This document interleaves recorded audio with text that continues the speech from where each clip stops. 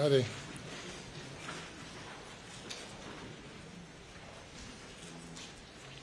Who's first? I'm happy to go first. Obviously, Your Honor, since we filed a memo and we have not added to it, I'd be more than happy for the Attorney General to go first. Yes, sir.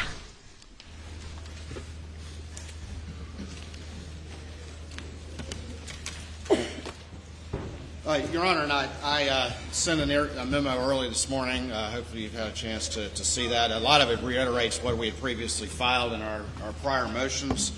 And again, as it relates to this particular evidence, as I argued yesterday, consciousness of guilt is a very recognized class of evidence as admissible evidence of motive and identity in South Carolina courts. Obviously, we've cited a number of cases in more classic senses of consciousness of guilt evidence, such as witness intimidation, flight. But any sort of evasive action, any sort of action to evade detection or throw off the scent has been admissible in our courts. Your Honor, I see the clerk from Barnwell here, and I had a murder case in front of her not too long ago, or well, it's been a while. But in any event, in that particular case, the defendant had actually found in his car was a voodoo root that said, had on there, protect me from murder charges, save me, judge, early, protect me from murder charges. And ultimately, that was admitted and in an unpublished opinion affirmed as evidence of consciousness of guilt and evasive conduct because of what it meant to the defendant. And so I just point that out as an example as to how expansive that can be. When we look at this case, and again, one thing about this case, Your Honor, is it's intricate and complex on a scale that I think none of us have ever seen. And so we have to look at it within that vein and in that context. And what we have here, Your Honor, and why this is relevant evidence of consciousness of guilt, it really doesn't matter what exactly happened on the side of the road, because that's not the focus of what the state is seeking to do. What the state is seeking to do, and what we believe is relevant and admissible under these rules, is to show what the defendant said about it and the fact that that was not true. And what he said about it, of course, was that he was on the side of the road, he had a flat tire, with a car that has run flats, that he was changing the tire, and that a nice-looking, nice man stopped, offering help, and then all of a sudden he was shot in the back of the head. And obviously, the initial reaction we've heard from Ms. Proctor, we've heard and can hear from other witnesses, and the initial reaction was that, oh my gosh, the real killers are back, the bad guys are back, they've now targeted Alec. And the other thing that's crucial about this, that connects it all together, is not only does he make that claim, that statement about being targeted by an unknown assailant, as things were heating up on him in this investigation, that then causes people to immediately assume that he's been targeted and it has nothing, in no way could he be responsible for Moselle. But we also have to look at the symmetry of this particular event with what happened on June the 7th. And on June the 7th, as we know, and Your Honor's heard extensive testimony, both in camera and in this trial, he is confronted about the fares fees that morning. There's all kinds of circumstances that have been put into evidence that are moving as to a perfect storm arriving on that day. And, of course, what happens that night? Maggie and Paul are murdered. The community rallies. Everything changes. We have the same thing happening on September 3rd and September 4th because finally, despite his best efforts, the law firm has become privy and wise to what's been going on with his years of embezzlement and theft. They confront him, but more importantly, if we go back to those fares fees, which are very crucial and temporally connected to everything that happened on June 7th, is the fact that you've heard testimony from Chris Wilson that he is calling Mr. Murdaugh, trying to get to meet with him because he wants to know what's up. He particularly wants to know what about the $192,000 of those fares fees that he covered for Mr. Murdaugh, and they have that confrontation on the porch of Alameda that afternoon or early, right before noon, as was testified to. And what happens? Yet again, within a couple of hours, the side of the road happens, and everyone is rushing to Alex Murdaugh's aid again. The fact that he had just been exposed for embezzlement is quickly forgotten about, and of course everybody's assuming, oh my gosh, it must be the real bad guys, when in fact it was him all along. And so that is extremely relevant evidence. And it's also been, just to add into the calculus, Your Honor, is we do have the concept of what's been opened the door, what issues have been joined by the defense and put up here. And of course, that's how this issue all arose yesterday with the testimony of Miss Marian Proctor. So we think it's very admissible as clear consciousness of guilt evidence. It's admissible under 404. I've also argued, without getting into great detail, when we talk about that symmetry, we talk about common scheme or plan, and again, this isn't the kind of common scheme or plan that is typical, but we have to look at this case through a lens that recognizes just the intricacies and the complexity of a set of circumstances like we've never seen. And so all those legal theories, Your Honor, we would assert justify admission of this evidence. I will also say that express this to the defense, that it's the state's intent to really quickly move from point A to point B. We are not here to try to litigate what happened on the side of the road in its entirety. I believe that the testimony about this could be done in just over an hour, and that includes playing the recorded statement. There's a number of recorded statements, not trying to play all of those. It would just be simply having the agent come in, relate the story that Alex Murdaugh told to 911 and told to law enforcement, that initial story about the unknown assailant, the fact that the investigation continued and additional information came to light that conflicted with that, and that he was eventually confronted with that, and then there's a recorded statement at the end in which he admits that, in fact, what he had told law enforcement was a lie. And so it would be a very focused presentation to just get from point A to point B for purposes of this trial and the relevance that it has to this trial. So for those reasons, Your Honor, we would assert that limited presentation is admissible for those purposes. Please support, Your Honor. Yes, sir. The state and we agree that State versus Cartwright would be applicable to this situation. And it has 4 criteria about a suicide. They seem to think that the unmistakable nexus exists by clear and convincing evidence linking the suicide attempt to a guilty conscience about the murders. The facts are that he was confronted by the law firm on Friday, fired on Friday, and then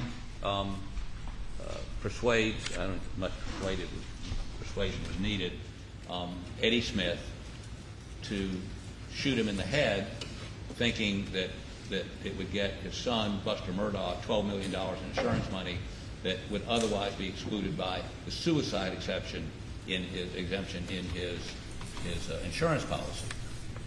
So all this is linked to is the financial crimes, not the murder. We're here trying to murder. And yet all the evidence, not all, but a significant amount of the evidence we've heard over the last 3.5 weeks has been about the financial crimes. This is guilty knowledge of the financial crimes, not the murder. And this under 404, 403 analysis under Cartwright would not be admissible. I'd further say this. If he's looking for a common scheme, that is, that when he's about to be found out or he's being found out, he would have killed Buster, based on his theory, to distract. This isn't a distraction. This is an end. And clearly, you haven't heard the taped interview, that he initiated from Detox in Atlanta, in which he explained he was killing himself to get this money for Buster because his financial crimes had been found out. This is 3 months after the murder. This is in September. It's not connected by time. It's not temporal under the 404, 403 analysis, and certainly it's not evidence of guilty knowledge about, his own statement would indicate it has nothing to do with the murder. It's only about the financial crimes. And he contacted Sweat, and on that recording, myself, Mr. Griffin, and Mr. Murdaugh, from Detox. He finally had detoxed and wasn't on drugs anymore. And he has a great detailed statement about Eddie Smith buying the drugs for him over a number of years, millions of dollars worth, and how Eddie didn't hesitate to shoot him in the head on the side of the road. I don't know how that is relevant. Now, maybe the drug piece is, but they've got statements from Eddie Smith about what drugs he bought and what he did with those. So we would oppose going forward on any roadside shooting evidence. We think the prejudicial far outweighs the probative, and we'd ask Your Honor to not allow them to do that. Yes, sir. Your Honor, very quickly, I do want to distinguish again between what Mr. Harpootlian keeps wanting to argue about, and that's the prospect of there being some sort of suicide on the side of the road. Again, the state's real focus is not exactly on what happened on the side of the road. What's important, and this is, I think, different from a typical court raid such situation, is what the defendant said about it. And the fact that he immediately tells this lie about him being targeted by an unknown assailant. And that is what directly connects it back to Moselle, and that's immediately what everybody assumed. The first thing that jumped in their mind is that connection back to Moselle. That connection and the next is unmistakable. So it's not as much about a traditional type of Cartwright analysis. That's not what I'm arguing here. What I'm arguing here is his explanation for what happened and the fact that that ultimately was not true. And that nexus, I believe, is very clear. I think the other one would be clear too, but that former nexus is the stronger one, and that is the focus of what the state is trying to offer here today. And Your Honor, just briefly, this is character evidence, which is precluded under the only exception to 404, 403 Your Honor's allowed in is motive. Why did he do it? And it's just incredible because if you put this up, you're going to hear from one of the SLED agents when he woke up in the hospital and his skull had been fractured, he had a brain bleed. This is when he concocted that story. I mean, he expected never to wake up. So, this was a scheme to draw. No. If it was a scheme, it was created after Eddie Smith meant to shoot him. Actually, if he'd been a millimeter to the left, his brains would have been blown out.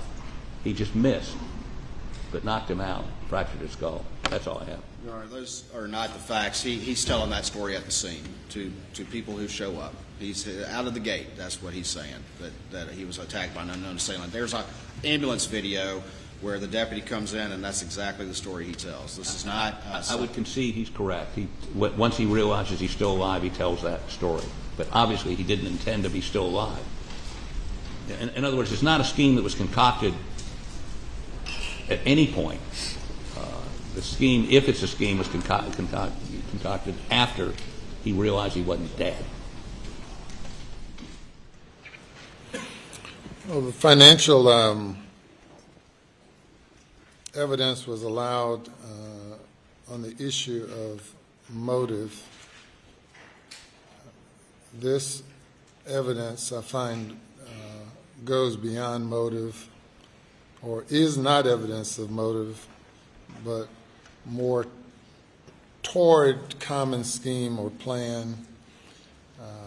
It does not survive the logical relevancy test, and it goes more toward showing a propensity to commit violent acts, which would cause it not to survive the 403 analysis.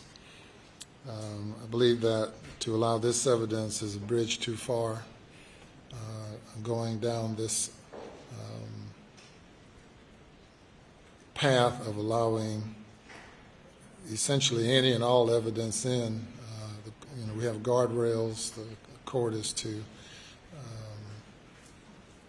place guardrails to keep things within a reasonable realm, and I believe this, as I stated, will be a bridge too far. It does not meet the logical relevancy test.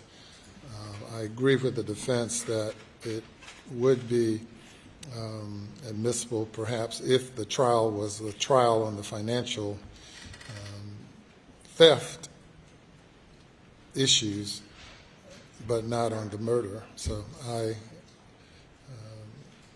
grant the motion to exclude this evidence at this time.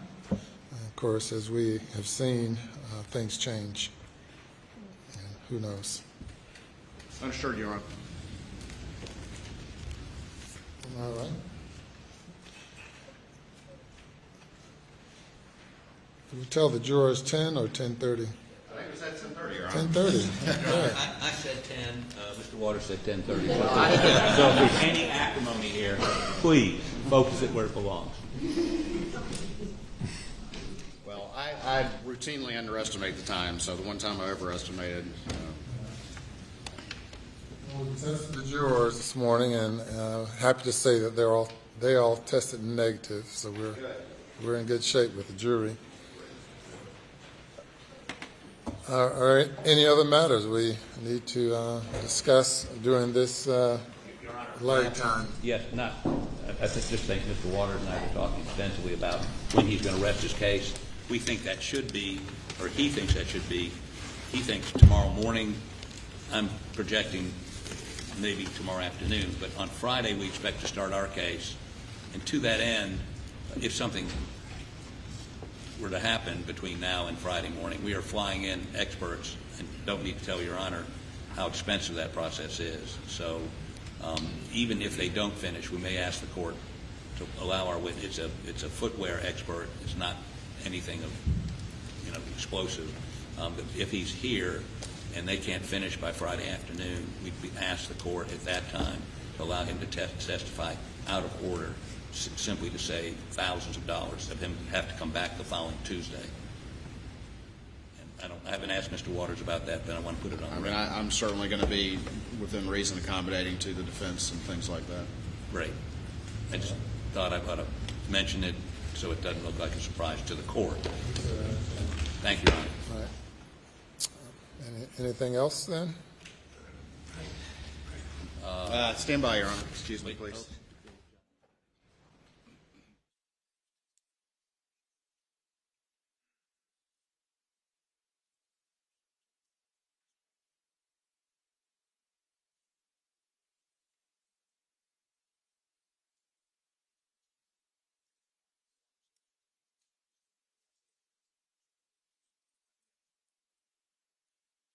We have anything, Your Honor. All right, we'll take a recess then for about 15, 20, or 30 minutes, or 37 minutes. The jury is here, so if you all are ready to go, we can start before 10:30. If they're all here, that's fine. If I could maybe just have about 10 minutes to reset and 10, 15 minutes, and then we can get started. All right. We'll take about 15 minutes then. All right.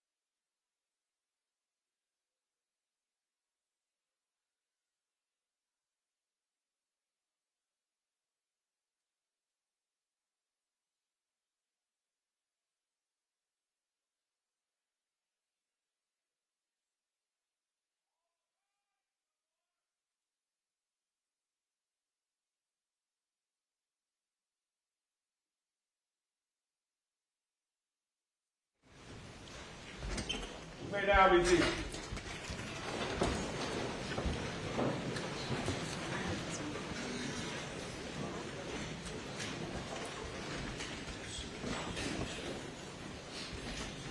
If you bring the jury.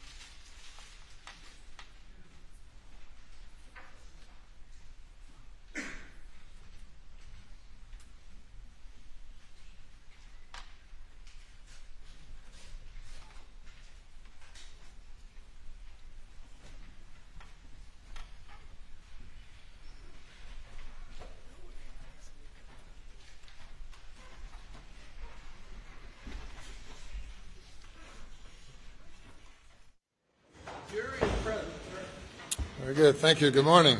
All right. Day number 18. State's case. I'll call your next witness. May it please the court. State of South Carolina, we call Special Agent David Owen to the stand.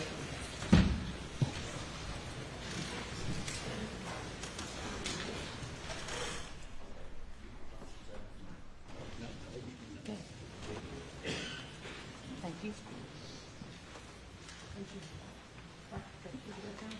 Raise your hand. Do you swear or affirm that any testimony you give today will be the truth, the whole truth, and nothing but the truth, so help you God? I do. Mr. David, you would please, you see you got something here?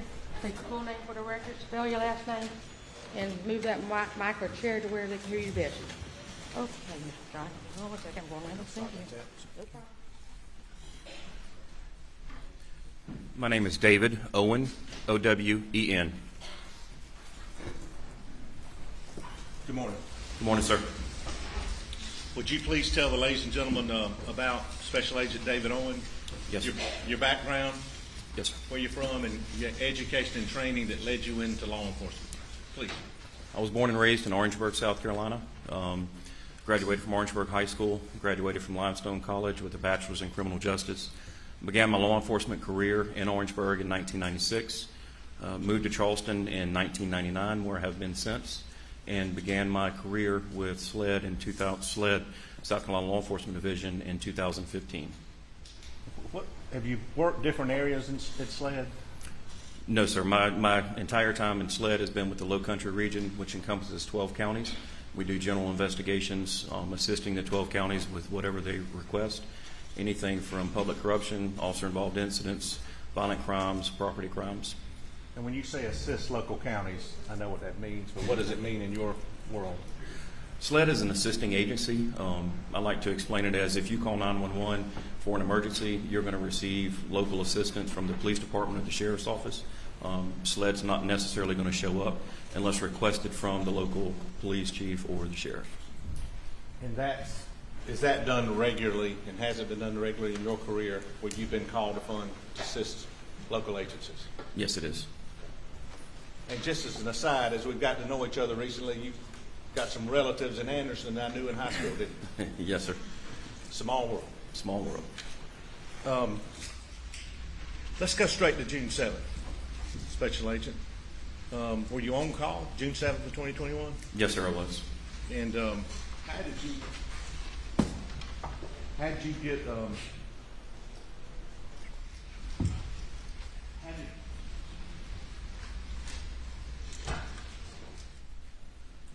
specifically, how'd you get the call? I received the call approximately 10:30 that night. I was in bed trying to go to sleep, and phone rang, and was told that I needed to respond to 4147 Moselle Road in Islington, Colleton County. That there had been the discovery of 2 deceased persons at that location. And how long did it take you to get to 4147 Moselle? I arrived on scene approximately midnight. I'm sure it's been said, but it's 4147 Moselle in Colleton County. Yes, sir, it is. Now, when you arrived, tell these ladies and gentlemen what you observed. When I arrived, there was multiple law enforcement and rescue personnel on scene. Of course, I had to find a place to park out of the roadway. Made my way up to the scene. My normal course of business, or the procedure, being that we were a requesting agency, I locate the agency that requested us, this being Colleton County, and speak with the supervisors or detectives on scene and say, hey, what's going on? What have you learned so far? What do you need from us? At that time, one of my supervisors, my captain, Ryan Neal, was on scene, and he was already talking with Colleton, so I was briefed on the situation, what was discovered and what had been done so far. And did you have a liaison, somebody that you requested or told to work with on the scene that night? Yes, sir. Originally, as I stated, we were called in to assist. So I was paired up with Detective Laura Rutland with the Colleton County Sheriff's Office, and I was to assist her in any fashion that she needed. And again, was that unusual for a local agency to call you in to help with the crime scene? No, sir. It happens very frequently. And when you got with Ms. Rutland, tell the folks when you were first at the scene, did you make observations in your mind of the scene itself? Yes, sir. I observed the scene, kind of figure out what's going on. Started walking the outside of the scene, trying to understand the lay of the land, figuring out if anybody had been interviewed already, what methods or avenues were being taken to try to figure out what's going on, secure the area, and whatnot. And did you see the bodies and were all of Paul and Maggie? Yes, sir. I was standing outside the crime scene tape, and what I know now to be Paul Murdaugh and Maggie Murdaugh, I knew that there was a white male and a white female, but they were covered up with a sheet. I was not able to see them, but I saw where they were. Did you make any other observations of the actual crime scene there itself then? Other than the placards or evidence placards that Colleton County had put out to protect evidence upon their initial arrival, I didn't go into the scene. Our crime scene unit had not arrived yet. I have a background in crime scene, so I knew not to go in and disturb anything until it was documented properly. I was aware that Colleton County had already documented or located and marked some evidence for protection purposes, so I just walked around the crime scene tape. I knew that there were dog kennels on the left. There was a big shed on the right with a large field behind it with another shed, and there were several people and several cars back behind, what I call back behind the crime scene from where I was standing. And at this point, had you seen the defendant, Alex Murdaugh? I was told that he was with the group of people behind, which was told to me to be some family members and some of his law partners. And I guess you became, at this point, were you the chief investigating officer? I don't recall how long, within maybe 30 minutes or so, my supervisors pulled me aside and said, hey, we're actually going to be the lead on this. So my Detective Rutland and my roles kind of reversed, and I became the lead investigator, and she was my assistant. But y'all still working together? We were still working together, yes. Had you ever worked with her before? No, sir. I knew her, but I had never worked with her before. Did you think it was important to talk to Alex Murdaugh? I did. And can you tell the jury specifically how that came about? Well, I was told that he arrived on scene and discovered his wife and son, and that he had made the 911 call. Being that it was his wife and son, and he found the bodies and made the 911 call, it was paramount that I talked to him. What was his observations, what's going on in his life, what's going on in Maggie and Paul's life, to try to figure out what happened. I still didn't know if it was, let me back up just a minute. Going into a death scene investigation, homicide investigators are taught to treat every scene as a homicide until determined otherwise.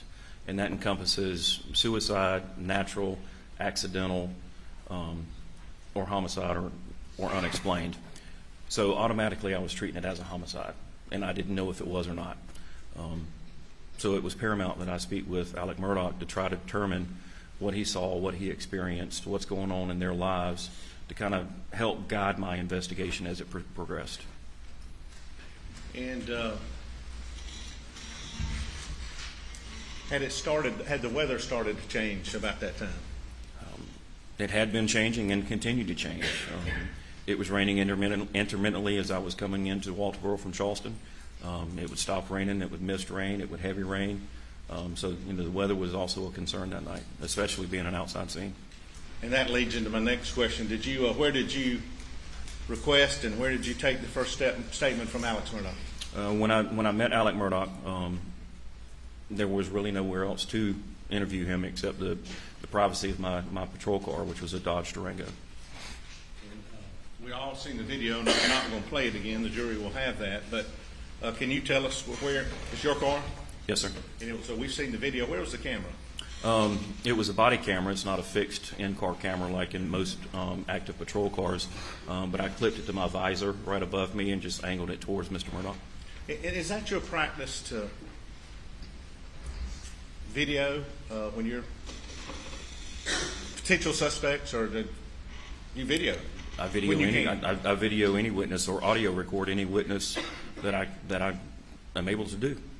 So you're in your driver's seat? Yes, sir. Where was the defendant, Mr. Murdaugh? Mr. Murdaugh was sitting to my right in the front passenger seat. And behind him? Behind him was Detective Rutland. Okay, and to her left, if you will? To her left and behind me was Danny Henderson. At that time, I knew he was an attorney, but I didn't realize his involvement other than an attorney. Later on, I found out that he was a partner and Alex Murdaugh's personal attorney. And how did he get in the car? Who got in the car? I say, how did... Mr. Murdaugh? No, Danny get in the car. I mean, it's common if there's an attorney present that wants to be involved in the interview or sit on the interview. I allow him to sit in on the interview. It's not an issue for me. You said it was fine? It was fine. Okay. And I want to ask specifically about your observations of the defendant as far as his mind. Did he appear to be under the influence of anything, any intoxicant or anything else when you were talking to him? I did not notice any intoxicants, whether it be drugs or alcohol. He didn't smell of alcohol. His eyes weren't, any dilated. They weren't bloodshot. He seemed of full body and mind, other than being distraught that he had discovered his wife and son dead. Did you have trouble understanding his words? No, sir, I did not. Did he appear to have trouble understanding your words? No, sir, he did not. Were his answers to your questions subject matter appropriate? Yes, they were. Okay. And were they timely? Yes.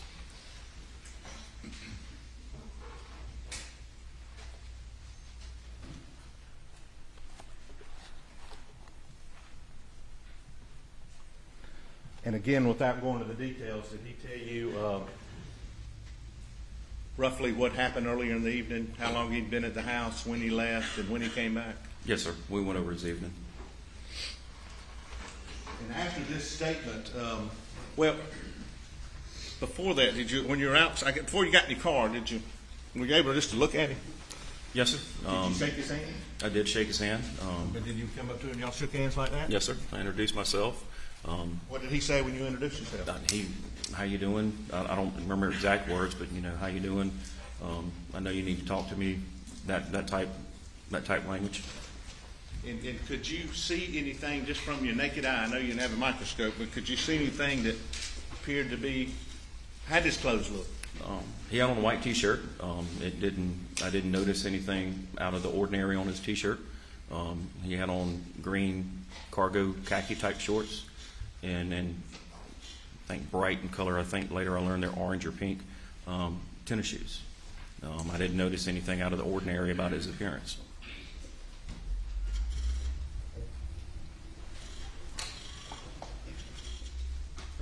After you took this statement, you and Ms. Rutland, did you want to take his clothes? Yes, sir. Okay. And did you take his clothes? Yes, sir. Okay. Tell the jury how that went about. Well, it was coming close to the end of the interview, and I was going to discuss collecting his clothes from him, but he had received a call that his oldest son was arriving at the home. Knowing that he needed to go be with his son, I said, I'll catch up with you later. Go ahead. Shortly thereafter, maybe 10, 15 minutes, I went up to the house and told him I needed to get his clothes. I was allowed into the house. There were multiple people inside the house. When you walk in the house, there's a foyer. I walked into the foyer. Immediately to the left, there's some stairs going upstairs. To the right, I believe it was a dining room, and you walk into the living area or living room. Met Mr. Murdaugh again, told him I needed to collect his clothing. He went to what I now know is the master bedroom towards the left of the house, left of the living room, and he said sure, and immediately began to disrobe his clothes and hand them to me. All right, so did you go to the bedroom? Yes, sir. I stood in the doorway of the bedroom. So if that's his bedroom, you stood right here? Yes, sir. And could you see him changing? Yes, I did. And but did you give him a little privacy? I did. And so did he give you the same clothes that he had on? Yes, sir. You're sure about that? He still had on the orangish pink tennis shoes, green shorts, and white T-shirt. And this is what's been entered as 419.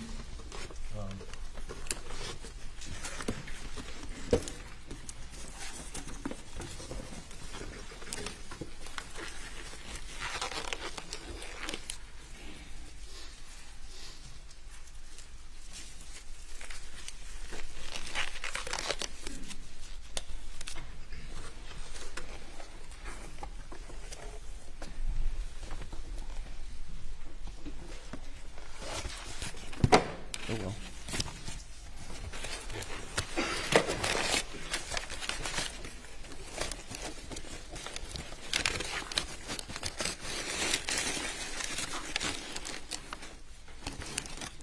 And are those the tennis shoes that you saw the defendant Alex Murdaugh in, and that Yes, sir. he This- took off and gave to you?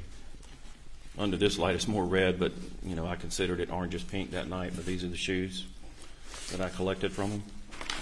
Do you remember the condition? I mean, how did they feel when you touched them? I mean, they were a little damp. I mean, it was raining that night. You said damp? Damp, yes. It was raining that night. Summertime, high humidity, so the ground there was a lot of condensation and water on the ground. And these are the bag. This is the bag that I would have put them in.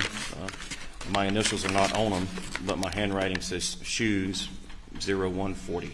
And So that would have 0140140, which would have been the time that I collected the shoes. Is that 1:40 a.m. Yes, sir. on June 8th of Yes, sir. 2021? Yes, sir. Did you make any other observation? There appear to be any other stains to your naked eye on those shoes when you saw them at 1:40 a.m. on June 8th of 2021? No, sir. I did not make any other observations. If you'd leave your gloves on. Yes, sir.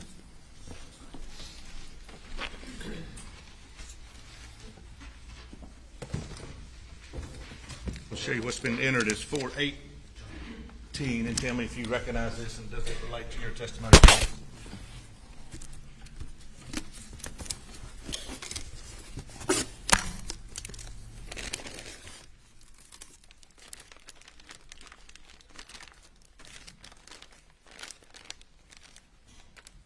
This is a bag that's sealed up, but I know that it's a T-shirt. It's got my writing on it with the time of 0141 or 1:41 a.m. Again, my initials or date are not on it, but I do recognize my signature or my writing. You put 1:41 a.m. on that? Yes, sir. Now, had you packaged those clothes separately? Yes, I did. Okay. Why? Again, with my experience in law enforcement, my experience in crime scene, anytime you collect a piece of evidence, you keep it separate so you don't cross-contaminate.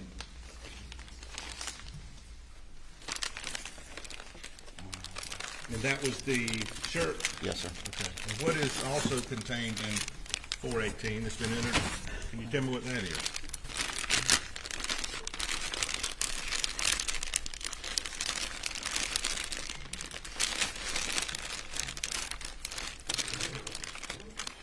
These are the shorts, 0141 in my handwriting. Again, my initials and date are not on it, but I do recognize my handwriting.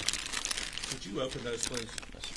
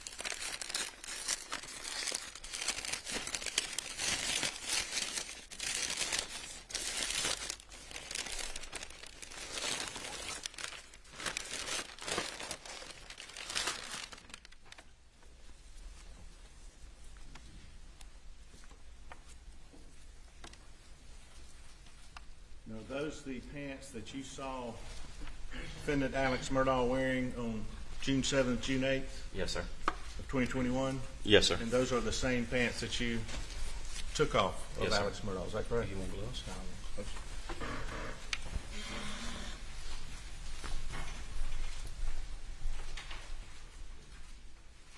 Now, describe when you saw these pants on June 7th, June 8th, early a.m. morning, Special Agent David Owen. How did they look to you? Green shorts. I didn't notice any stains on them. Nothing was very apparent to the naked eye. They appeared just to be normal, clean shorts. And we've got these cuttings in the front. I know this. Those weren't there, were they? No, sir. They were complete shorts. Those cuttings were done during processing, evidence processing.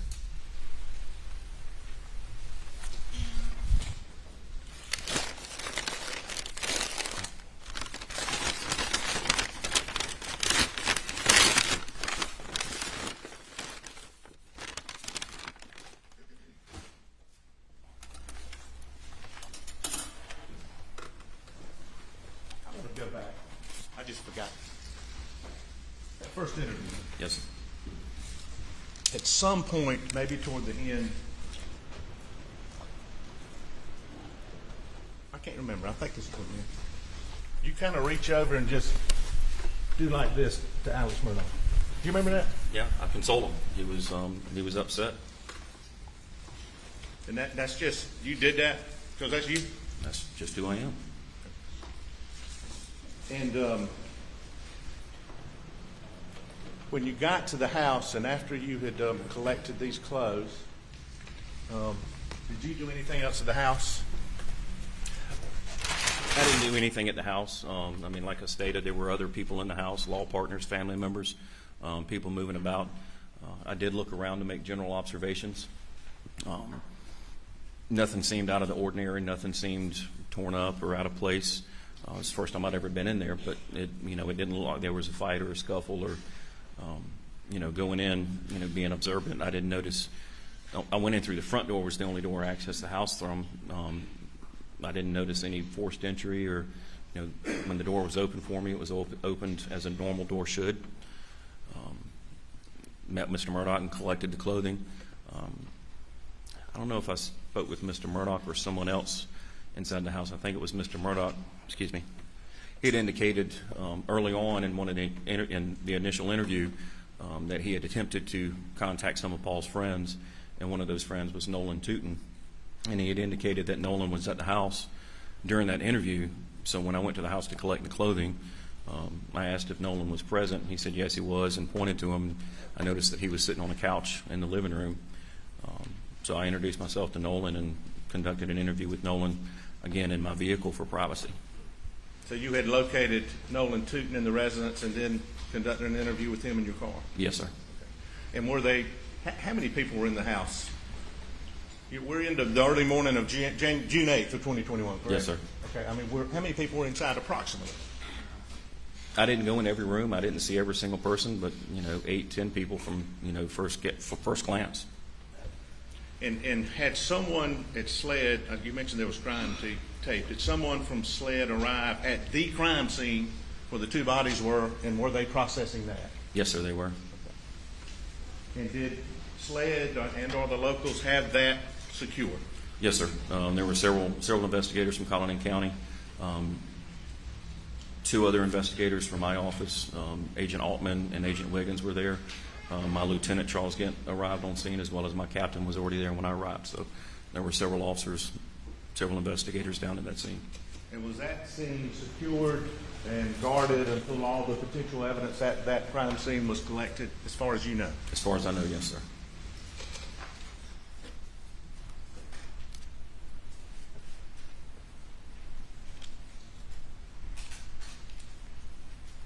Now, there was also a vehicle down there. Did you determine where the defendants, if he personally had a vehicle that he'd been in that night? Yes, sir. There was a dark in color Chevrolet Suburban down there. What, if anything, was done with that vehicle that night? Early the next morning on Tuesday, June 8th, once we completed the scene around the kennel area and sheds, that vehicle was secured and towed to the Colleton County Sheriff's Office so that it may be later processed.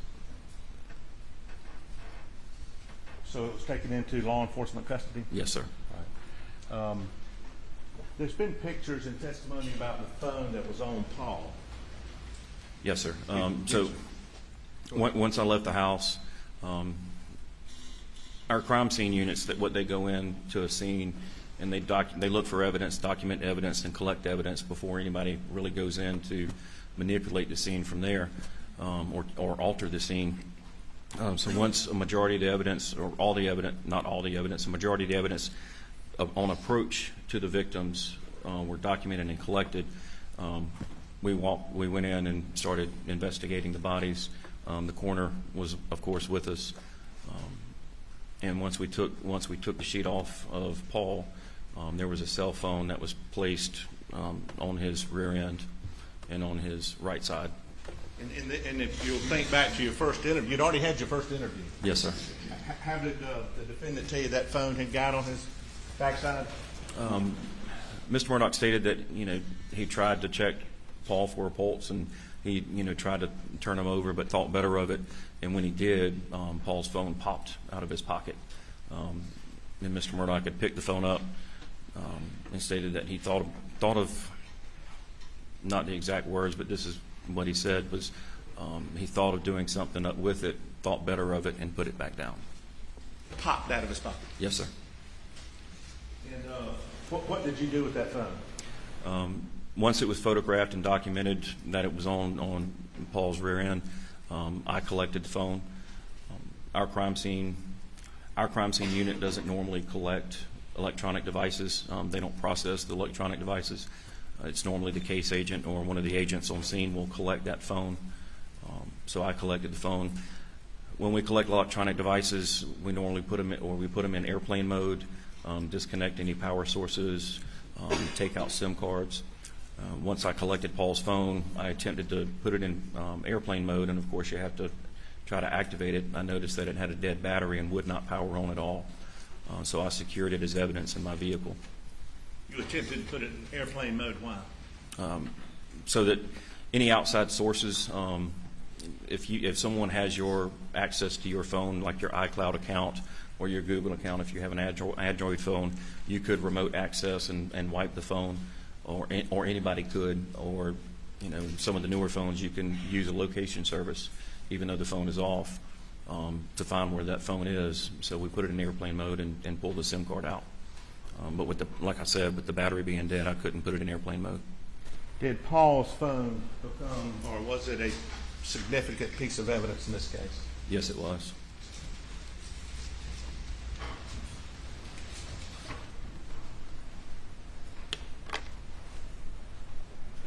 How long did you stay there once you got there at the 4140 Moselle? I believe I left about 8:30, 9 o'clock the next morning. So you stayed all night? Yes, sir. And did the crime scene unit down where Paul and Maggie were stay all night? Yes, sir. So night becomes day, obviously. Yes, sir. Did you see anybody else at the scene that morning that you had an occasion to conduct an interview with? Approximately 7 a.m. Y'all heard about C.B. Rowe, the farmhand, the employee of Mr. Murdaugh. He was the farmhand. He arrived on scene. We confronted him and said, "Hey, we need to speak with you." So earlier in the interview with Mr. Murdaugh, he said that CB had, or I call him CB, Mr. Rowe had not worked on Monday, that he had taken his father, and he relayed a story about Mr. Rowe having a conversation with Paul, where he was hired by FBI out of high school to be some killer operative. So of course that kind of piqued my interest, and I needed to figure out where he was on yesterday or even that night. So Mr. Rowe, when he showed up, immediately went into an interview with him, got his alibi, got his statement of his events on Monday, where he corroborated that he had to take his father to the hospital or to the doctor in Mount Pleasant on that Monday, and that he was not there on Moselle property. And let me go back just a minute. At some point, the bodies of Maggie and Paul were taken away from the scene, right? Yes, sir. The coroner took custody of the bodies. And that's the law. The coroner comes in and Yes, sir. takes custody, right? Yes, sir. But prior to leaving, were you able to observe from your own eyes around the bodies of Paul and Maggie? Yes, sir. And how would you describe those? Very gruesome, very bloody. Bloody? Very bloody. Around the bodies bloody? Yes, sir. And also around Paul it was more bloody because he was on concrete and in a rock driveway, and it had been raining that night, so you add the water to the bodily fluids. It's going to make them run a little bit more or spread more.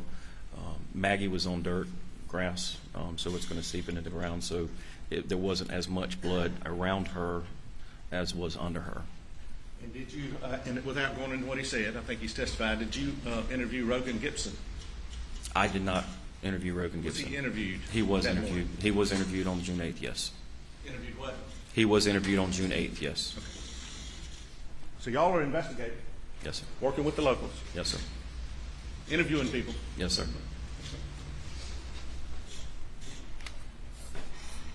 Did you try to determine, or did you request anybody to check the videos in the area? Yes, sir. Back up after interviewing Mr. Rowe, Dale Davis, who was the dog, took care of the dogs, also arrived on, and we interviewed him.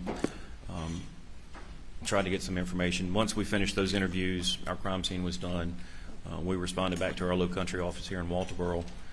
Collin County Sheriff's Office was there. 14th Circuit solicitors and their investigators were present, as well as most of our office and other agents that we called in, so we can relay to them what we had learned so far and what needed to be done.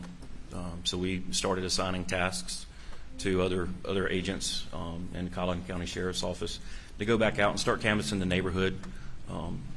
Normally you would canvass the neighborhood when you're out there at night, and some agents were, but 2 or 3 o'clock in the morning, most people are sleeping. It's out also the country. It's dark. You don't really get the lay of the land. So you go back the next day when it's daylight.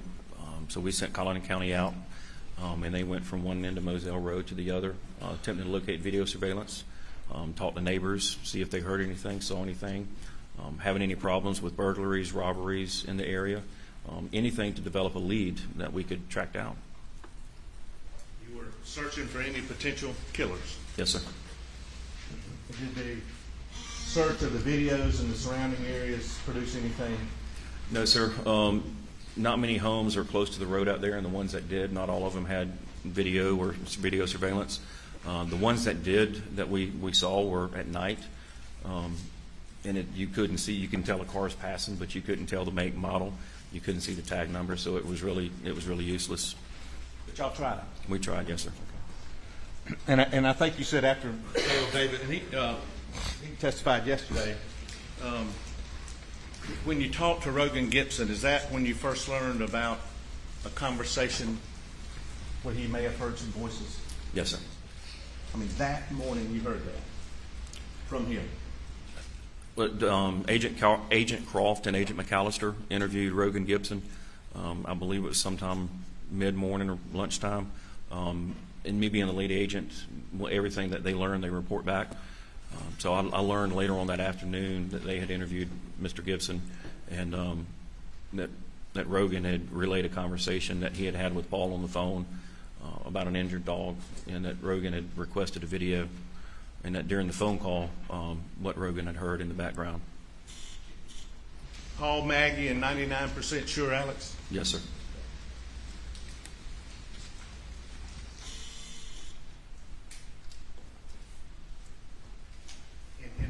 Some point on June 8th of 2021 was the big house, or the main house, if you will, searched by law enforcement.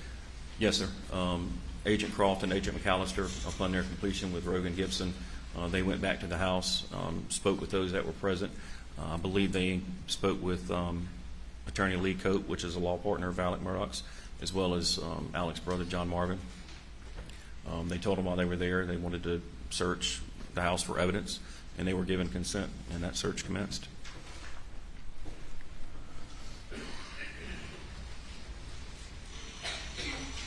Did we get Alex's phone that night? No, sir.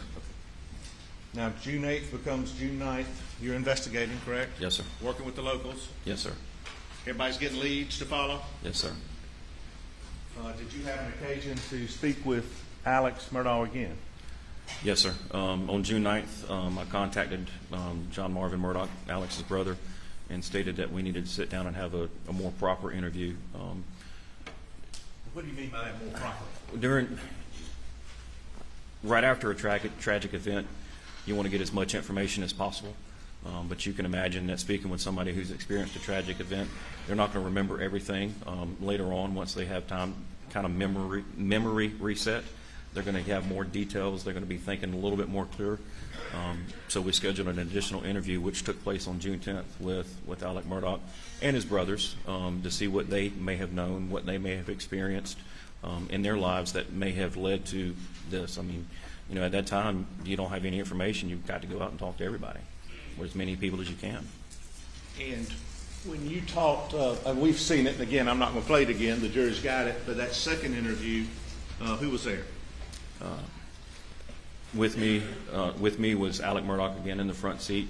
Agent Jeff Croft was sitting behind Alex, and Alex's attorney, Jim Griffin, who was at the defense table, was also in the vehicle too. And I think this was a voluntary statement by the defendant, correct? Yes, sir, it was. Okay. No question that it was voluntary. He wanted to give it, and you wanted to ask him questions. Yes, sir. And I have to because it just comes out. Could you understand him? Yes, sir. Did he appear to be under the influence of any alcohol, drugs, or other intoxicant? No, he did not. Did he have trouble understanding David Owen when he was asking him questions in your mind? In my mind, he wasn't. Again, if I wasn't clear, I think he said, "Excuse me," or say that again if he didn't hear what I said. And of course, I repeated myself. But it wasn't that he didn't understand me. It was more so that he didn't hear me. And could you understand his words, and were they appropriate to your answer, to your questions? Yes, they were. And there's a colloquy between all of y'all and Mr. Griffin at several points on the interview, right? Yes. Did he appear to be clear in his mind? That's what I'm saying. Yes, sir. And this was how many days? Well, first of all, when you talked to him that first statement, how long was it after the 911 call? I interviewed him just before 1 a.m. on June 8th, and the 911 call came in on that Monday night at approximately 10:06 p.m. So that's just a few hours afterwards. Yes, sir. Would you say it was fresh in his mind then? Yes, sir, I would. And this second interview was on what day and time? June 10th. And what time was the second? 1:30-ish. Hang on just a minute, sir.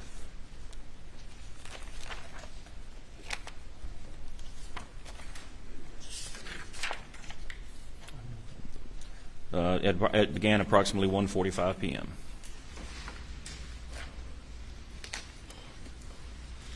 I'm sorry, 1:54 p.m. First and the second interview, Special Agent David Owen, based on your being there and listening and asking questions, was the defendant clear about whether or not he had gone back down to the kennels after he went to the house? No, sir. Was he clear that he had not gone back down there? Yes, sir. Well, that was clear. He hadn't gone down there. That was clear. Can't leave the witness. Did you have trouble understanding that? No, sir, I did not.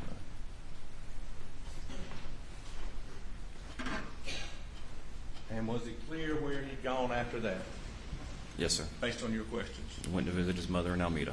And when he came back? When he came back, yes, sir.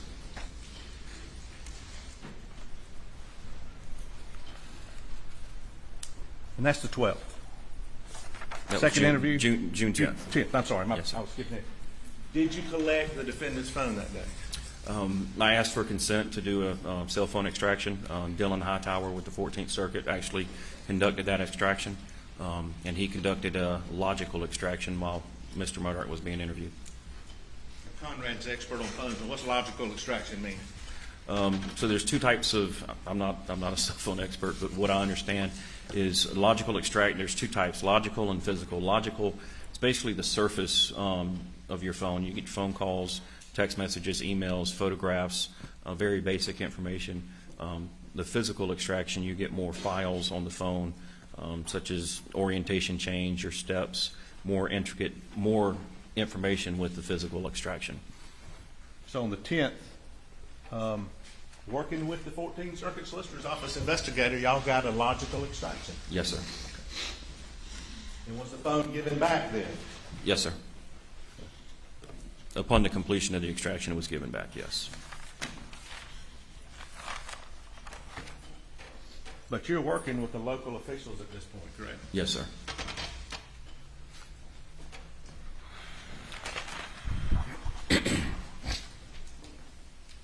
After that, did you have an occasion to talk with Marion Proctor and her family without saying what they said? Yes, sir. I'm not sure the exact date, but it was sometime that week or the following week that I spoke with Marion Proctor and her husband. And was Maggie Murdaugh's Mercedes processed? Yes, it was. Okay. Did y'all obtain search warrants? Yes, sir, we did. Would you dispute if I told you that was June 15th for social media, financial records, and to search the ponds of Moselle and surrounding areas? No, sir. And did y'all do that? Yes, sir, we did. You actually went out and searched? Yes, sir. How'd you search the ponds? We had sled dive team come down. Once they arrived and kind of surveyed the pond, it wasn't deep enough for them to actually dive, so they just waited. They had hip waders on, so they were walking around basically on their hands and knees, searching the pond. There were some other waterways and ponds on the property that were searched, and I believe they went back the next day to complete searches. Also around that area, because going into Hampton, it's a swampy area. There's Salkatchie River, the Little Salkatchie River, those areas were searched. Also that same day that the ponds were searched, we did a land search in conjunction with Colleton County. They had ATVs, UTVs, 4x4s, and we were searching the property looking for any evidence that might help us develop leads or point us in the right direction in the investigation. So SLED's working? Yes, sir. Working with locals? Yes, sir. And was the property searched again on June 16th? Yes, sir. And where was that? That's when the dive team returned and completed their search of the waterways and ponds. And it's also, there were some blackout cartridge casings and some shotgun shells that were seized later, correct, also? Yes, sir. The pond that was, the first pond that was searched is by the shooting range or the shoot house across Moselle from the main house. So going back to June 8th, when Agent Croft went back out to the house and they conducted the search, he located some additional 300 blackout shell casings. We knew there was a shoot house by the ponds, so we went over there and located the 300 blackout shell casings inside the shoot house, as well as some shot shells from shotguns by the pond, and those were collected.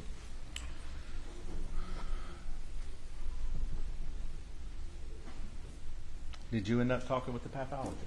Yes, sir. Did you have an occasion to speak with where Maggie Murdaugh might have been on June 7th? Was any place she might have visited? Yes, sir. According to the statement that Alec gave me, that she was seeing that she had been to Charleston to see a doctor, and he gave me a name. I did some research, and being from Charleston, I was familiar with the doctor and the location. So I went by and spoke with the doctor, and they said they verified that she was there that day. She told me what she was. They told me what she was wearing, which is the clothing she was found in that night. She didn't appear to be in any distress. It appeared to be a normal visit. I didn't get into what the visit was, but it was a normal visit for them. And days are becoming a week, and you're moving on. Did you talk with the defendant Alex Murdaugh again during this time period? A few times, yes, sir. A few times? Yes, sir. Okay.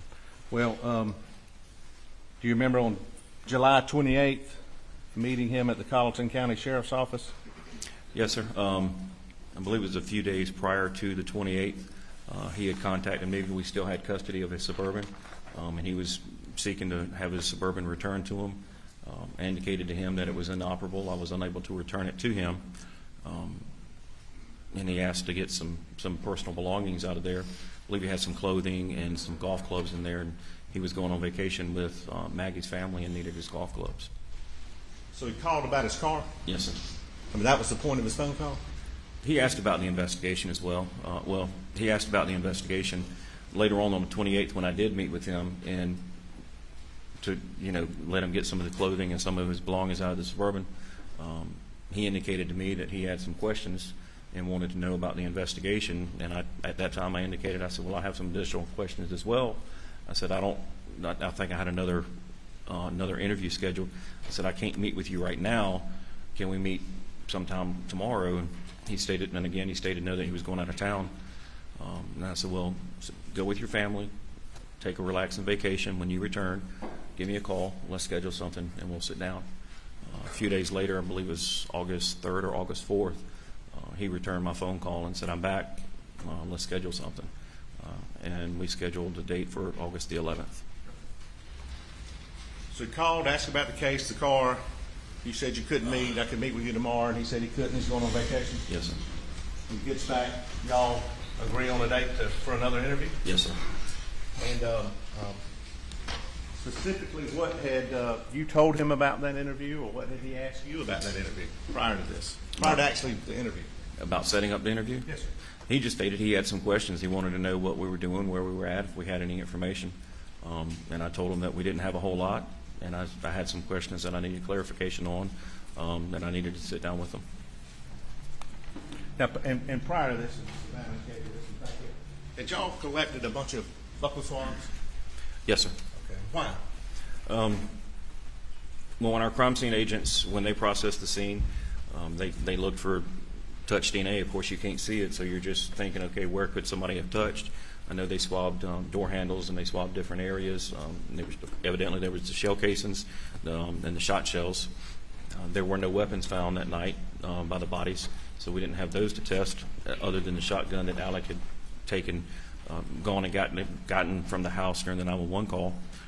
And at that time, you know, I wasn't familiar with the Murdaugh family. I didn't know the Murdaugh family, but I knew that there was a large boat case. There was an issue where Paul had been charged or indicted on the boat accident and the death of Mallory Beach.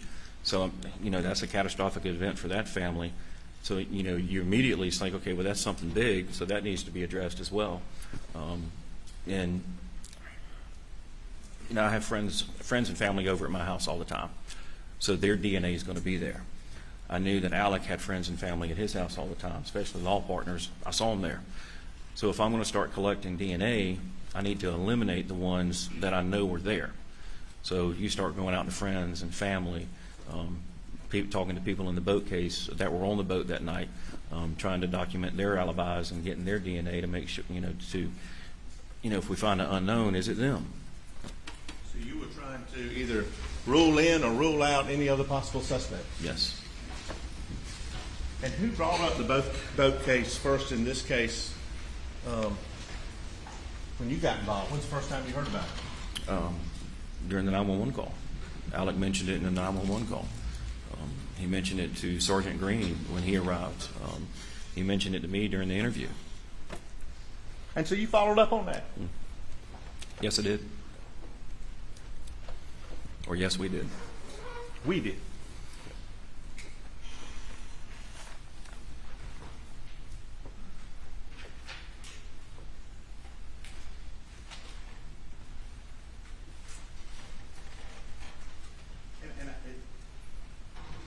I missed all. I watched it, but some testimony with the pathologist about possible scenarios. What guns were found at or near Maggie and Paul when y'all got there? None. None? None. Other than the shotgun that was by Alex's truck that he could retrieve from the house, but there were no guns found by Maggie or Paul. And that gun was given to you by Alex? Given to law enforcement? It was given to law enforcement by Alec, yes, sir.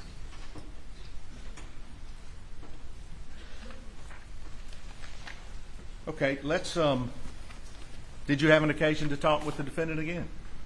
On August the 11th. Okay. And tell these folks where that took place. At the Sled's Low Country Regional Office here in Walterboro. How far is that from where we're standing or sitting right now?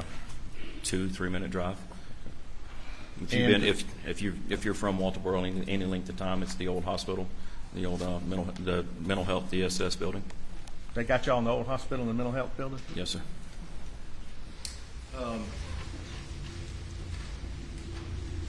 What time was it, the interview?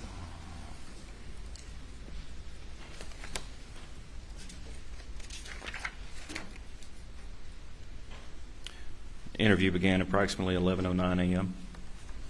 And describe the room interview room itself? I mean, it's plain walls. There's a table, a small conference table, basically about the size of this desk, and 4 chairs. Of course, we move the chairs in and out to accommodate the number of people. There's video cameras up on the ceiling to record any interview that occurs in there. Are the video cameras visible? Yes, sir.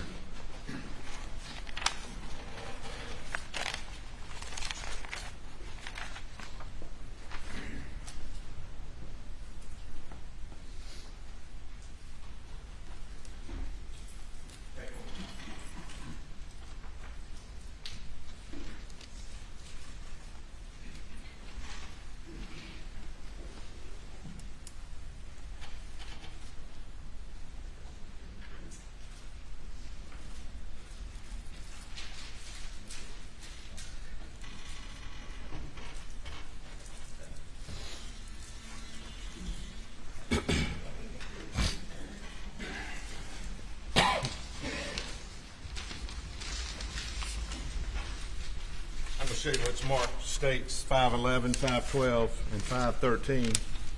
And just ask you, does that relate to what you're saying right now? Testifying to? Yes, it does. Your Honor, 511, 512, and 513, I believe, without objection. You're admitted. And the same put in the Elmo. Actually, Judge, I'm going, out of abundance of caution, I'm going to withdraw states 511 without objection, I believe. I apologize. 511 is withdrawn with the court's permission. Please, this 512 and 513 I'm holding. Just tell the folks what this is. That is the interview room in our Low Country Sled office. And can you see cameras in there? Yes, sir. Up in the corners.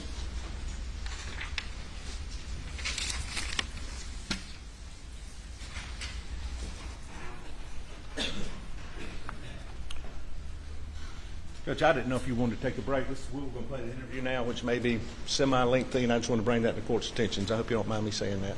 All right, thank you, gentlemen. We have you go to the jury room for a short break.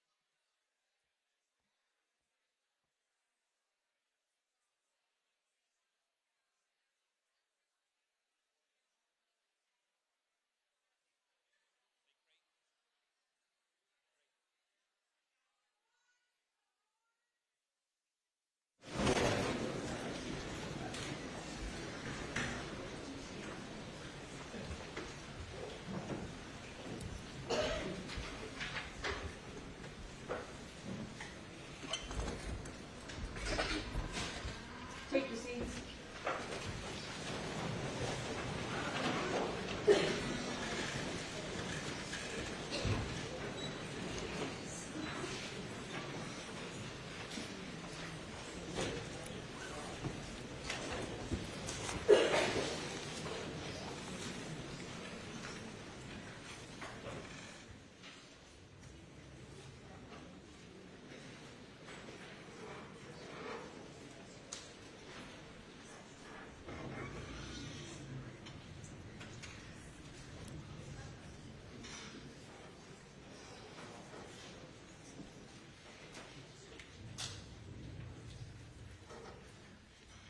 If you bring the jury.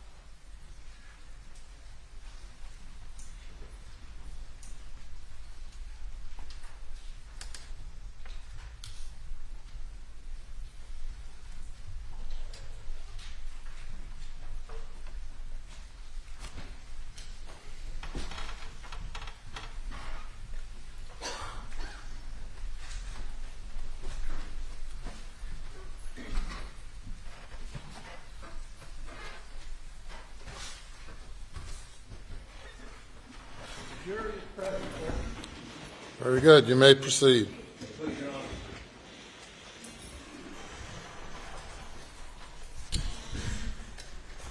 Special Agent David Owen, we stopped at right before we were going to talk about the interview on August 11th. Can you tell the ladies and gentlemen of the jury who was at that interview? Who participated in that interview? Alex Murdaugh and Corey Fleming. And prior to playing the video, was this a voluntary statement? Yes, it was. The defendant was not in custody. No, he was not. Was free to leave. Yes, he was. Was there because he wanted to be there. Yes, sir. Did he tell you he wanted to ask some questions? Yes, he did. Did you tell him you wanted to ask him some questions? Yes, I did.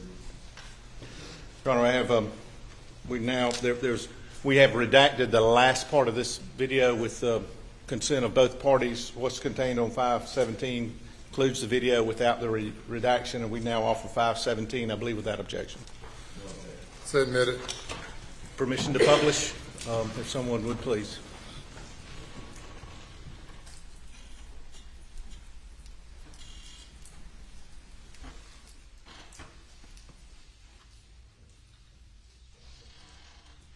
And before we get started, please. Thank you, Santa. Who is Corey Fleming? Corey Fleming was a defense attorney out of Beaufort area, also a friend of Alex Murdaugh's. Did you know him prior to this? No, sir, I did not. Corey Fleming. No, sir. Thank you.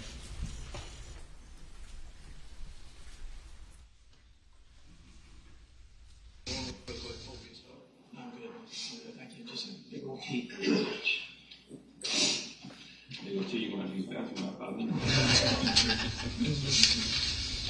Who's down to your right? Jeff Croft, who's testified. Jeff, you still in here? Is that here in the back? Yes, sir. Okay.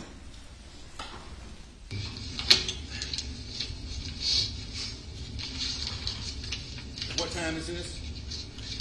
It indicates 9:50. The time was incorrect on our recording system, but my notes, or my report indicates it was approximately 11:09 a.m. Thank you. I'm sorry, Judge. One of the jurors is requesting something, Judge. This TV needs to be posted down so you can see it, and that box has it blocked on the other side.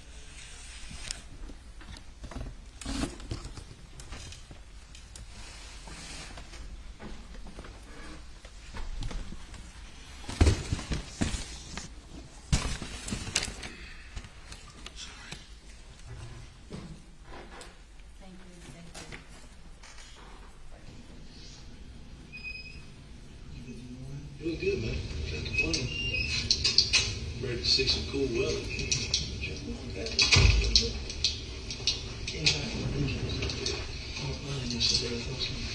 I had none in your life.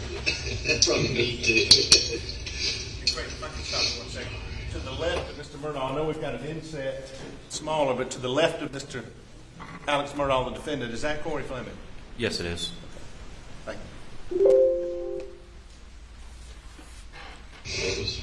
It was brutal at my house last week. The air conditioning went out. Oh, my goodness. Yes. No, are you spelling your name with 2 M's or one? One M.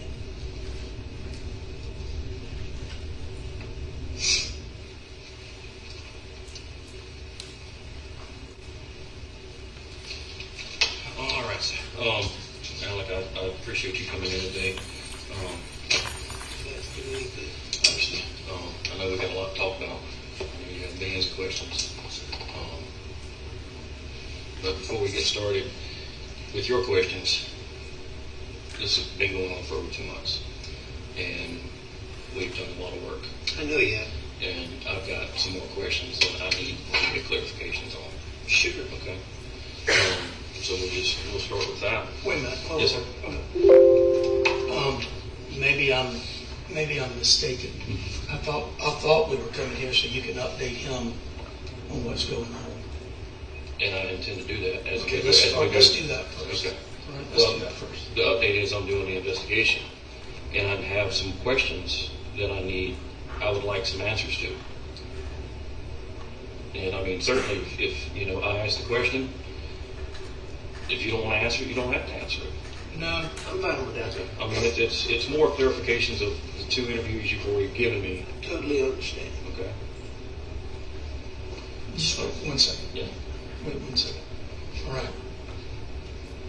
I need for you to tell me, are you going to give us information, or are we just here for you to ask questions? I'm going to give you some information. All right. Why can't you give us information first? Some of the information that you're asking about are in my questions. And as we go through, you'll see.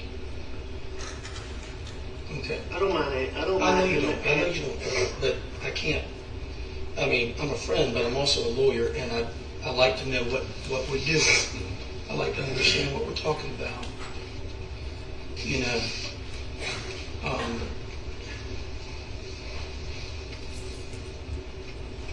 I need you to answer this question.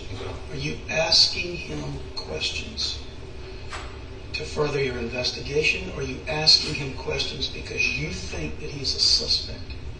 I need a straight answer. I am asking these questions to further my investigation.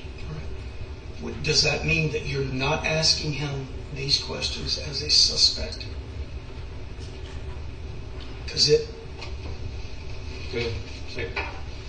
Because I'm not comfortable with you asking him questions as a suspect when I came here with the thought that you were going to be telling him where you are in the investigation, what it is you've done, seen, uncovered, whatever. That's why we came here. Well, let me respond to your question. Yeah. It may not be a direct answer that you're looking for, and I've told Alec this when we first met. Any homicide investigation, you start with the closest person and/or the person who found the deceased. Both cases, that's Alec. Everybody stays in that investigation until we can get them out. And right now, because of the questions that I have that I need explanations for, I cannot get Alec out. Okay. That's a reasonable statement. I don't have any problem with that statement. That's fine. I don't read it, but everybody in the United States of America has an opinion on this case. And because I know everybody, I know it's a bunch of bullshit. I can't imagine that y'all are going to be asking about nonsense in the internet.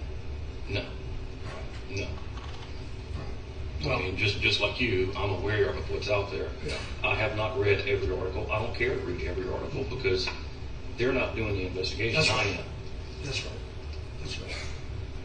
All right. Well, Alec, if you're comfortable and you feel okay, Yes. then that's fine. Do But I won't- anything to help. All right, that's fine. So I'm going to go back to Monday morning, and you went to the office. Okay. What time did you go to the office? Who was at your house when you left, and what time did you go to the office? We had been to a ball game that weekend. I don't remember exactly what time. It would have been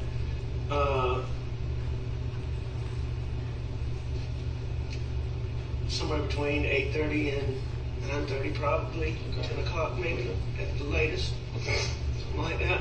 And when I ask about time, I'm not saying it was Understand. 5:11 or something like that. I Totally need understand. ballpark, That's as close as you can get to it. And if you need to know exactly when,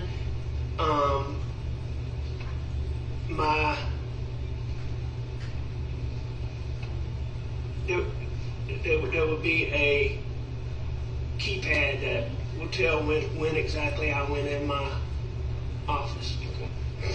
that I can get for you. Okay. So So you have a key fob to get in your office? a card. A card? Yes, sir. Okay. But, a little bit, it was probably a little bit on the later side of that. I guess I know Maggie got up early to get out of there because she had an appointment in Charleston. Just don't remember if I left right after she did or I fiddled around.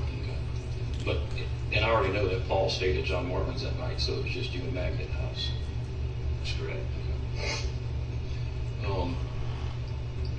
And I know when you were at the office, you were working on motions, and some of those motions you dealt with were for Paul's, the boat accident, or the boat case. I'm not really doing the legal work. I understand, but, Yeah. You're Paul's dad, you're a lawyer, you're definitely going to know what's going on. Yeah. So what were those motions? Did it deal with Parker's, or was it the actual boat accident, or? It was the civil case. Okay.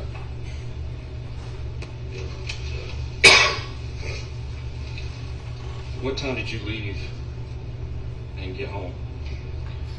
Earlier than normal. I'd say 5:30. That's when you left the office? Yes, sir. Okay. What time did Paul get home that night? Me and Paul got there about the same time.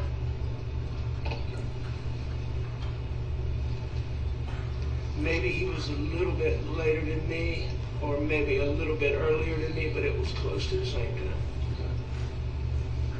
And y'all rode around the farm. And I believe you said 2 different trucks, or 2 different vehicles. Yes, sir. What were those 2 different vehicles?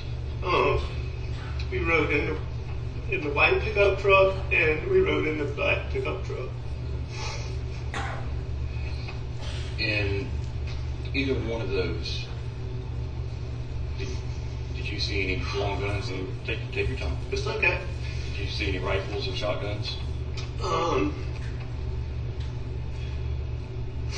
I don't remember seeing any that day, no. We did have pistols. Yeah, because I know you said you went target practicing. Well, not really target practice, Okay, just shoot. Yeah. We rode around for a couple hours, just looked at everything. All the stuff Paul did on the farm. And, we just spent, time together.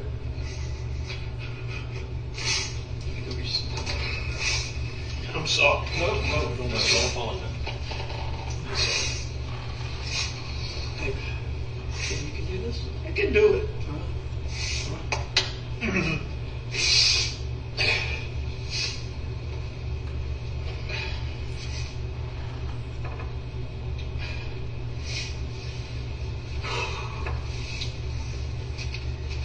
started out going to look at the sunflowers because he was worried about the sunflowers. That was the first thing we looked at. And then we just rode. We just rode and looked at. I mean, we hadn't done it in a while. We just rode, talked, and rode, talked. What you talk about? Everything, you know. Just, one of the main things, he'd been having trouble, his feet had swelled up, and we were worried about blood pressure and stress on him. And I mean, he handled all this stuff so amazingly, but I mean, we were just so worried about it. But I mean, we talked about that, we talked about the farm, we just talked about everything. Has Paul been seeing a doctor for his feet? No, sir. Were y'all trying to get him to go? Trying to get him to go. And he was resistant? Yeah, he had been resistant, but much less so after his feet swelled up. I mean, he'd been having all kind of little problems, but much less after his feet swelled up. As parents, I'm sure you and Maggie stayed on him about going. How did he respond to you? To going out? No, going to the doctor. He did. When y'all talked about it. He's very resistant. Very, very resistant. I mean, we talked to him about seeing a doctor, about the stresses of everything with the boat wreck. He didn't think he needed to do that. I mean, we tried to watch him really closely. But he was resistant. What time did Maggie get back home that night? Later.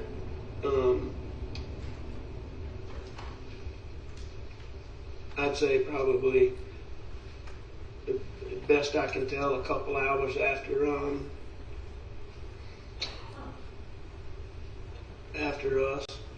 we got there.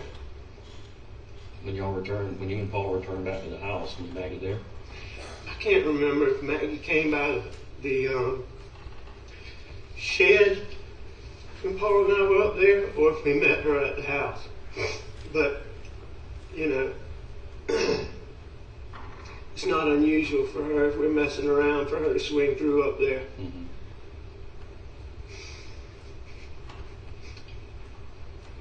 But Maggie was supposed to be coming home. I've since found out she was worried about me, and me worried about my dad. Mm-hmm. And so she came home. So at that point in the interview, she said, did he tell you she came home because she was worried about his dad? Yes. Basis for the objection. Leading, he just repeating what the jury just heard on the video. Yes, sir. God, I can play it and come back and ask him to clarify that. That's all. Go ahead, please.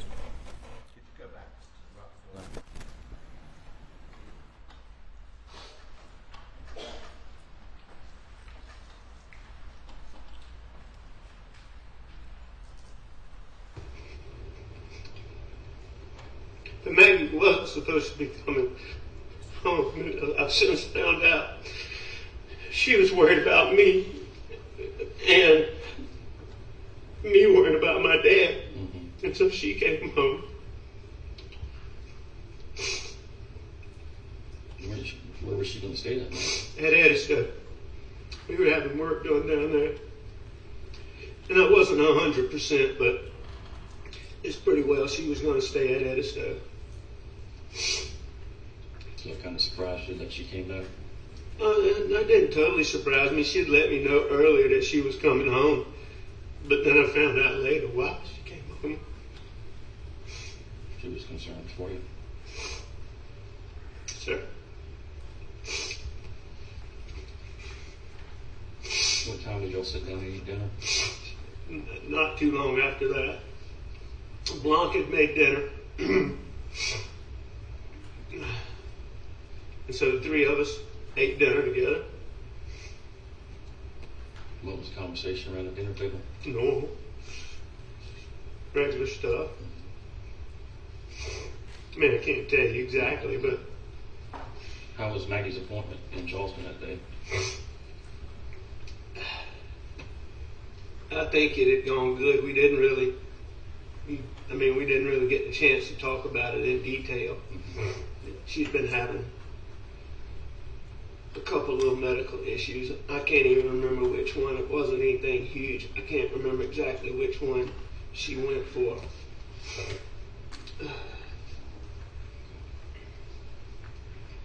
And after dinner, Maggie and Paul went to the kennels, or? You know, I don't know exactly how that went. I stayed on the couch and I dozed off.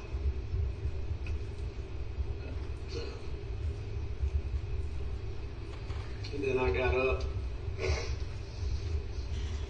Did you watch TV that night?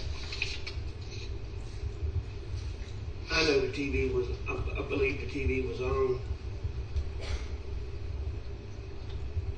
But I wasn't watching it, you know. I mean, We'll stop right there, please. And I'm not going to ask you to repeat that, but this next question regarding a tree video, had you confronted him with that before? No, sir, I had not. Okay, please go ahead. There is a video on Paul's phone of you and him on the farm that night, and you were in khaki pants and a dress shirt. You were playing with a tree. I don't remember playing with a tree. Yeah, I guess there was a tree sapling or something that had fallen over or bending over, and you were trying to get it to stand up. But I mean, the question in that is, when I met you that night, you were in shorts and a t-shirt. At what point in that evening did you change clothes?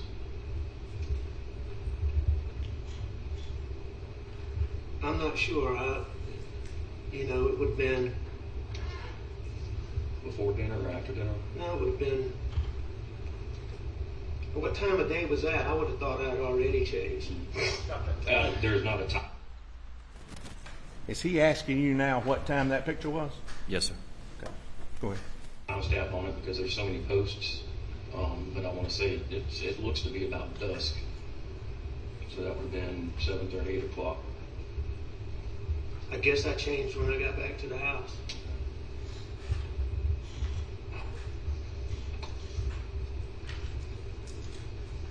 Earlier when we spoke, and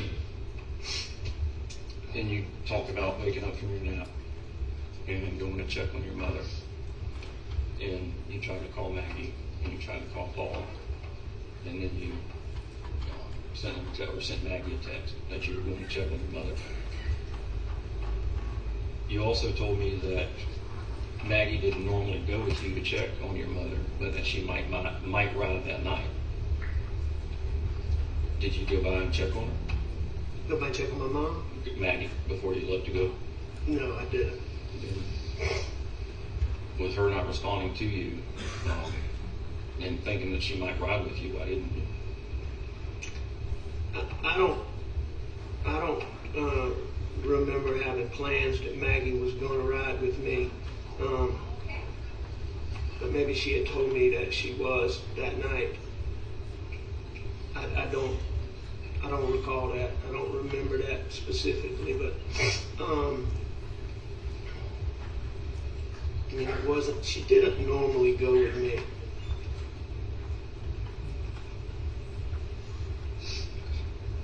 I mean, it's not like we had plans that she was going to ride with me, or that she was going.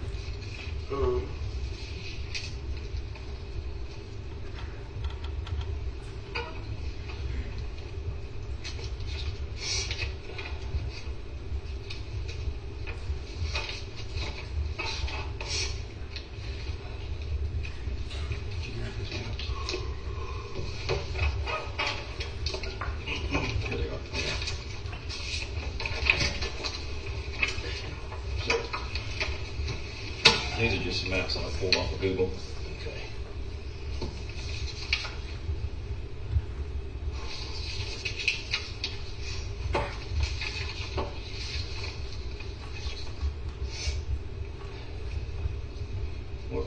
did you take from Moselle to your mom's? I would have gone to the right on Moselle Road, 63, into Barnville, turn left on the road, right before 278, 601, and then in front of the school, turn right. That's how I believe I went.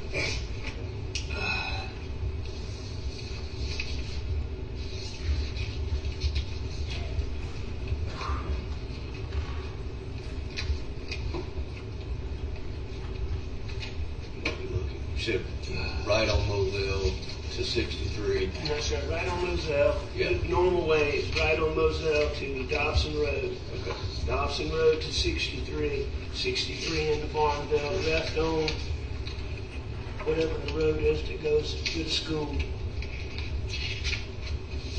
Right. And then either 63 or left on the road that goes down and then on 63.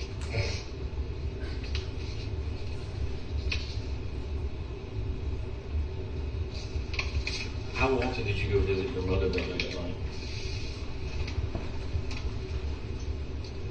I mean, it wasn't infrequent. It wasn't all the time. I mean, visit her,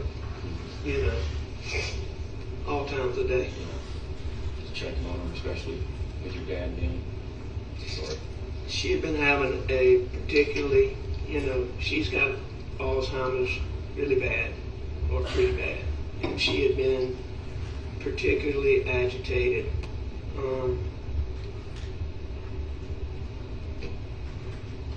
With him not being there, and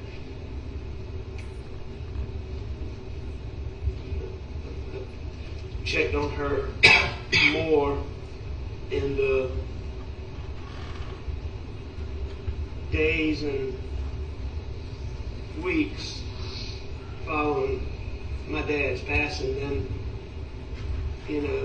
otherwise, but several times a week, any time. How long would you say you were at your mom's that night? 45 minutes, an hour. Had you talked to Shelley Smith at this point? She had been interviewed, yes. I had not spoken with her by that time. Yes, sir. Please go. You had to take her back home.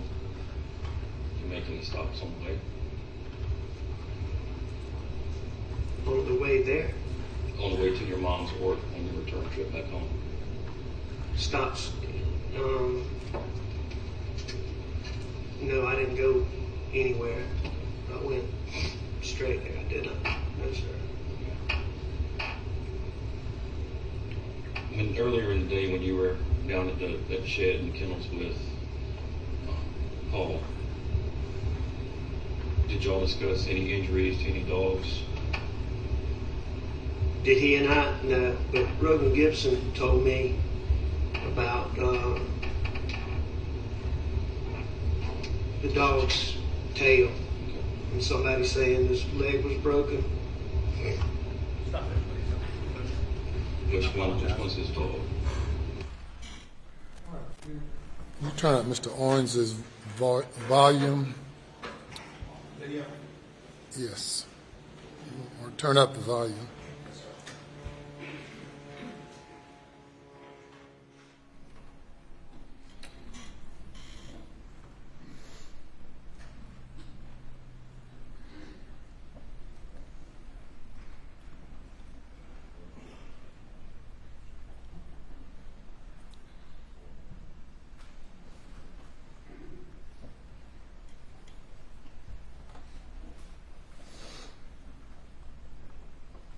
Any dogs? Did he and I? No, but Rogan Gibson told me about the dog's tail, and and somebody saying his leg was broken. So right here in the interview, your question was, did Paul tell you that? So did he deny that he'd had a conversation with Paul about that? He never said he had a conversation. What if anything, did he say about whether he'd had a conversation with Paul about that? He didn't indicate that he had a conversation with Paul. He said he had a conversation with Rogan Gibson. That he'd heard that from Rogan? Yes, sir. Which one's his dog? It's a chocolate puppy, I think. Okay. Was the leg broken? Not that I know of. I can certainly see why something might be wrong with his tail, because when I was out there, he was chasing his tail and whipping through the fence and trying to grab it. Yes, That was a lot of puppy energy. When you got back to Moselle, which driveway did you enter? I went into brick gates. And Maggie and Paul weren't there. Were there vehicles at the house? Yes, sir. How did they get down there that night? I was hoping you were going to be able to tell me that. The only thing that I can come up with is that black truck. Is that Buster's old black truck? Yes, sir. Does it normally stay down at the farm, or does it stay at the house?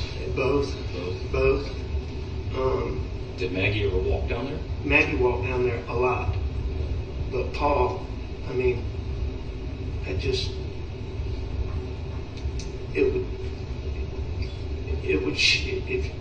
you showed me some proof that Paul walked down there that night, I would be surprised. Absolutely surprised. Well, thinking about Paul's health concerns, do you think Maggie could have gotten him to walk that night? Say, come on, let's walk with me this one time. You know, it's possible, but again, that would be highly, highly unusual. He would have talked her into ride.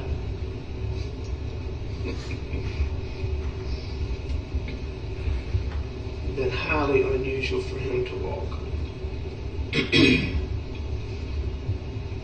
So when you were at the kennels, you were just down there with Paul. You left and went back to the house for dinner. You know, I mean, Paul and I were just knocking around up at the shop, the shed, the kennels, and just the whole property. And that was before dinner, yes, sir. And you didn't go back down there after dinner until you returned trip from visiting your mother? Yes, sir.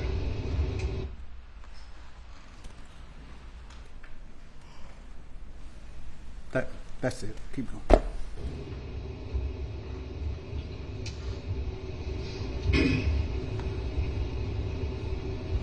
I've got information that Paul was on the phone. Had you confronted him with what you're about to ask him prior to this? No, I had not. And the question you had just asked him, did that deal with whether he went down to the kennels or not after supper? Correct. And he said he had not. He had not.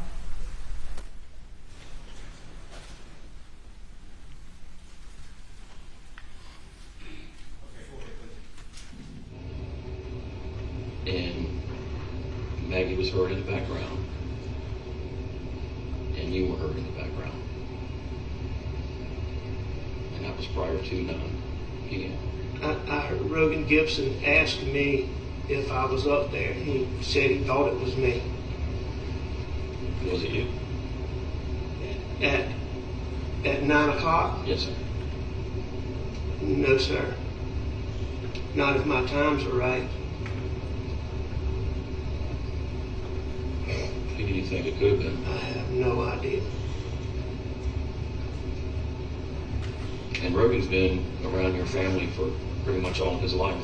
Oh, absolutely. And he recognizes your voice, and you have a distinct voice.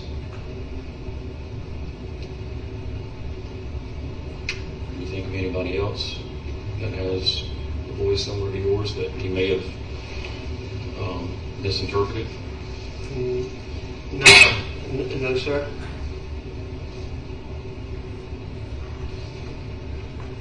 I mean,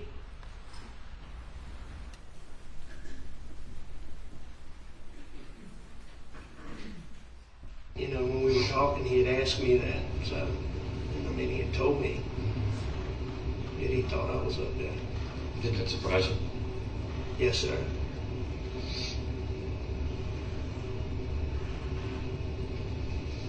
So when you returned back to the kennels, when you returned home from your mom's, where were the dogs? They were like they were when I didn't put dogs up. Okay. So they weren't running loose? However they were. Okay. At one point in the 911 call, you say here, like you're talking to somebody else or something else. I say here? Here, yes, sir.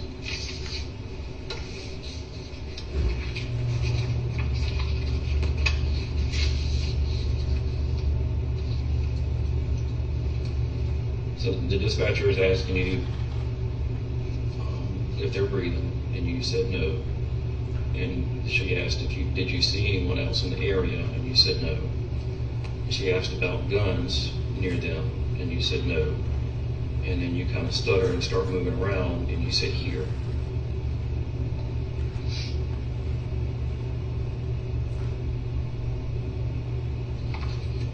I don't have any memory of saying that. I guess I'd have to listen to it but I don't recall a dog being out. I'm certain that there was not a dog out.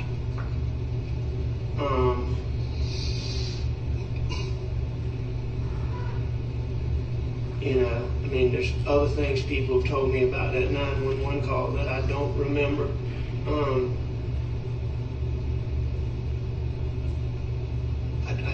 I don't know here. Like I was calling a dog. Calling a dog, talking to somebody else. I don't know. That's what I'm asking. Yes, sir. And that obviously was nobody else out there. Okay. And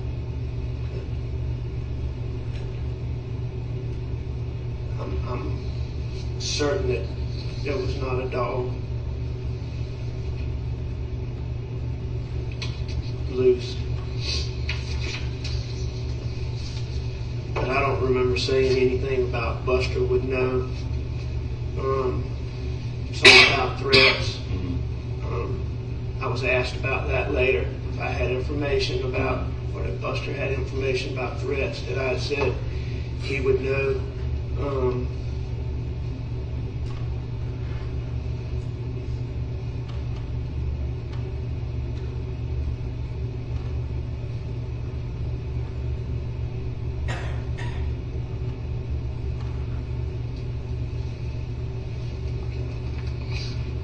Have you learned anything new about any threats against Paul or your family?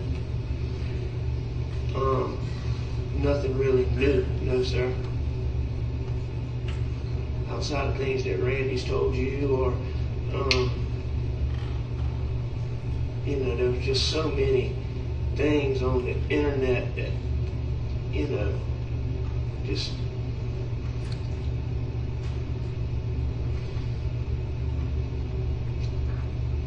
But nothing new, no, sir.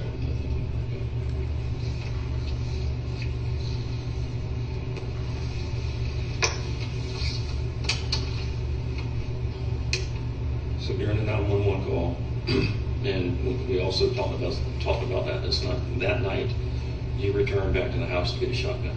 Yes, sir. What door did you enter? The best that I can remember, I went in the side door, and I went straight to the gun cabinet. Were you focused on any particular shotgun, or you just grabbed one? I just grabbed one. How do you normally load your shotguns? Avid hunters load shotguns in special ways. different types of munitions, and I'm just asking you how you load yours. I mean, I normally put it in the chamber and push the button. What type of shot do you load? All kinds. I mean, I've loaded bird shot, buck shot, slugs, skeet shot. At the same time? I mean, would you load like a bird shot and a buck shot in the same load? Not normally. I mean, normally you're putting in, a load for whatever you're hunting. Mm-hmm.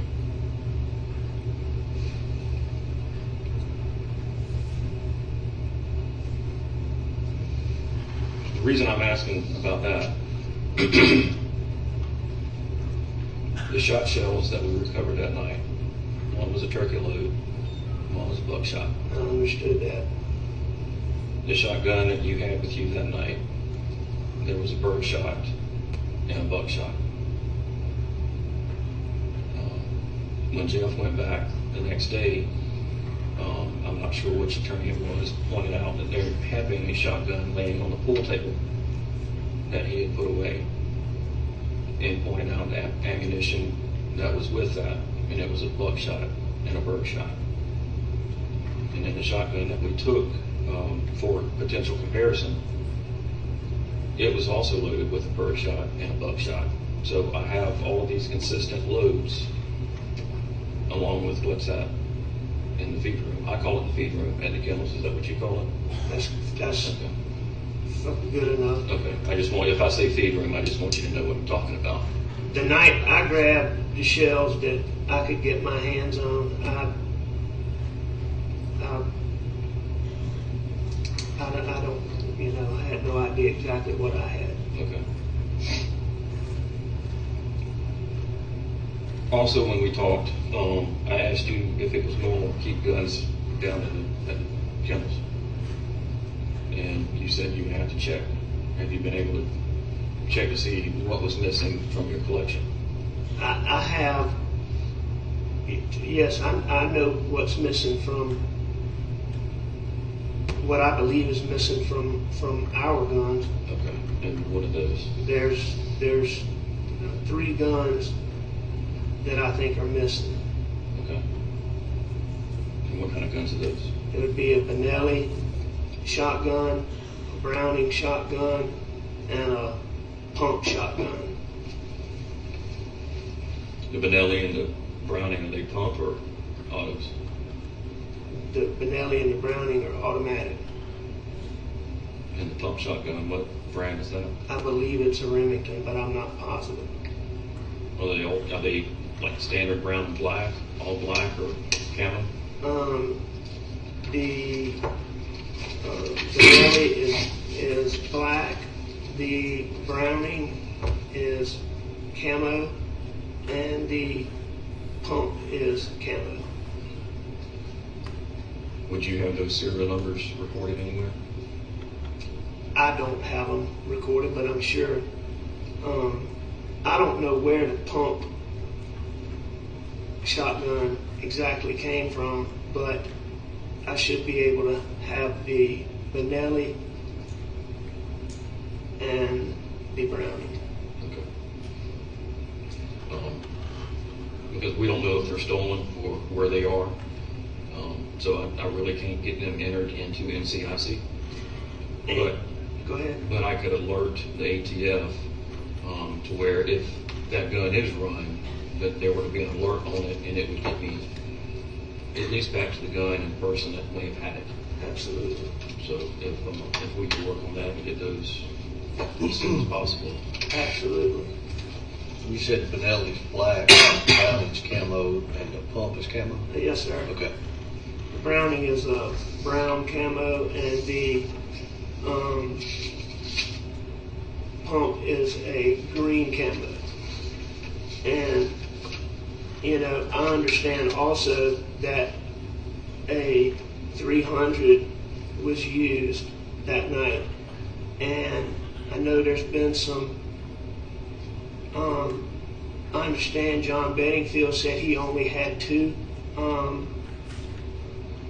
of those, one of which was lost 3 a long time ago, but I'm telling you, now I am certain that we replaced that gun. All right? Actually, John knows that he sold Maggie a 3rd gun. Okay. Okay. And the story was that she was supposed to let you know that she paid for it for you to go sign the paperwork. And that never occurred. Okay. So that's why it wasn't a number? Mm-hmm. Okay. Well, he has the number. He just doesn't have a final sale on the ATF paperwork. Okay. That was replacing the one that Paul lost, yes. That's correct. And both of those 300s, those serial numbers are with the ATF and flagged in the system.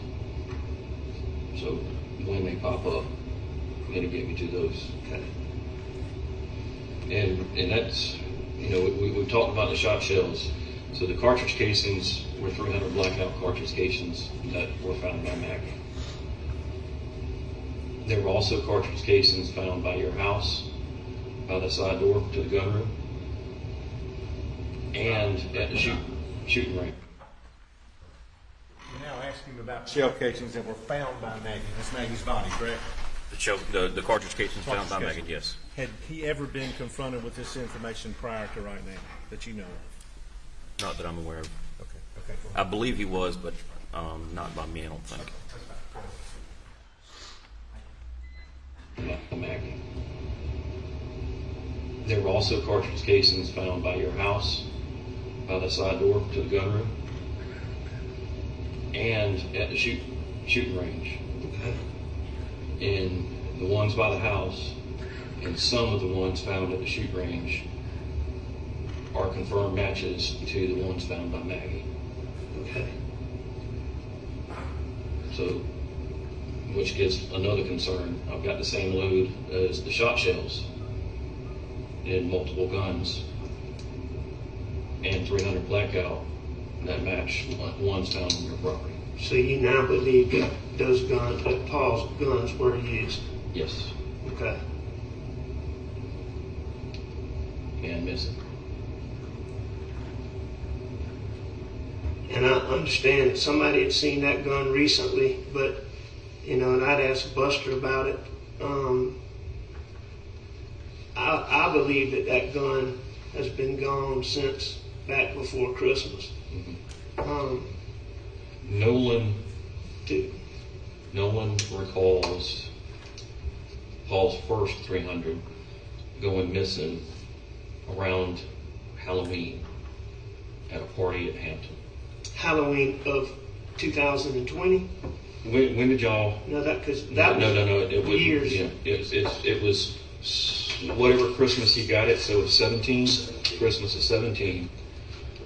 So it was the Halloween after in 18 is when Nolan believes it was taken out of Paul's truck. There was and it would take me a while to find those notes, but Mark Williams or Matt Williams is a family friend, and I may have the name wrong, but there was hundreds of people at this Halloween party.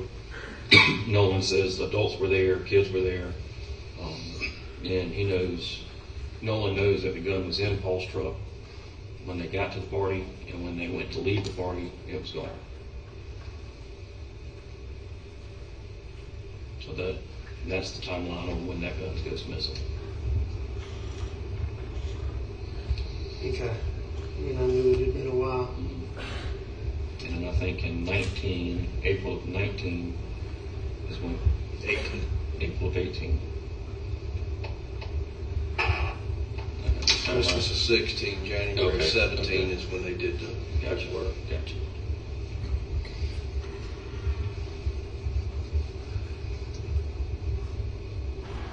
Another part in the 911 call, you made the comment, I should have known. And the questioning that surrounded, dispatcher's asking, is anybody else supposed to be at the house? And you said, no ma'am, please hurry. And she says, we're getting somebody out there to you. And your next comment was, I should have known. What are you referencing in that statement? I don't remember saying that, but I guess, all the threats and I had been convinced that this was something to do with the boat wreck and,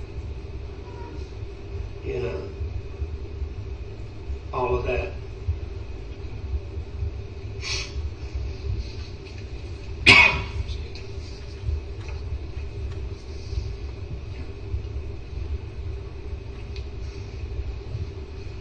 Did Paul ever get physical with you? Ever get into a heated argument and get physical? One time, a little bit where he wouldn't listen to me. Did you ever get physical with him? No, sir. How about Maggie? Did Paul get physical with Maggie? No. Sure, she probably wanted to at times. I'm sure she wanted to with all of us. Yeah.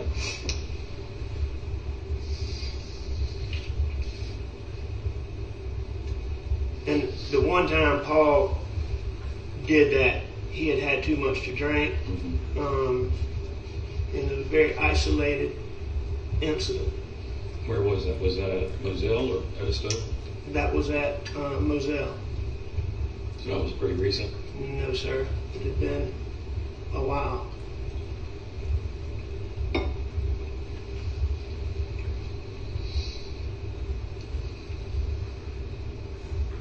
When you turned Paul over and his cell phone popped out and you picked it up and your statement was something like, I thought about doing something, but then I put it back down.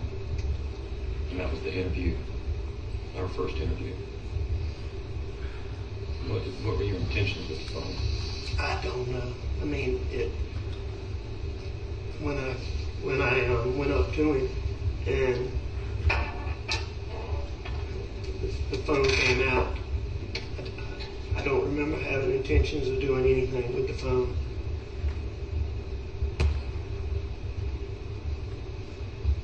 Did you say when I went up to him, the phone came out? Yes. Phone popped out before you told him the first review. Okay, thank you.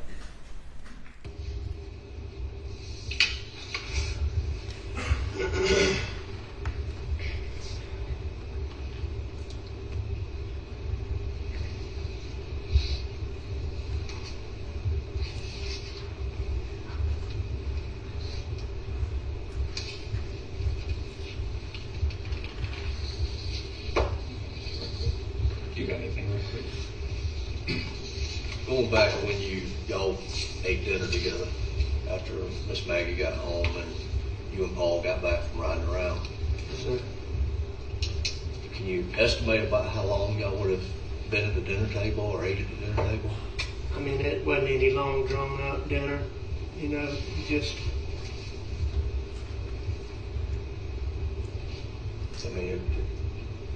Just a guess. You said there was conversation at the dinner table, but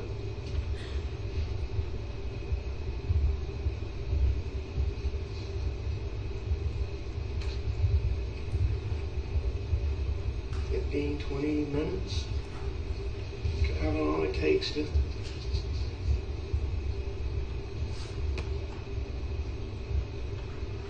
Best guess. okay.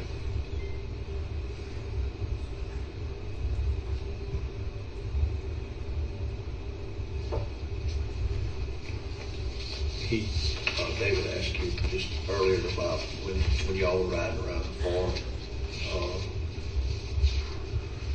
and you said y'all had the pistol in the truck. Y'all had shot a few times, really not target practice, but shot a few times.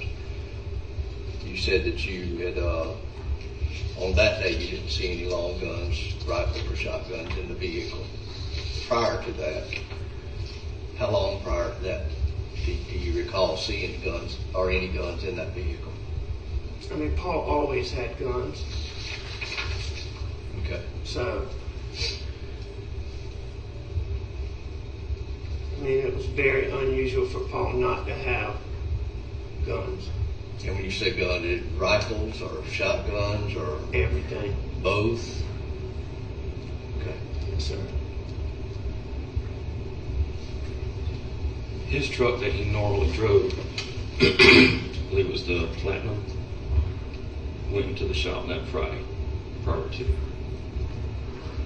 I think Mark Ball went and got some video from Jimmy Butler's that shows Paul dropping the truck off and not removing anything from it. So basically, he would have taken the rifles out at home. Do you know what he did with those rifles? If he would have put them in a different truck, or if he put them in the house, or would he have? So the truck that he drove, where was it parked on that Friday? So where would he have swapped everything out? I'm not sure. I'm not sure where the truck that he drove on Friday.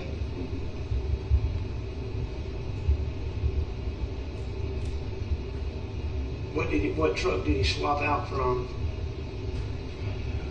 I think when he went to Charleston, Dale said that he helped hook up the boat to one of the white Fords. And I know one's a gas and one's a diesel. So it wouldn't have been the gas truck going to Charleston.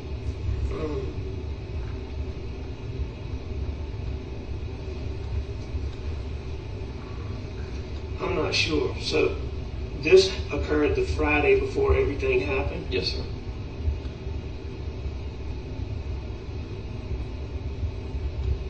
I'm not sure. On Friday,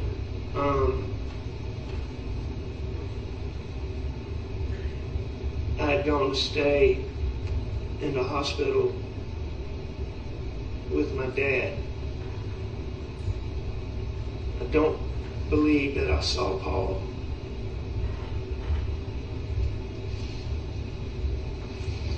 On Friday. When did y'all go up to Columbia? On Saturday. Why didn't Paul go with y'all? You know, I mean, Paul, he didn't. He liked to go to sports when there was a crowd, but that wasn't his thing to go. You know. Is that always how it's always been, or because of the boat incident? No. I mean, he wasn't into ball as much.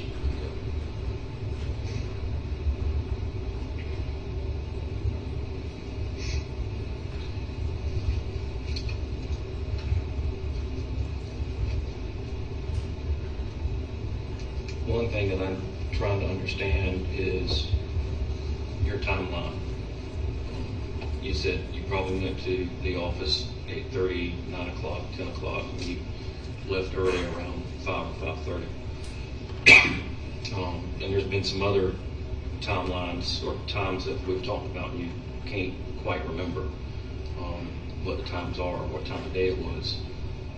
When the dispatcher asked you when was the last time you saw Maggie or talked to Maggie, you said an hour and a half, 2 hours ago. To me, that's, a set, without thinking about it, you rattled off that time. We're sitting here trying to figure out a timeline.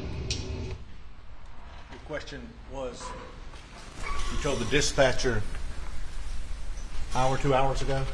Hour and a half to 2 hours. Hour and a half, 2 hours. What time was the 911 call? 10:06 p.m. Hour and a half, 2 hours prior to that. Yes, sir. Go ahead.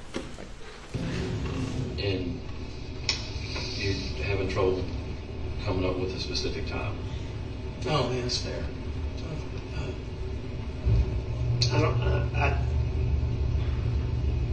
Tell me again what I said to the dispatcher.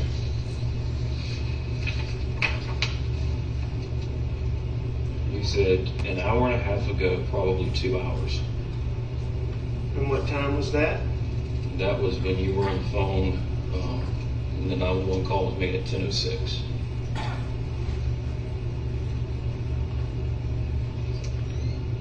So given 2 hours back, that would have been 8.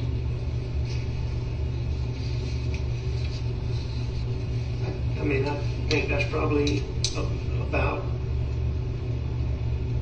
I think that's probably about right.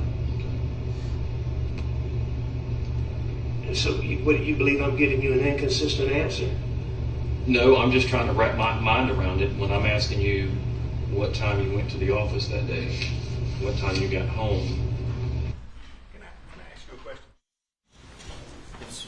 At this point in the investigation, did you have the video back from Paul's phone showing the dog at the kennels? No, sir, I had not.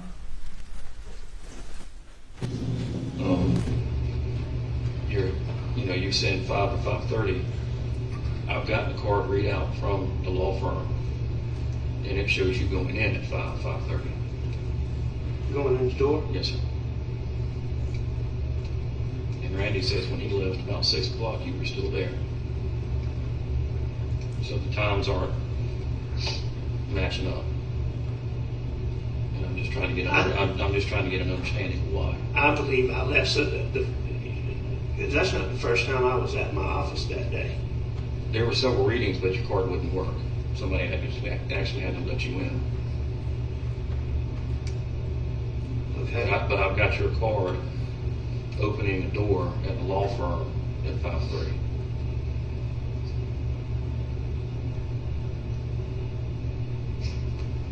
And then Randy saying when he left at 6, you were still there. I'm trying to understand. You know, I left the office earlier than I normally do. What's your normal time to leave? I mean, it's not unusual for me to be there till dark. You know, I try to get home when Maggie's home, before dark. She don't like staying out there by herself in the dark. That's right. So,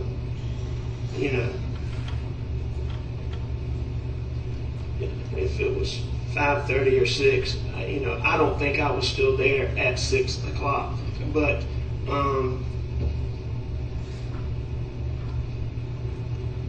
if I was, it wasn't long after that. Okay. So,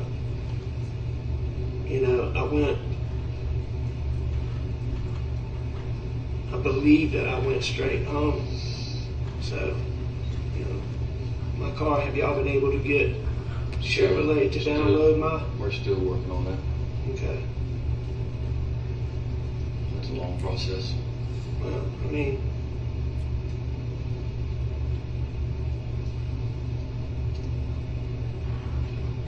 I got home early enough for Paul and I to ride the property for a substantial length of time. More than an hour. I thought probably a couple of hours that we were together, but somewhere. Did you go down the river? We rode down all the roads. I believe that we.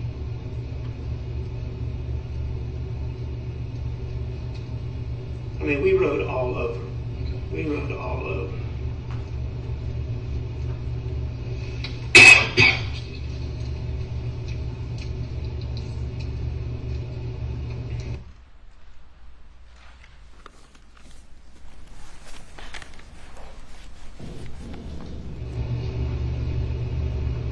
Have I been able to answer some of your questions? I know you probably have more, but with my questionings, trying to get some things cleared up, have I given you some answers? Well, I do know more than I did, for sure.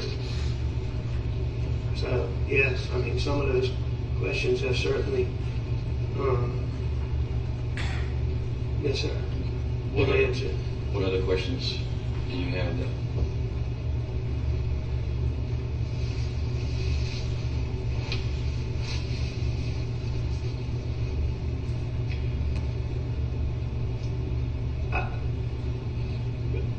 I would like to know exactly what happened. Me too. The best that I've been able to put together. Tell me, it looks like. Go ahead, I'm sorry.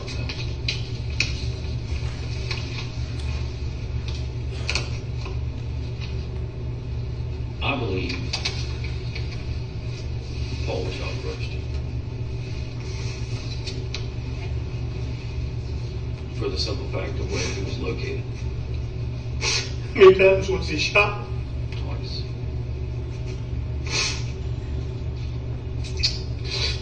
I thought he shot Maggie first because they could tell he shot her in the back of the head. What? You said he thought he shot Maggie first, or Maggie was shot first? Alex stated that he thought Maggie was shot first because she had been shot in the back of the head. Go ahead.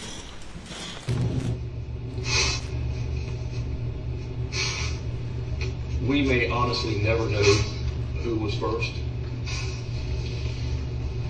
but I think it was Paul, for the simple fact he wouldn't have, if he saw his mother getting shot, he wouldn't have run to that feed room,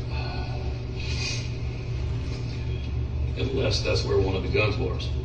But we've already established family guns were used, and if they came from Paul's truck was at the house. So where were they? And how did they get down there? And how did they get down there? Did you just ask him, we've established family guns were used? Yes, I did. Objections overruled. Proceed. What was his response? Sorry. Would nothing be the answer? Correct. Go ahead.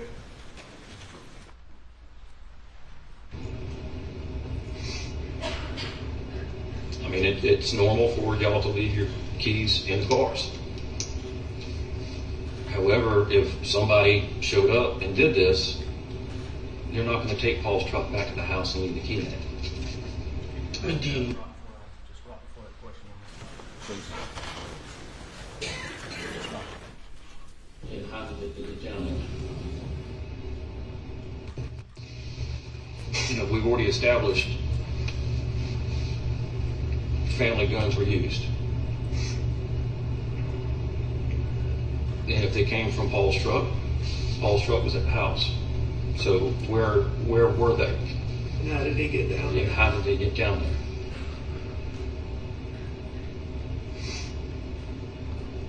I mean, it's normal for y'all to leave your keys in the cars. However, if somebody showed up and did this, you're not going to take Paul's truck back to the house and leave the key in it. I mean, do you know that the guns were in the truck? I mean, could they have been somewhere else? They could have been somewhere else. I mean, he didn't have his normal truck. And I understand that Nolan Tootin believes he saw the gun 3 weeks beforehand. Mm-hmm. And I haven't talked to him, but is he believes it was the one that, not the one that was at the house?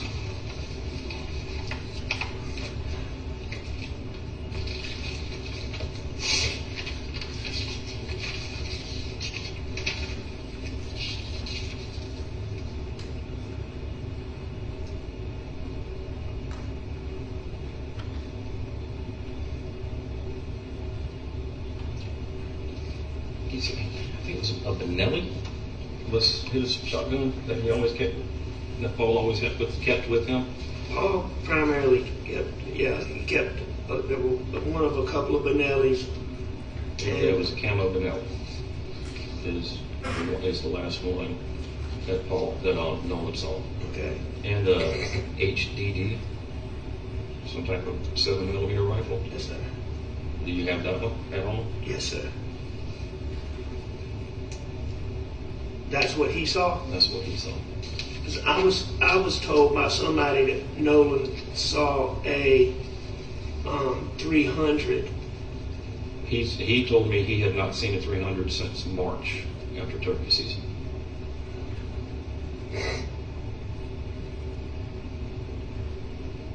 Okay, well, somebody.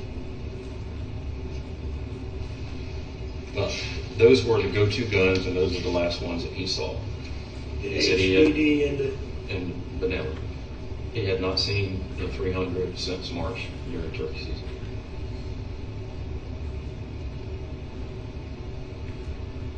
and he definitely saw it during turkey season. Yes, sir. because there was some point, back when it was missing at Christmas time. The third one's missing at Christmas time? Yes, sir. So, anyway, if you saw it in March.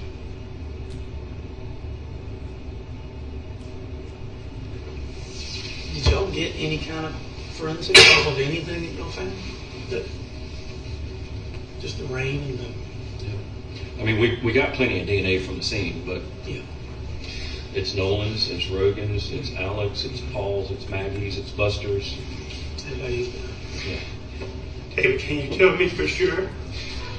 Did either one of them live after they were shot the first time? Not long.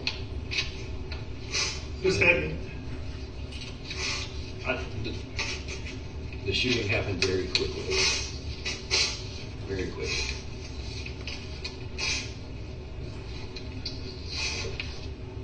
Is this one person, two persons, three persons? Is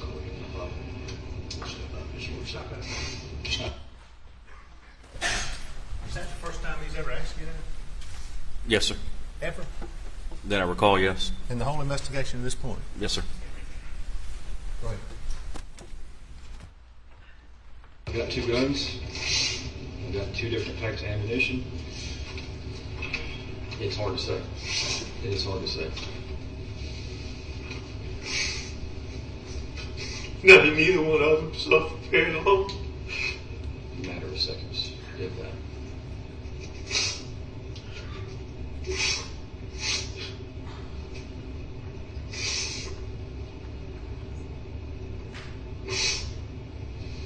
Thank you.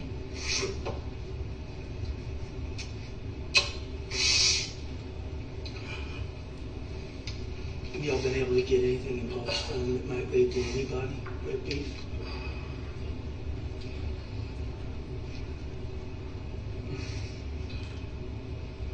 Let me ask you this question. Comes from Randy.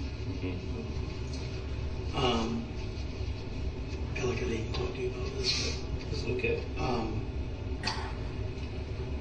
They got a lot of friends in the community. From the upper echelon to the lowest socioeconomic level. They think that they can ask people to keep ears out, loose lips, talking, that kind of stuff, but they don't want to reach out to anybody. Not purpose, unless y'all think it's okay.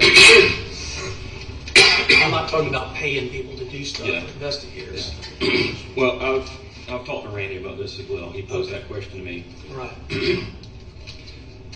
I'm not going to ask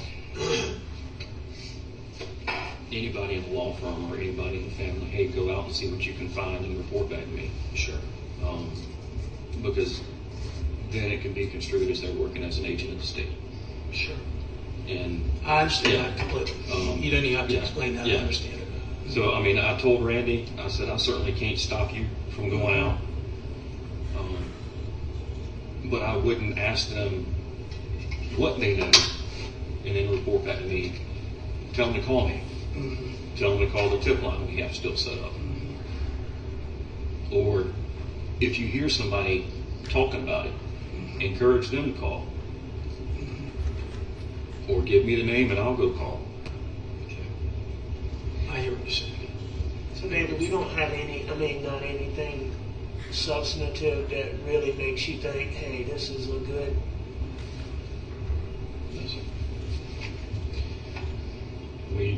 Like I said, the only DNA we have are family and close friends. We don't have any fingerprints.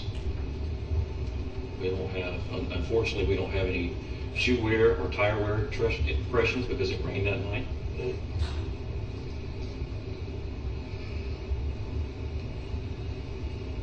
The only thing that we can go off of are the cell tower dumps or I know the FBI was out, and they were out on your property on Friday riding around trying to get some cell phone data.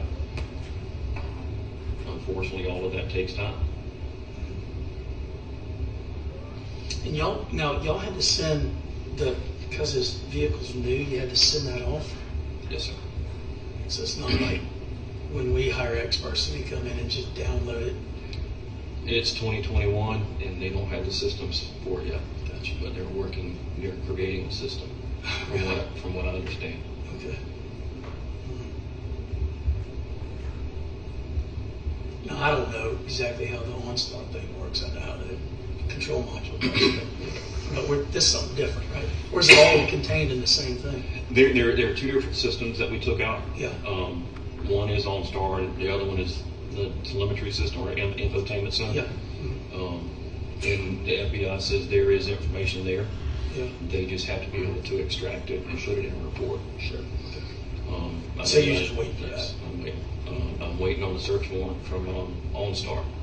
Okay. To see what kind of information they can give me. Good. You need if us signing something expedites that. Mm-hmm. I told you we'll Yeah, get. I I don't own the that. car, but whoever we need to will sign whatever authorization you need. Okay. So you had said that, or maybe Jim told me or something about y'all were able to get in Paul's phone just with a search warrant. We have a what they call a partial download. Yeah. Because we don't have the passcode. Sure. We can't do a full extraction. Do you think so? My thought was that I don't know who's required to authorize Apple to open it. Mm-hmm.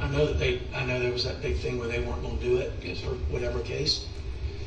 But I thought that if we, I think Maggie owned the phone.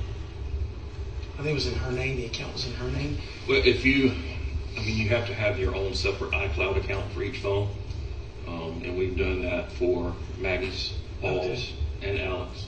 Okay. iCloud accounts. Yeah. To see if there's anything in there. Yeah. There was nothing in Paul's.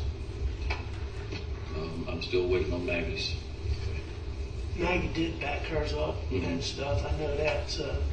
Does that mean Paul didn't back his up? Probably. But what my thought was, and I don't know if this is even possible, but if we get the estate and we get the personal representative who's now the authorized person to authorize it to be opened.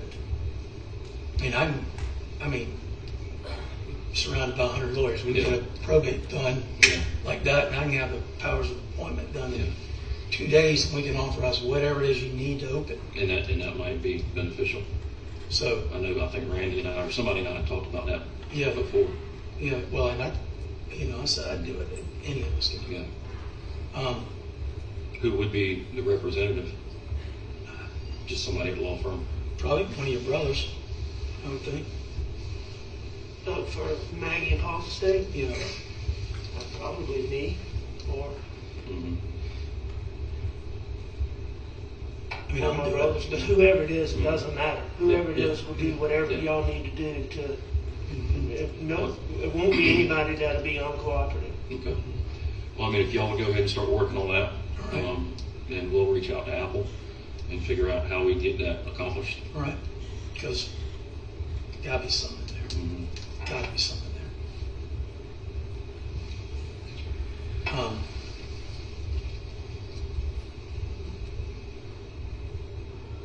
can't think of anything else. Have y'all had to track down all the wackos on the internet? Or just only the ones that you think seem a little more, not the opportunity and the inclination, There's been a few that I'm looking at. Yeah. But some of the information is just so far-fetched. I talked with one guy. He called in and says, well, I knew that Maggie's son bought a house right around the corner. I'm like, okay, well, no, they didn't. Yeah. That Maggie had left her husband some time ago and was going to move to Florida to be closer to her father because the mother was dead. And I'm like, okay, thank you, bye. So it's a lot of that stuff. Yeah, people that want to get involved. Yeah. People that think they have some information. Especially the matter of death. They're all over the place. Well, I mean, y'all been taking a licking in the press about not disclosing stuff, but Jesus Christ, man. I don't have anything to disclose. Well, and why are you going to tell the bad guy what you got? Thank you. I mean, I just don't understand it. I mean, look. Nobody wants to know more than this man right here and this man right here. I know. Everybody else. I believe that. Everybody else. David, how far apart in time would the shot? Either one of them know the other one was dead or had been shot? I think it's impossible to answer that question.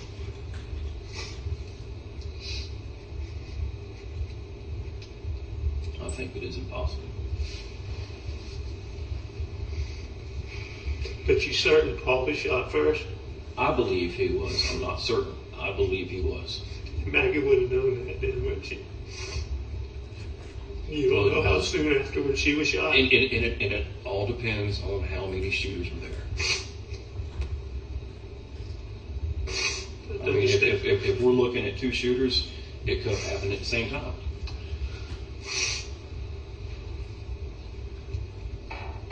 If we're looking at one shooter, it would have happened.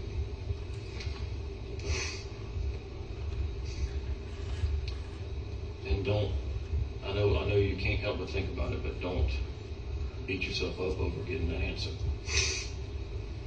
It's not going to do anything to you.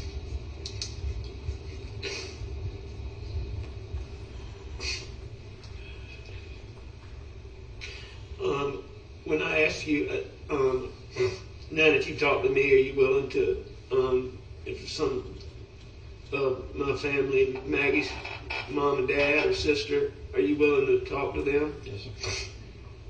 Okay. And I'll meet them where they want to.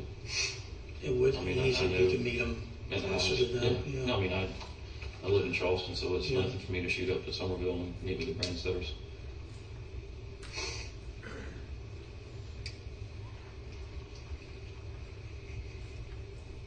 Thank you. I know y'all are doing everything you can.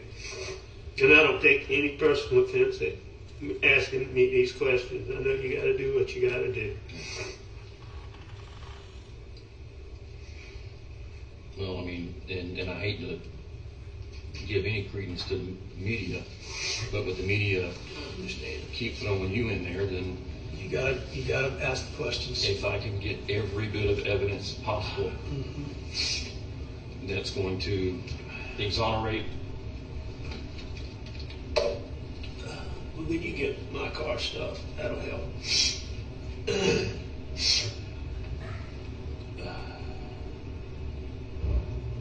Al, you said earlier Maggie didn't like staying out there by herself. Yes, sir. Was there any kind of, I know we asked you once before in one of the earlier interviews about cameras, and have y'all talked about doing any kind of camera system out there, or, stuff getting missing? Maggie talking about stuff getting missing. We're hearing that type of stuff, so. We never really had problems with stuff missing, but we still talked about getting, cameras and, doing all of that, but we just haven't done it. We talked about it for a while. But not really any conversation about stuff up and walking away or getting missing between you and Maggie.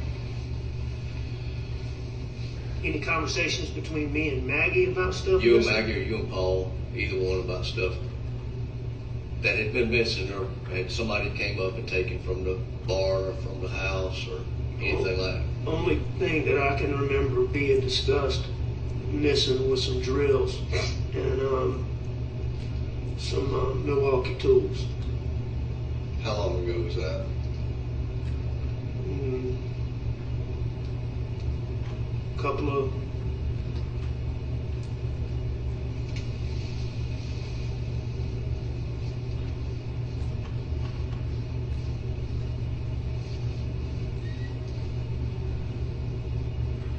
it was since CB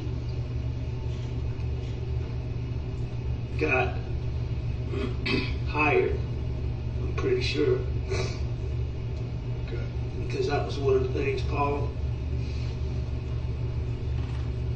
when he was looking for him, was going to ask CB.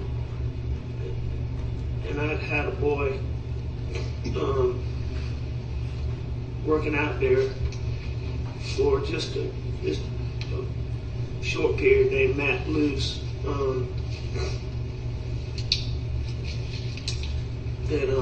Is that the first time you've heard his name? The last name, yeah. I've heard that there was Matt. Matt Luce. I think it's spelled Luce. And he basically did what CB does now? No, or something? He came in and was, just trying to, because I didn't have anybody working out there, just to kind of keep things from getting totally out of control. Mm-hmm. He came in and, he does that for another friend, works with another friend, and he's just kind of coming in to help me, probably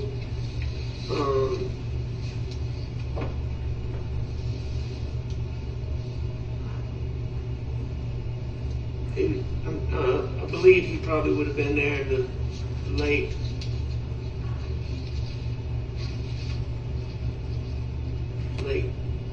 fall, probably, I'm guessing. Is he from Hampton or Multiboro? He's from Beaufort, I believe, originally, but he lives up in, he lives between Beaufort and, I'm trying to think of the name of the plantation that my friend Barrett Bowler has. That's who he works for. Barrett Bowler? Yeah, Junior. Yeah,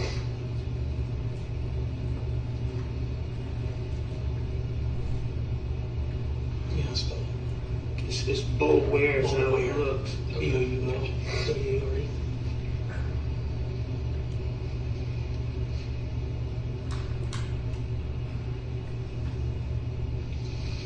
Tom Bowler, Tom Bowler. Yes, sir. He was like one of my granddaddy's contemporaries, and now there's a Tom Bowler that's kind of just retired, and they are. I think that's they're kin, but not super close.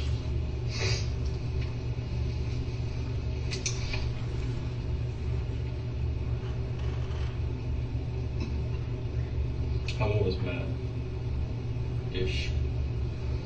I'd say he's 35. Like that. Maybe. Do you still have his number? Yeah, I'm pretty sure I have his number in my phone.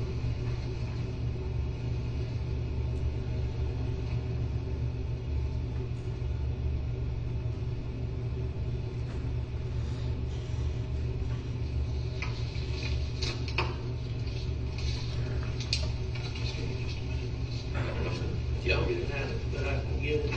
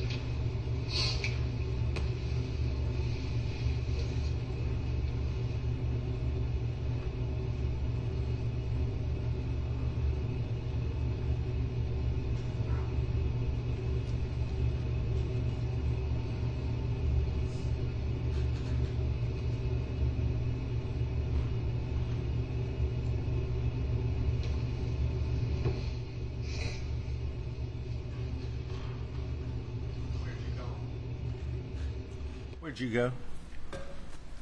I had to step out and use the restroom. Okay, sorry. Go ahead.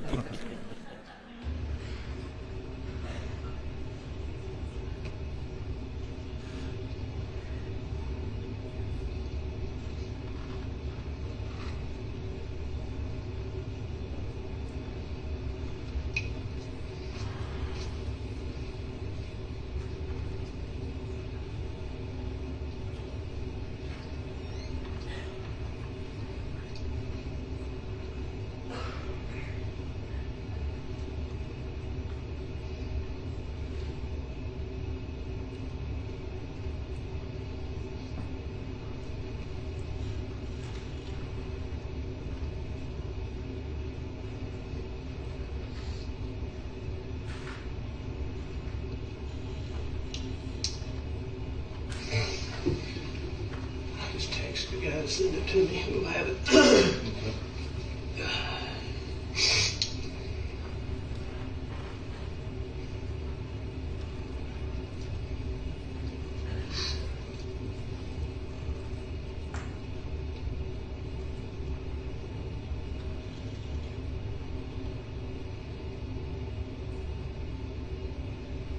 Can you think of anything else you want to talk? Ask questions about? All right. Off the top of my head.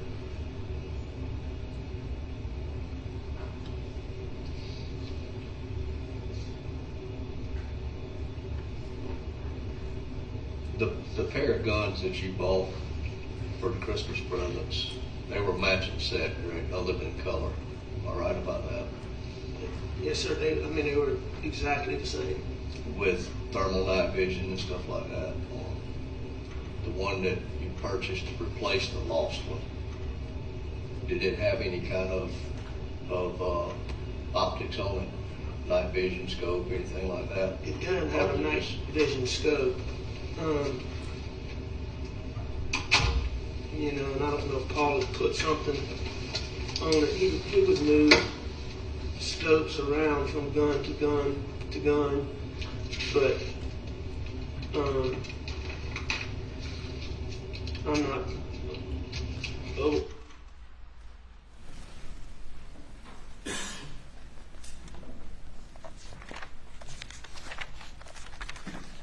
Then we're going to break for lunch. Turn at 2:20.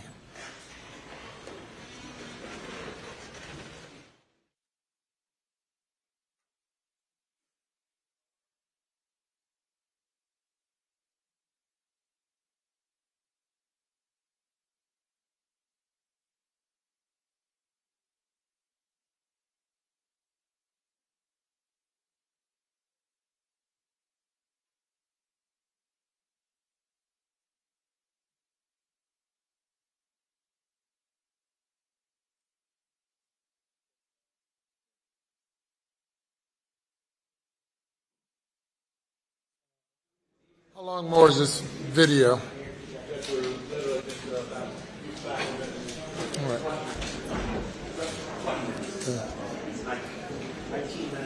Okay. All right. So you don't know. You don't know, right? We'll be back at 2:20.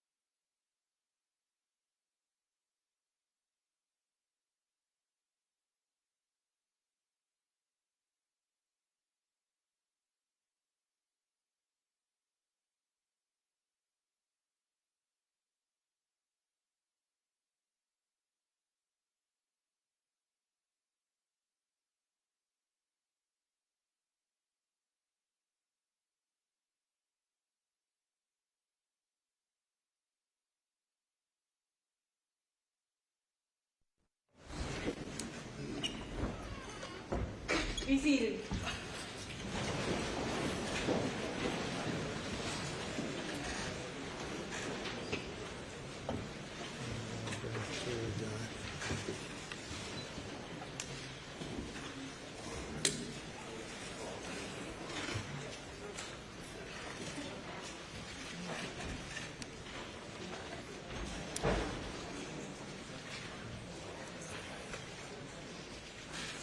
You may bring the jury.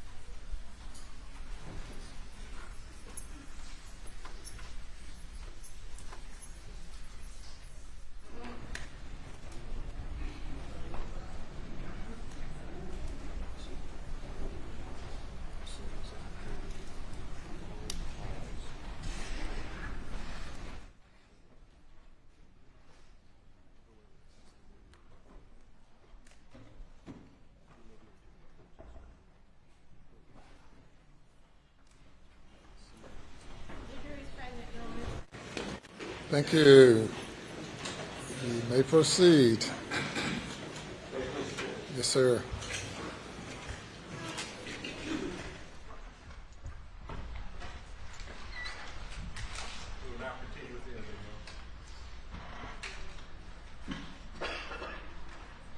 Specific scope on it. I don't know if that, or we ask, when was the last time that gun had been seen? Do you know of? I know that we looked for it around the Christmas holidays, or we went to get it around the Christmas holidays. I asked about it around the Christmas holidays. 20? This past Christmas Yes, sir. holidays? Okay. And that was the replacement, what I guess we call it. That's correct. Okay.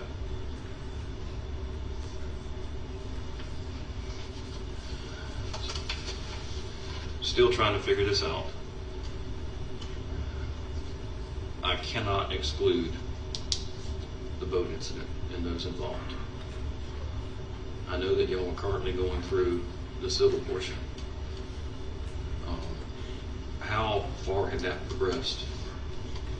I mean, were y'all in the talks? Was it breaking down?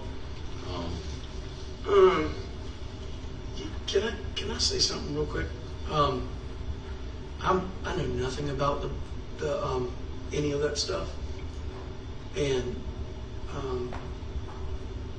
he's represented by lawyers in that case. Mm-hmm. I don't think I personally believe he shouldn't be talking about that unless the lawyers he's represented by participate. I don't think it's. I mean, I'm sure that they're happy to do that, Mm-hmm. but I don't think that a person should be talking about a pending action like that without their lawyers knowing about it and what. Because I know nothing about it. I'm completely separated from it. I don't mind. You know, I have insurance companies hired lawyers, and then some of my partners are helping with that also. But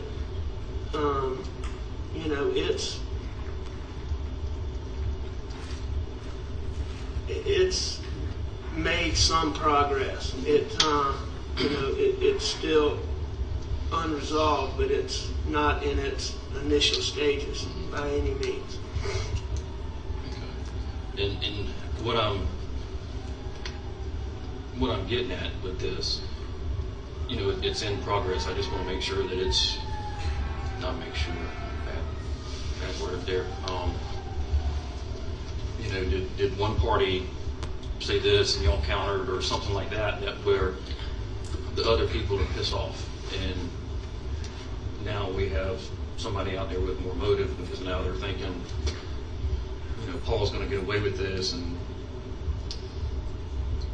I mean, I'm not aware of any of those discussions. The only thing that I am aware of is that I've learned that one of the daddies of one of the kids in the boat wreck went to lengths to, or maybe it was his son, I don't know, but I was told that there are people out there that were being told you can't be friends with Paul and the Murdaughs and with us. You got to choose. And that was a dad going out telling. I don't know. Or I don't. It was that dad or that kid going out saying this stuff. I don't know that. I was told by a person who had been told that.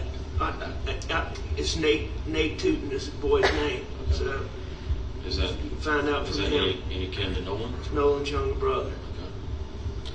It's Nolan's younger brother. So.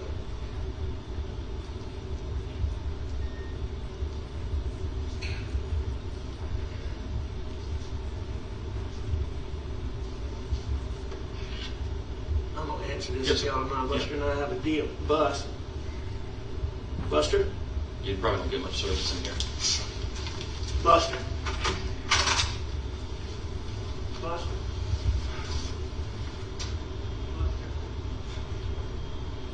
If you go outside, hit that green button on the right.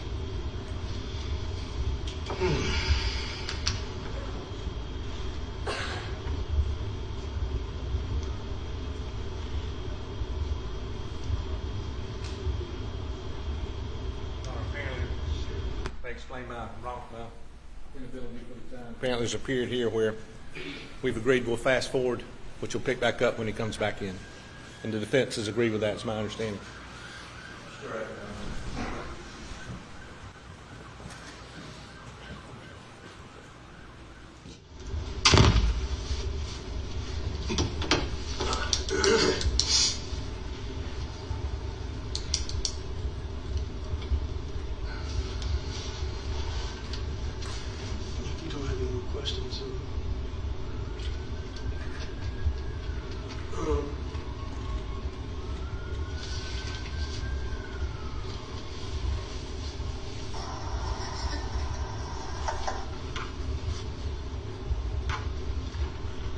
This is the Snapchat video that I'm talking about from Paul's phone.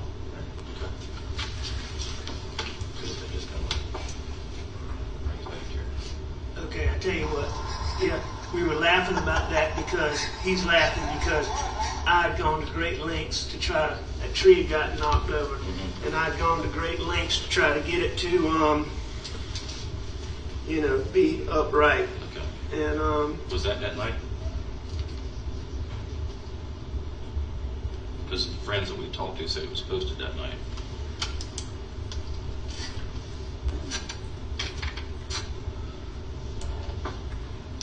I'm not sure.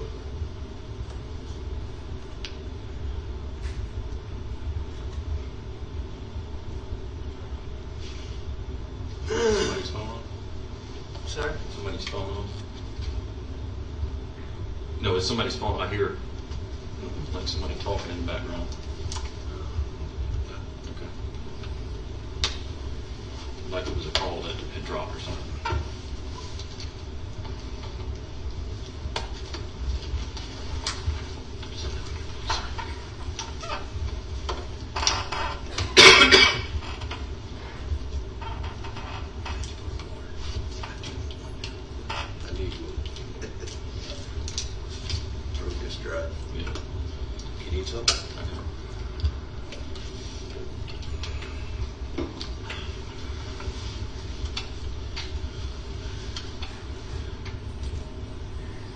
Anybody from the boat or their family that you've heard or know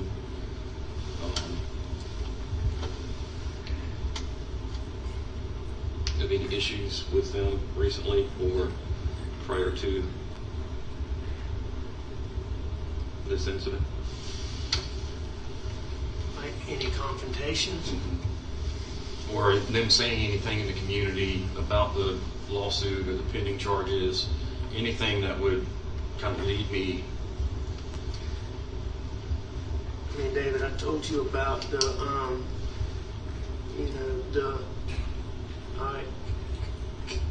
Kenya, Treehorn,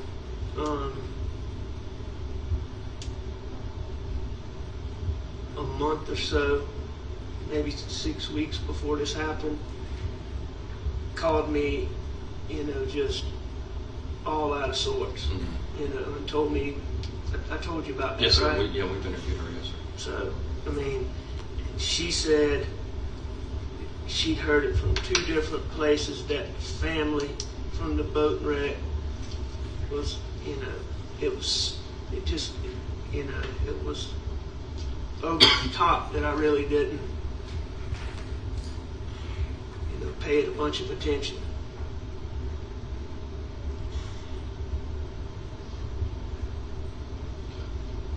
And I asked her about it. She said she didn't know who the people were, but she said that it was with a friend. It was at a friend's party. She knew who the friend was and would take y'all to the friend. So, has she talked to you about that? She's given us very little. Do you feel like she's being evasive? Because let me tell you what I've tried not to do. I know y'all have to look at me. I've tried to have as little discussions with the people that y'all are interviewing, with all this talk about how I fixed this and fixed that with the boat wreck, which is totally untrue. I've tried to not have a lot of conversation with people that, I know y'all need to talk to. Well, the problem that I encounter, and I think everybody in law enforcement encounters in any investigation, people on the street talk, and they run their mouth, and they'll talk to friends, and they'll talk to families, and they'll talk to victims. But when the police show up, they keep their mouth shut. So she's not talking to you? She has given us some information. Okay. Some information. So is there a problem with me going to her and, I'm not going to answer that. So you're not telling me not to do it? I'm not going to answer that. Okay. Either way. I'll get somebody to talk to her. All right? To try to get her to cooperate with you. Darn. Allergies. Excuse me. All right. Do you have any more questions that I might be able to answer? And if you can't think of any now, reach out, call me. Oh, well, no. I mean, you've answered a lot of things I had questions about, and I appreciate it. And I'll call the Bransteaders and see if they want to meet. Maybe get Marion up there at the same time so I can just meet with them all together. Does Marion, I know they live on the Wamala, does Marion work? No, she doesn't work. And they're kind of between Wadmalaw and, they're residents of the state of Florida, but they're here as much as but they're in Greenville a lot right now. Yeah, because of grandbaby. The baby, that's right. Thank you, man. Yeah. I just, a few more questions. Okay. Did you kill Maggie? No. Did I kill my wife? Yes, sir. No, David. Do you know who did? No, I do not know who did. Did you kill Paul? No, I did not kill Paul. Do you know who did? No, sir, I do not know who did. Do you think I killed Maggie? I have to go where the evidence and the facts I take me. understand that. And you think I killed Paul? I have to go where the evidence and the facts take me, and I don't have anything that points to anybody else at this time. So does that mean that I am a suspect? You were still in, like I told Corey earlier, you were still in this.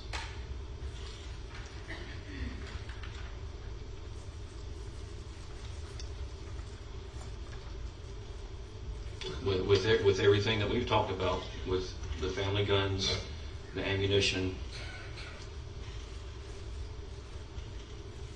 nobody else's DNA.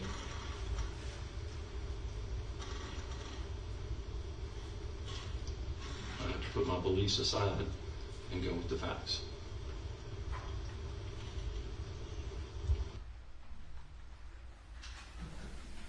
Talking with Mr. Griffin, there's one sentence after that before we redacted. We both agreed that I could lead and ask you after that last question. Do you say, "Well, I understand, I mean," and shaking his head? Yes.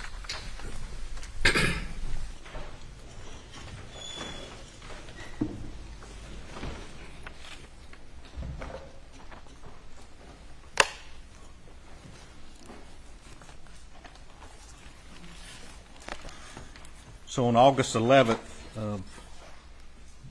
2021, after this interview, during this interview, did you consider Alex Murdaugh a suspect in the death of his son and his wife? He was the only known suspect at that time, yes. And that day, was the case transferred from Solicitor Duffy Stone to Attorney General Alan Wilson with the South Carolina Attorney General's office? Yes, it was.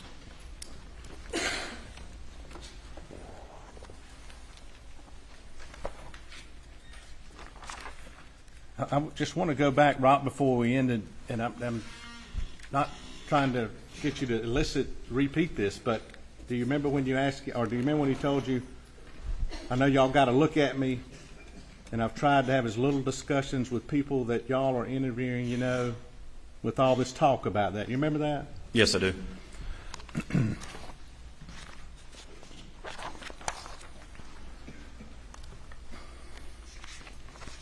How did you take that statement to mean, his answer when he said that? That he was trying to stay out of the investigation and let us do our work. Okay. In early in the investigation, he asked you about, that tree going back and forth. And was he clear on when that video was taken of him in that clothes on the tree? Was he clear? He didn't recall. At this point, had you already talked to Blanca Simpson? Or had she been talked to reference? She had been interviewed, yes. Okay. And at some point after August 11, did Blanca System also provide some information in investigations about a conversation she had with the defendant, Alex Murdaugh? Yes. Okay. And was that concerning a shirt? Yes. Several months later, she provided information that she and Alec had a conversation about go ahead. About what he had been wearing that day when he left to go to work. And just briefly going through the interview, you asked him about when Maggie was coming to Moselle and why. Did you have in this course of the investigation, did you have the emails from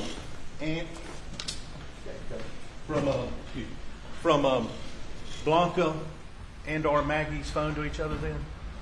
No, I did not.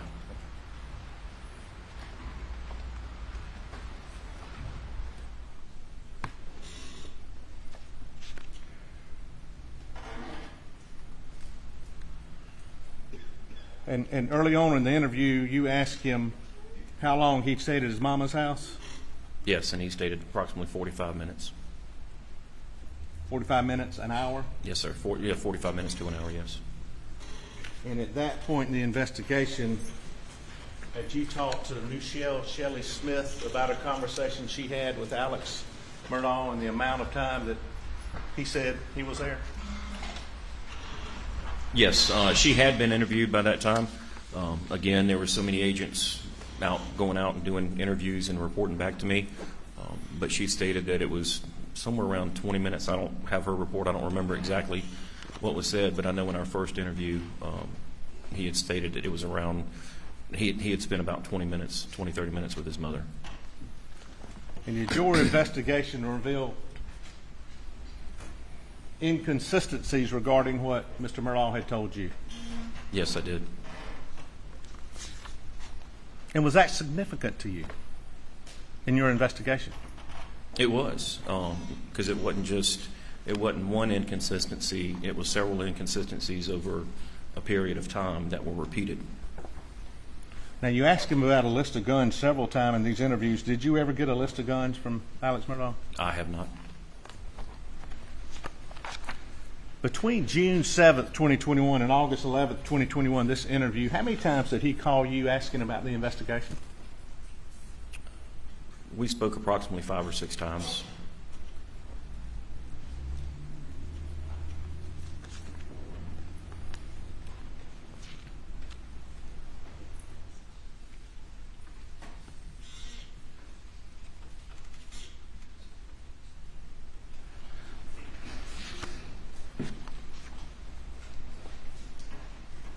What were the inconsistencies that you stood out in your mind? The times, for one, from the first interview with where he went to his mother's, refer back to my notes.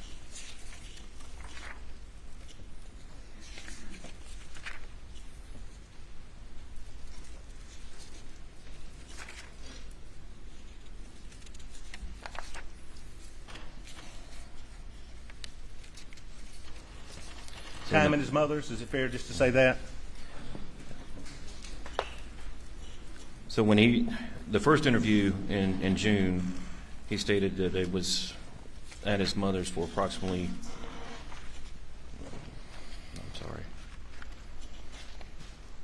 first off, he stated for a little while.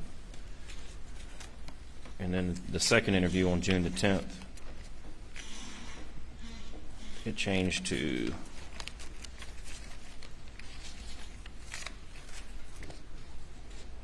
sorry, give me just a second.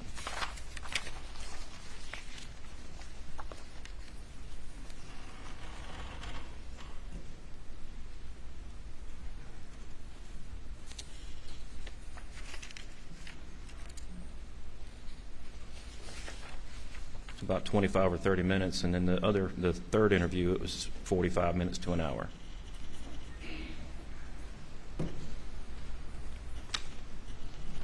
And then some other inconsistencies is how much time he spent with Paul riding around. The first time it was 45 minutes to an hour. The next time he talked about riding on the farm anywhere from an hour and a half to 2 hours. And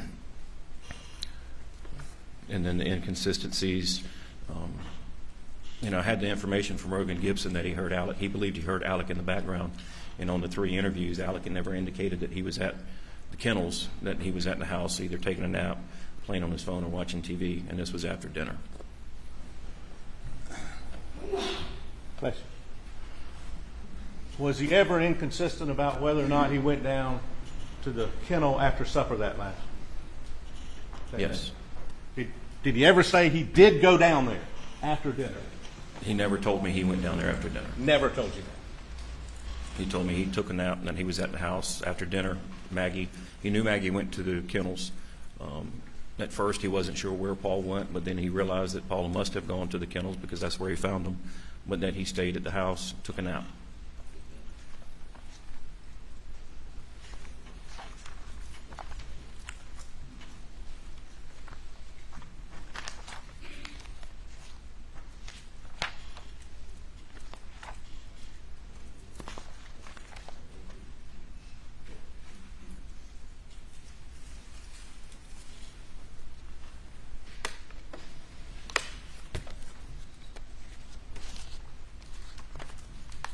Now, there's been some discussion, and I think your testimony was he brought it up on the 911 case about the boat case. Yes, sir. And that happened in what year? February of 2019. 2019. And was that case null prosequi, dismissed by the Attorney General's office in the after Paul's death? Can you prosecute a dead man? No, sir, you cannot. And it's my understanding that the Attorney General's office null pros Paul's case in August of 2021. So that case, criminally, like we're in a criminal courtroom, was over? Yes, sir.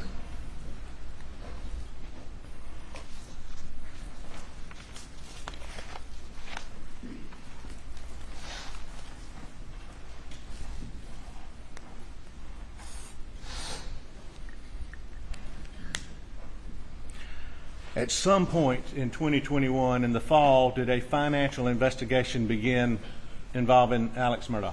Yes, sir. Would it be fair to say that overlapped with this investigation? It did. Would it be fair to say those investigations fed off each other? They did. From the information that I was learning from that investigation into the finances, it gave me additional people to consider, to look at, and consider even to look at Mr. Murdaugh as, a reason why or why not. Were there individuals in the financial investigation that you also interviewed in reference to this investigation? I did. Did some of that information you learned from interviews or grand jury testimony? Yes, I did. Did you then follow up on some of that information? Yes, I did.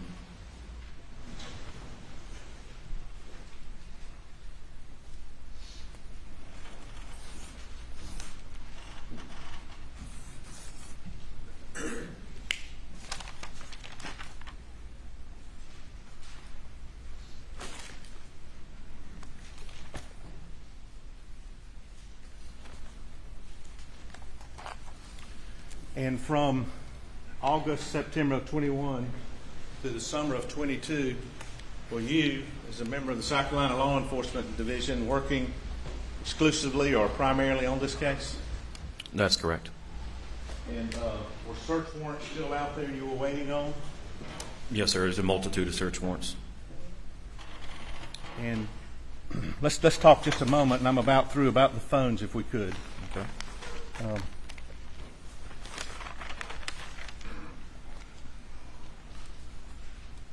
You, law enforcement, got Maggie Murdaugh's phone when?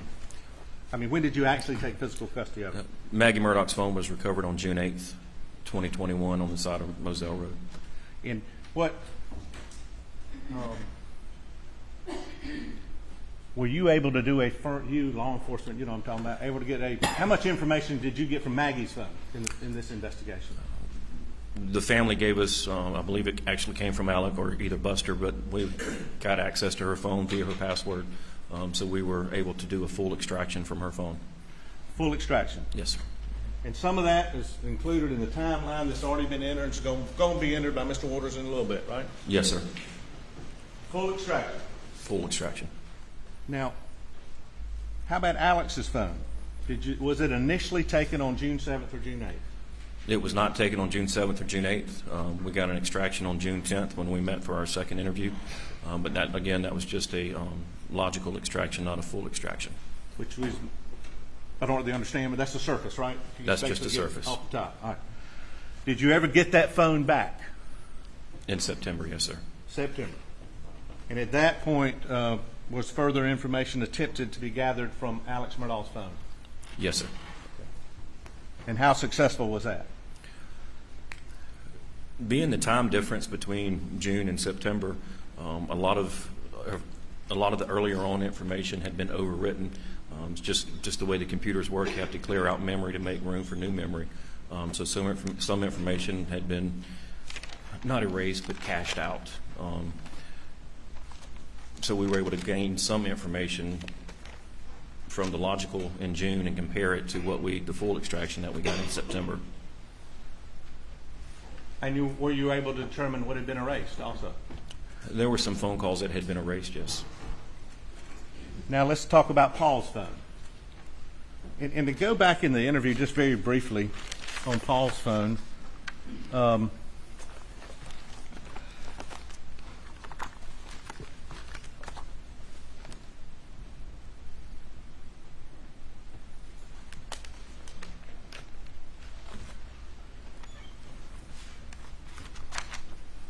sorry, Judge, 1 second. I apologize.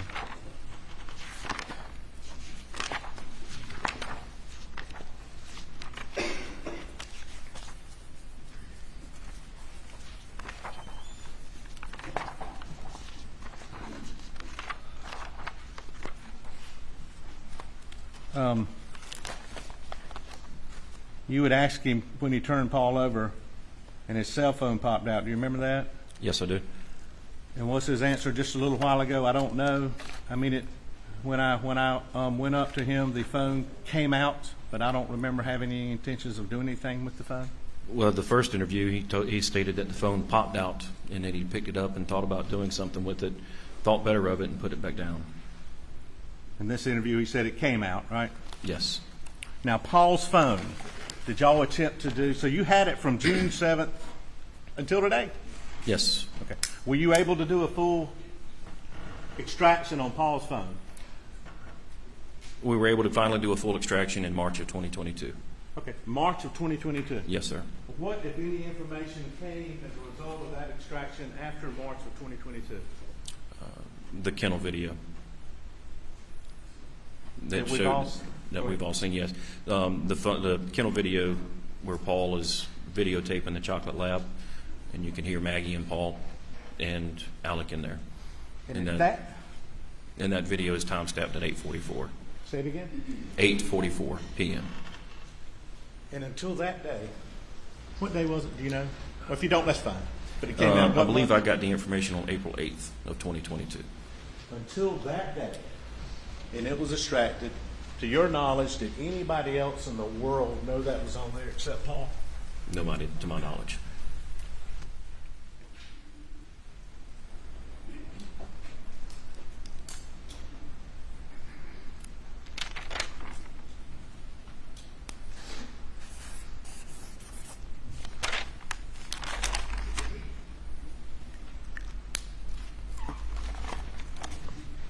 And up until this past, was information in this investigation gathered up through last weekend? Yes, it is. And what was that? The General Motors information from Alex's 2021 Suburban. So SLED from June 7th in combinations with the locals, the feds have been investigating this case nonstop. That is correct.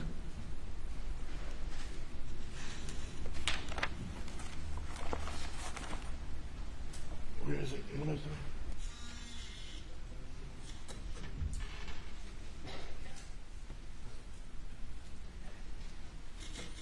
I believe there's a housekeeping matter of Paul's shoes moving into evidence 103. I don't believe there's an objection to that. Did they talk to you about that?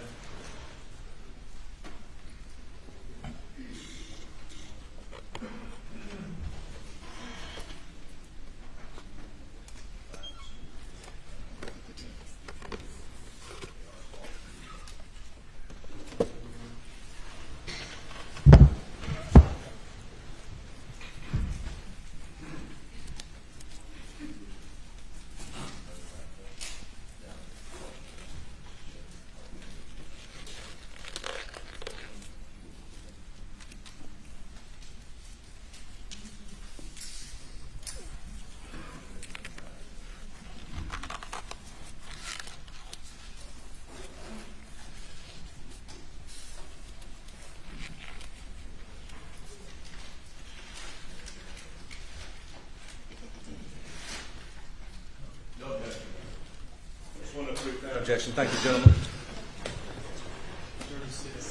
36 without objection.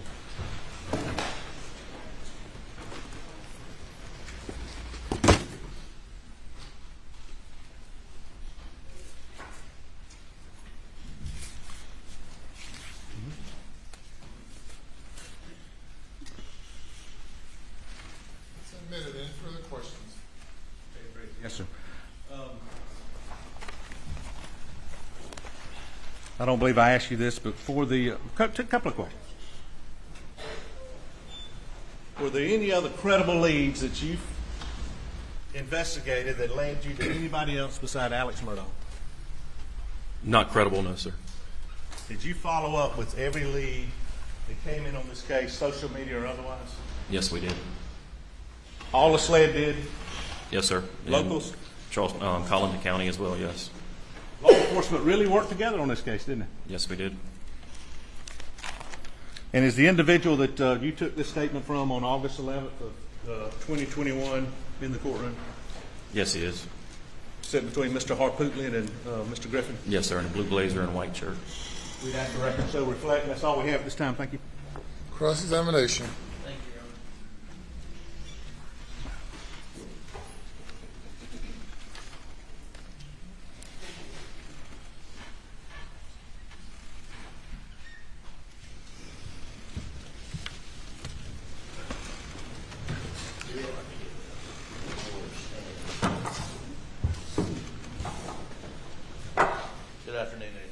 Good afternoon, sir. Get my stuff organized here.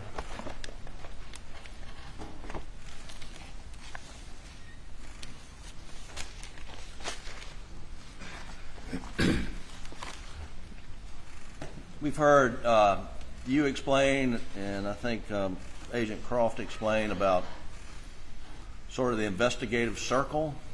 Yes, sir. And I think you talked to Alec about that on the video, that he is in the circle.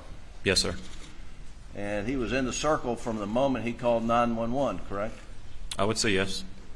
And no one had to give you any lead to put him in the circle, right?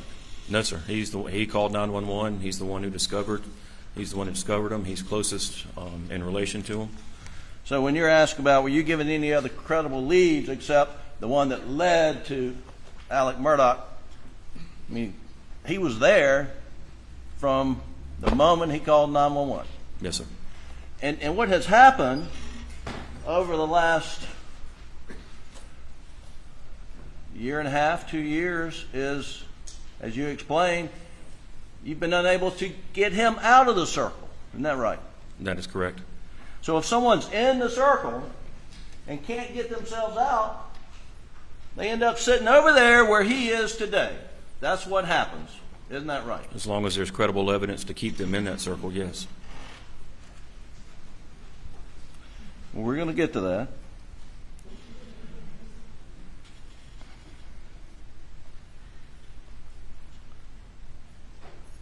Here,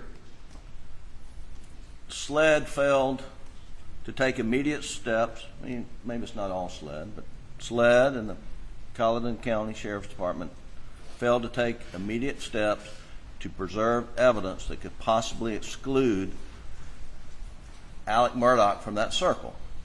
Would you agree with that? I don't think it was a failure, no, sir.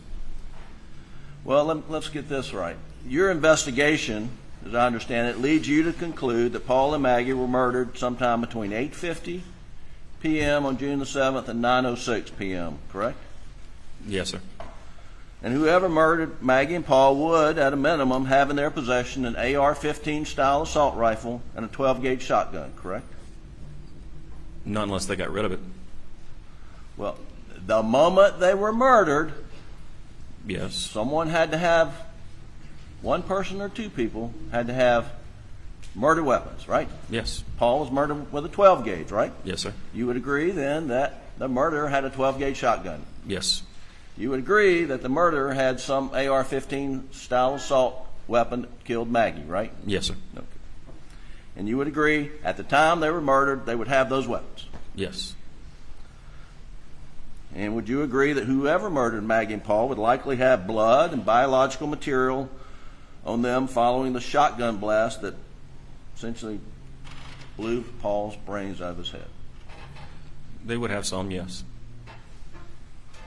And on the night of June the 7th, you said it was after midnight, so it would go early morning hours, but 1 a.m. on June the 8th, you interviewed Alec, and he told you that he had left Moselle sometime between 9 and 9:10 to check on his mother. Is that right?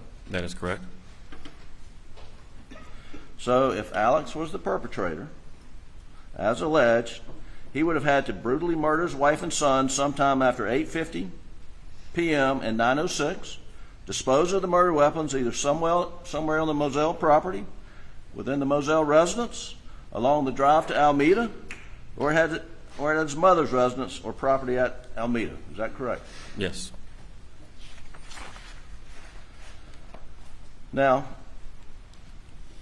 immediately when law enforcement arrived, they secured the immediate murder scene. That is my understanding, yes. Down at the kennels.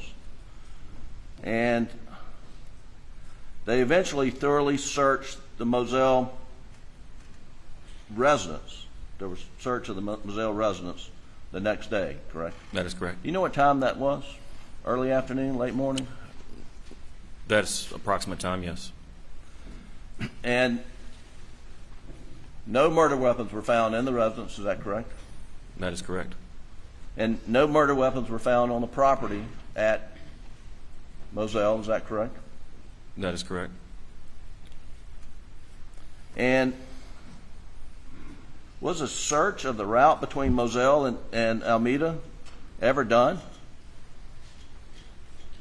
It wasn't walked from Moselle to Alameda, but it was driven several times. And you didn't find any weapons there, correct? No, sir. And was a search of the waterways along the route done between Moselle and Alameda? Most waterways, yes. Excuse me? Most waterways, I don't know if every single one was searched, but there were several waterways searched. Now we know from the General Motors OnStar data that was delivered during the middle of this trial that Alec did not stop from the moment he left Moselle to drive to Alameda. Is that correct? Correct. You've reviewed that? Yes. There's no detours along the way, correct? No, sir.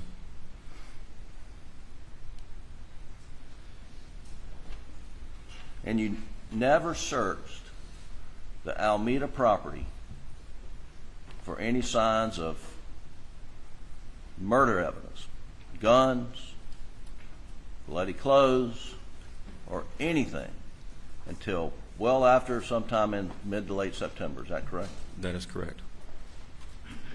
You could have searched Alameda that night, correct? If I had probable cause to, yes, sir. Well, was anybody denying consent to search? When I say anybody, well, Alex Murdaugh gave you carte blanche consent to search anywhere in those properties, did he not? Yes, he did. And John Marvin was assisting SLED and facilitating wherever you wanted to look. Wasn't he doing that? He was, but the night of June 7th, even though Alec was in the circle, basically by default because of his close relationship with the victims and finding them, I did not consider him the main suspect or the only suspect because I had no probable cause and no evidence to support that he killed his wife and son. Well, if a thorough, tight, quick, prompt investigation had been taken of the Moselle property, the route to Alameda, and the Alameda property, that could have possibly excluded Alec from this circle, couldn't it? If you found no evidence of guns, bloody clothes, or anything, right? If you know what you're looking for and where to look, and have some type of information that would lead you to that area, yes. And that opportunity was missed. Would you agree with that? I wouldn't say it was missed because it wasn't known about, other than several hours later when we get to the bodies and there are no weapons found. It wasn't until the casings and the shot shells were recovered that I actually knew what the calibers were. No, I get, okay. It's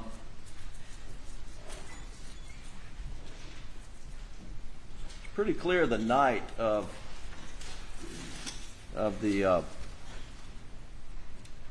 murders, Colleton County Sheriff's deputies on the scene recognized the shell casings as being 300 blackouts, correct? That is what they told me, okay. But I want to verify for myself. Right.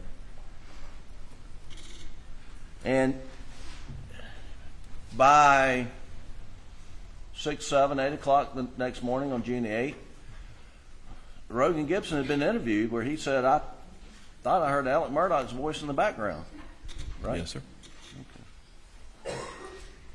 And Alec had told you that he left Moselle and gone to Alameda, right?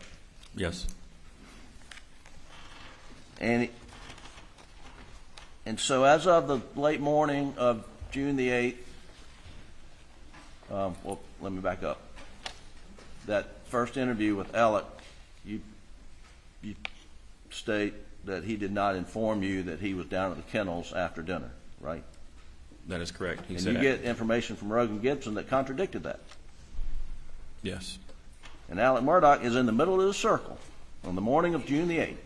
Well, I still needed to build a timeline because speaking with Alec, he was giving me some times, and I needed to build that timeline, and not having that coupled with Rogan's statement that he was he was 100% sure he was on the phone with Paul. He was 100% sure that he heard Maggie. He was only 99% sure, even though it's a great percentage. He said he was 99% sure it was Alec. I needed to gather some more information before I just go back and confront Alec on that. Sure. Well, tell me what the thought process was behind searching the Moselle residence. What were you looking for? Any types of ammunition. It was 300 blackout. We had the 12-gauge shot shells. We know that it's hunting's going on. Hunting goes on out there of all types. In the shed, there was some additional ammunition that was in a bucket. Needed to see what type of ammunition or firearms were in the house to try to get documentation of what was missing, what was there. And why was Agent McAllister looking in the tubs and in the drains for guns? Why was she? Yeah. You'll have to ask her. I wasn't there.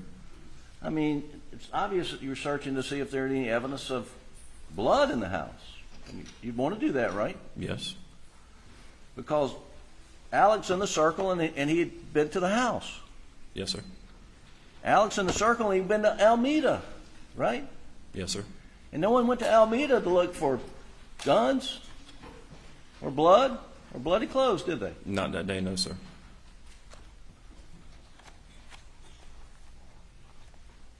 Would you agree that was an opportunity missed? For Alameda, yes. Okay. Now,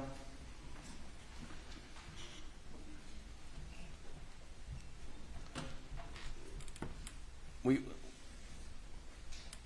talked about the murder weapons. You would expect that the murder weapons would also have on them, at least the shotgun, the 12-gauge that killed Paul, would have some biological material, blood on the shotgun. Fair enough? Fair enough. And the assault weapon and the shotgun would have GSR on it, would it not? Yes. And if someone were transporting shotgun with blood on it and a rifle with GSR on it, and you got their vehicle, you would look for signs of that in their vehicle, would you not? Yes. And that was done here, was it not? It was done on the Suburban and the Mercedes, yes. Excuse me? It was done on the Suburban and the Mercedes, yes. Yeah, and so there's nothing in the Suburban, there's no blood in the back where people would possibly carry guns. And when I say the back, I'm talking the back.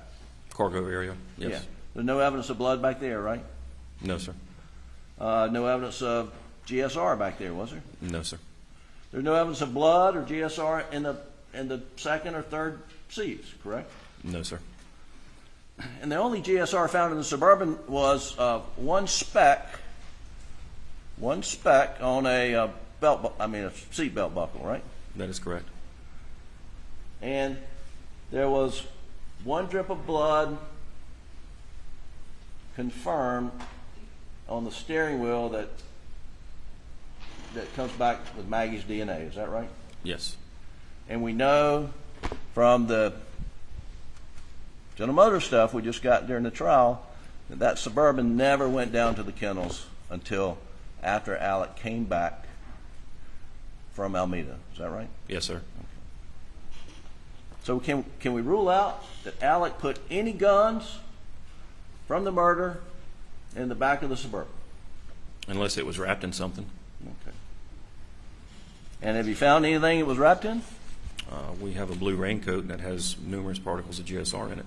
Let's talk about that blue raincoat for a second. Certainly. You developed information about a blue tarp from interviewing, or SLED agents interviewing Shelley Smith. Is that correct? Yes, sir.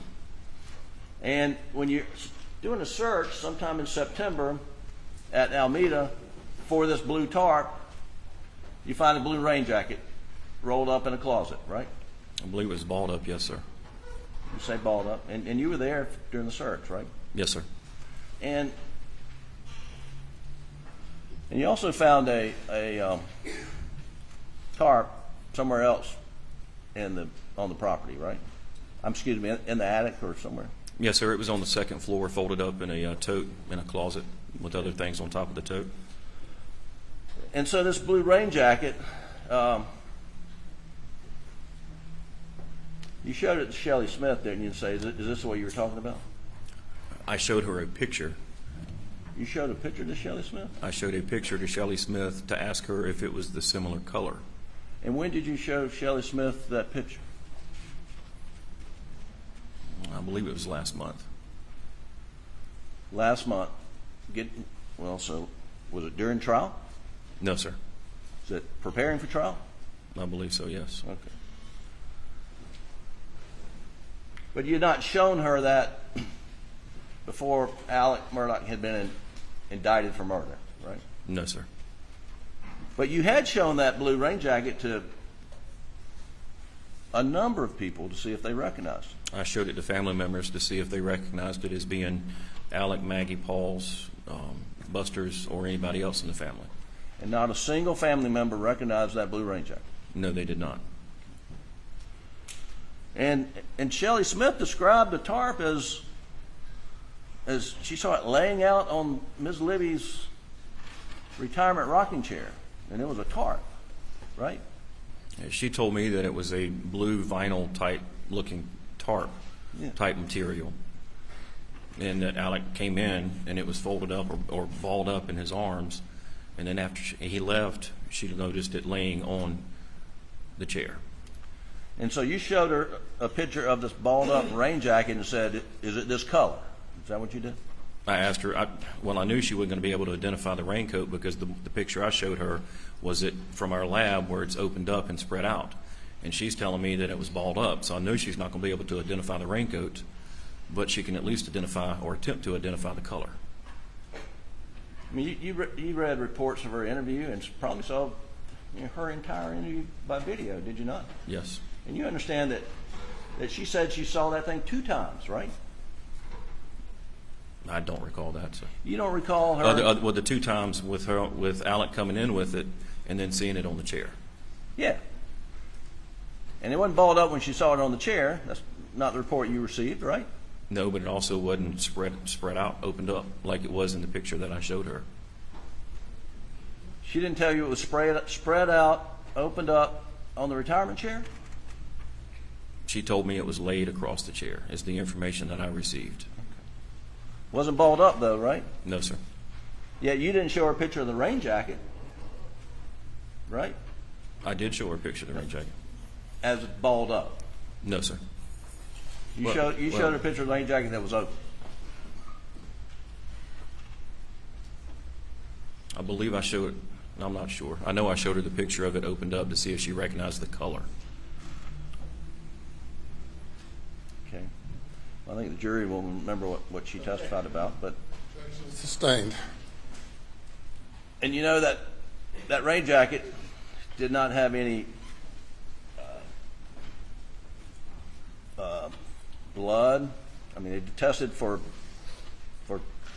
blood. There's no blood on it, right? I'm aware of that, yes, sir. Okay. And if someone had wrapped up shotgun killing Paul in that rain jacket, you expect to find blood, would you not? At least DNA, yes. Well, there's no DNA either, right? Yes. So there's no DNA and no blood in that rain jacket, right? There's no DNA, and yes. And you know it was tested with LCV, and there was no presumptive sign of blood there, right? Correct. So are you willing to agree that it doesn't look like that rain jacket was used to carry any murder weapons on the night of June the 7th? They had weapons in them. I would believe that they had weapons in them at some time because there was GSR in them. Yeah. And then we don't know if that was 5 years ago, 3 years ago, 1 year ago, do we? Correct. We do know from folks working on the investigation that you're leading is there's no blood or no DNA in that rain jacket. Correct.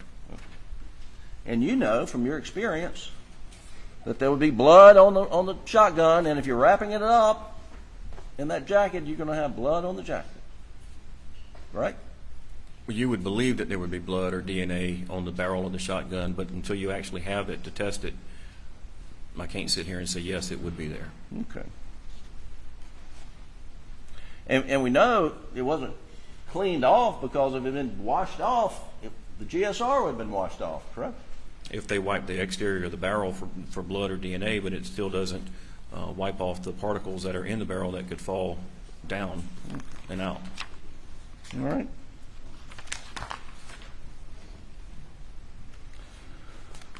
And let's talk about washdown. Did you notice any wet spots in the back of the Suburban? No, sir.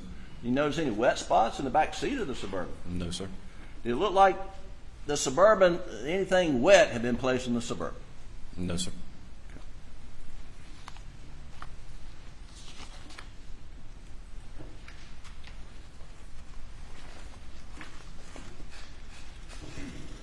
And if Alex Murdaugh had cleaned up after committing these horrendous murders, wouldn't you expect to find some trace evidence of blood somewhere in the house, if that's where it occurred? If he cleaned up in the house, yes. And did you find any trace evidence of blood in the house indicated Alec had cleaned up? If he cleaned up in the house, no. So the answer is no, you didn't find any trace evidence of blood in the house. Is that correct? No, sir. That's not correct? There was no trace evidence of blood found in the house, no. Thank you. Did you find any blood on the carpet, floors, or anywhere throughout the house? No, sir.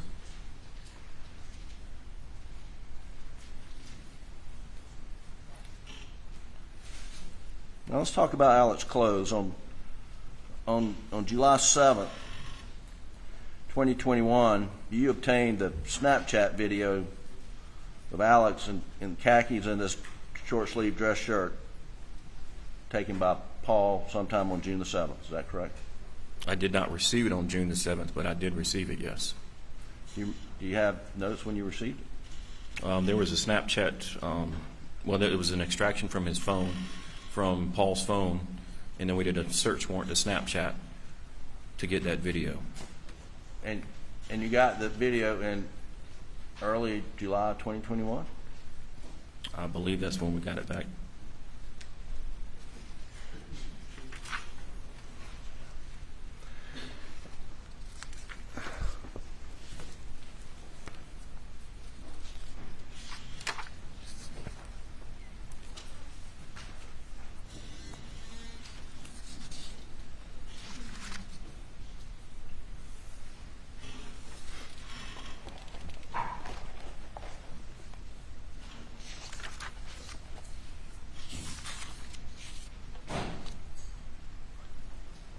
And Agent, it may not be in your narrative, your case management notes, but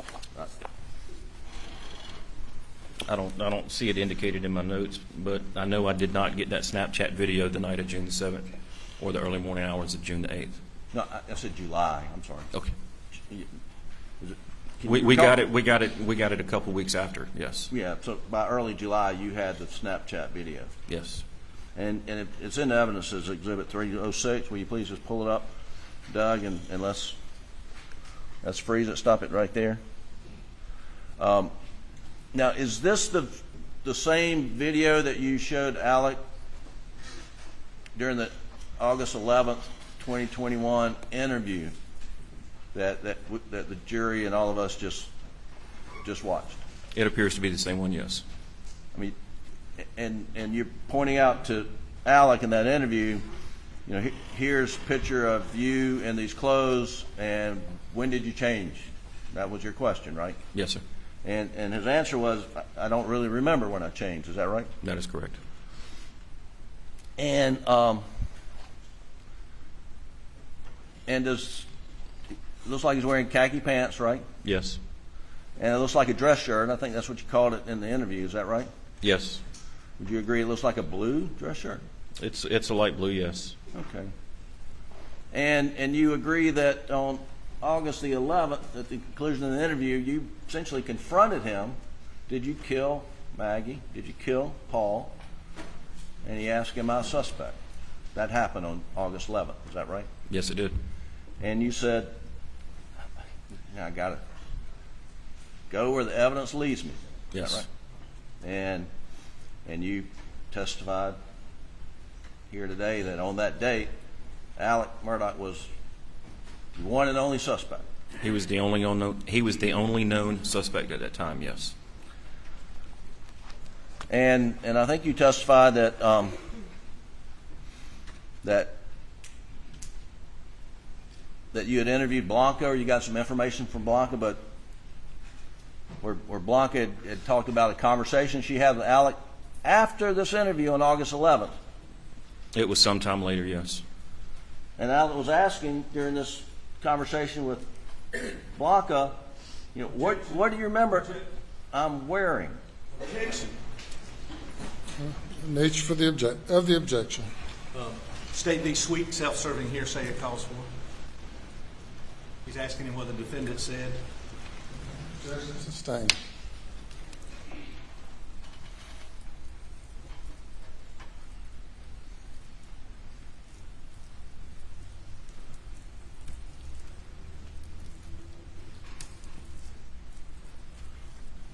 Did you learn in the course of your investigation that after you confronted Alec as being suspect and showing him this video that he questioned Blanca about what he was wearing that day? Is that fair? Yes. Okay.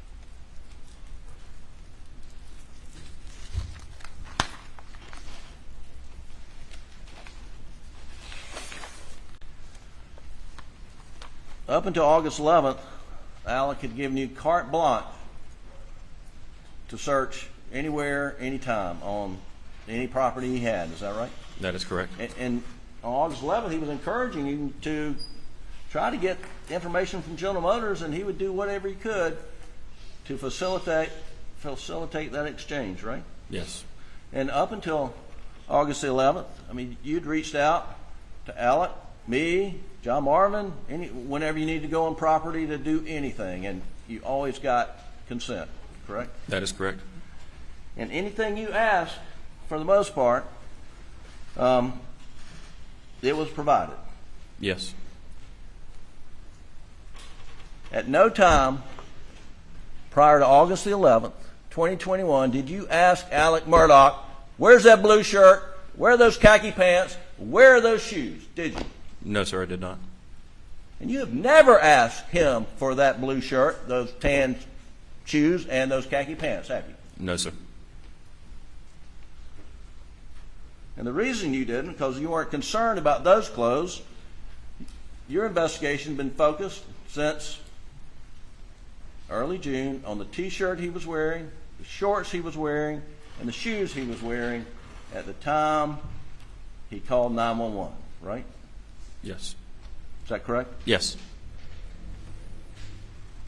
And you were actively investigating whether or not the T-shirt had evidence of high-velocity blood spatter, which you would expect to find on someone who was shooting Paul. Back spatter, yes. Back spatter. And your agency, in fact, engaged an expert out of state to give his assessment on whether there was high-velocity back spatter on the T-shirt, shorts, or any part of the clothing, right? Yes, we asked an individual to examine it to look for back spatter. And that was after it had been sprayed with, the shirt had been sprayed with LCV to see if there was any indication of blood on the shirt. Yes. Okay. And I noticed that you opened up in these exhibit boxes. I mean, you pulled out Alec's shoes, you pulled out Alec's shorts. Mr. Meadows paraded shorts around the courtroom. But you didn't pull out the shirt, is that correct? No, sir. Because the shirt is turned purple completely, has it not? Yes. Okay, and that was from treating it with this LCV. That is correct. Okay. That is my understanding. Right.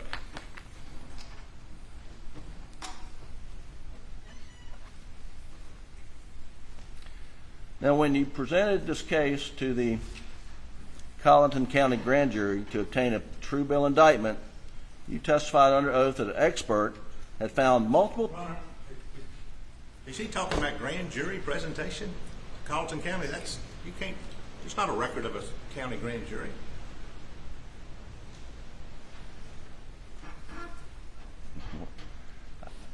I didn't hear the complete question. It sounds objectionable, but let me hear the question. Well, let me lay a foundation.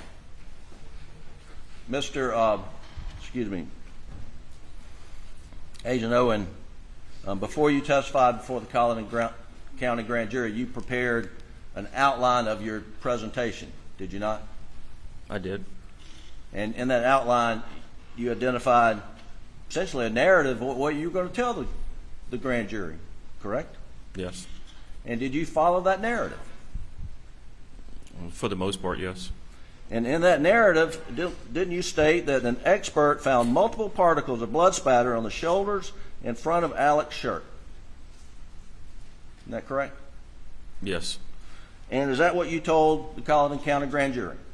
Yes. However, what SLED and this expert out in Oklahoma overlooked is Agent Zapata's confirmatory blood testing, about which she testified earlier in this trial, that out of 74 cuttings from Alex's T-shirt, 0 tested positive for human blood. Y'all completely overlooked the fact that when you did a human tracing test to confirm whether it's blood, it came up negative. And wasn't that overlooked? I had never seen that report. Well, when did you see the report? November of 2022. Okay. After Alec had been indicted and months from trial, is that right? Yes. Okay.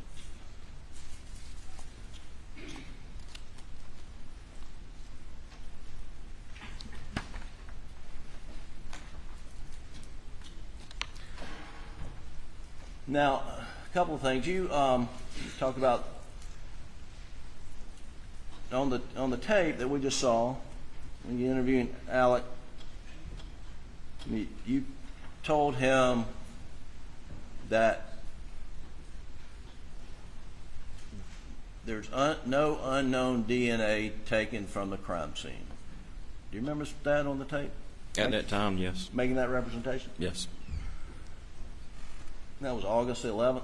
Yes, sir. 2021. On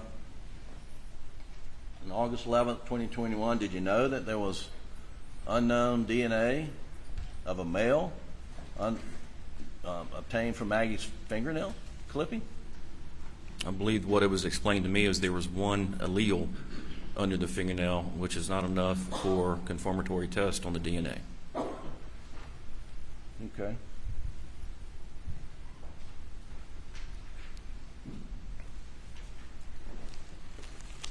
What did you hear in court? There are 3 alleles? I heard that it was one.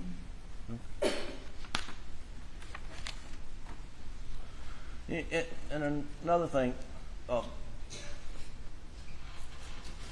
what was tested for DNA? Do you remember? I do not have that report in front of me, so I'm not going to attempt to speak on that right now. Yes, sir. Well, there was a multitude of items. I know that. Well, let's start with Alex's shirt was tested for DNA, was it not? Yes. Maggie's clothes were not tested for DNA, were they? No, they were not. Paul's clothes were not tested for DNA, were they? No, they were not. Now, in your communication with Mr. Bevel out in Oklahoma, at one point in time, he asked you to look into whether there was a blood mark in Paul's pocket and whether there was a matching blood mark on the outside of Paul's pocket. Do you remember that? Yes, sir. Was any DNA testing done of that area? No, sir. But Alex's shirt was DNA tested front and back, right? Correct. But Alex wasn't the victim of any crime on the night of June the 7th, was he? Not to my knowledge, no. So why are you testing Alex Murdaugh's clothes for DNA? What are you expecting to find? Evidence to include or exclude him.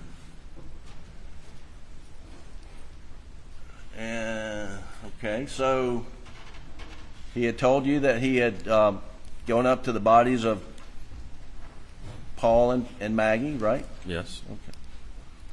Okay. And what DNA result would have excluded him? Well, sorry, the lack of any other DNA would have excluded him. All right.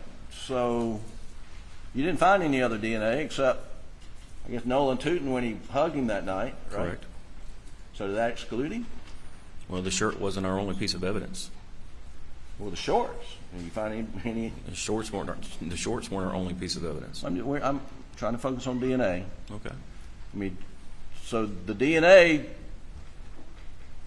didn't really add much whatsoever. Is that correct? Correct. In fact, it certainly support conclusion that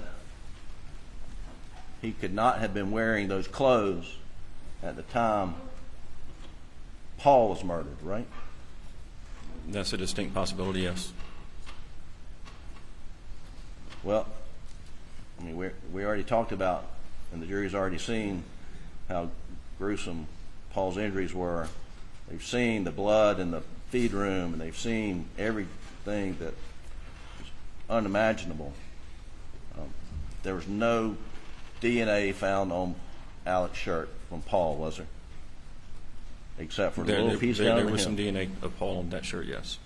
There was just a little piece at the hem, is that right? I believe there was one other spot, but yes.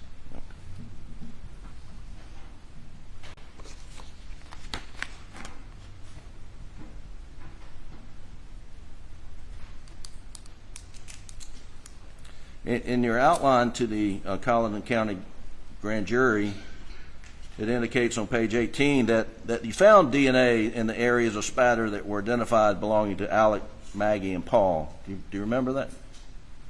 Yes, and that was from the report that I had in my possession. And was that accurate?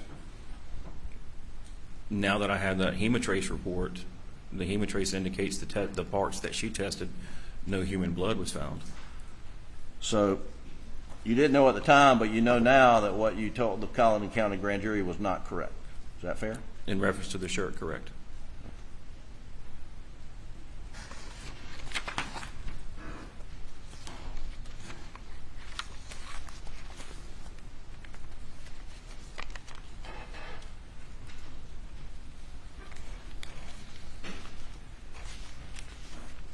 Talk about a few other things right quick. On the night of early morning hours of June the 8th, you obtained Alex's clothes, his shirt, shorts, shoes, correct? Yes, sir. And you mentioned in your testimony that you wanted to get them there and then, but Buster was coming to the house, and so you graciously allowed Alex to go greet his son, and then you went up and got his clothes, correct? Yes. And when you got his shirt, did you, well, let me back up. You were standing in the doorway as he was changing? Yes. So you could see him changing? When he took his shorts off, I gave him some privacy. Okay. And then he came out and dropped the shorts in a bag? Yes. I can't remember if he dropped them in there or if he handed them to me and then I put them in there. And if he handed them you would have had latex gloves on for sure, right? Yes. And did you put the shorts in one bag? Yes. And then drop the T-shirt in another bag? Yes. Okay. And the shoes, I guess, in a third bag? Yes, sir. And did that happen sort of in the hallway? That happened right there while I was standing in the doorway, yes. Okay. And at the time, Alec was wearing, I guess, sort of like gym shorts or something he'd put on? He put on clothes after he had changed, yes. Do you remember what kind of clothes he put on? Like, not exactly, no, sir. Were they shorts? I don't recall what he put on afterwards. Was it a T-shirt? I do not recall what he put on afterwards.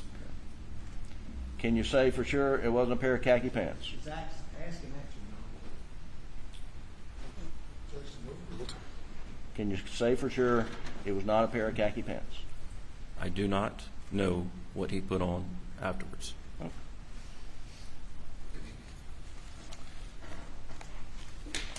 Now, we've heard about a pair of khaki pants laying on the floor in the bathroom. Did SLED Agent McAllister, anyone ever sees a pair of khaki pants from the house? Not to my knowledge.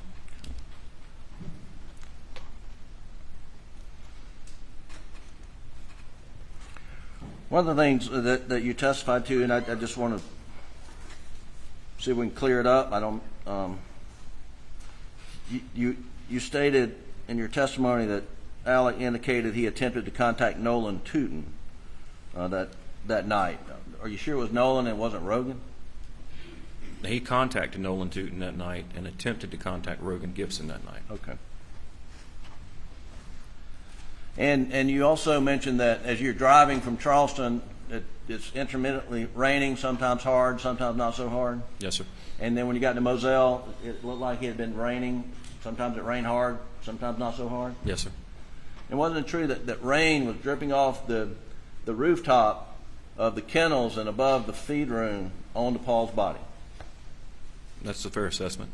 Okay. And on his body, and then it was washing down the concrete pad. I mean, that's a fair assessment also, isn't it? Yes, sir.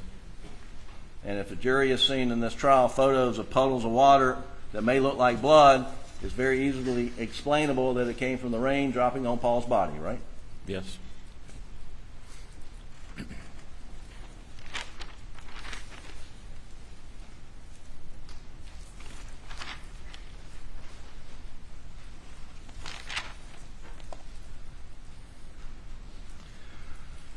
Now, I think you covered this. Alex Murdaugh called you multiple times from June and July and early August asking for an update. Did he not?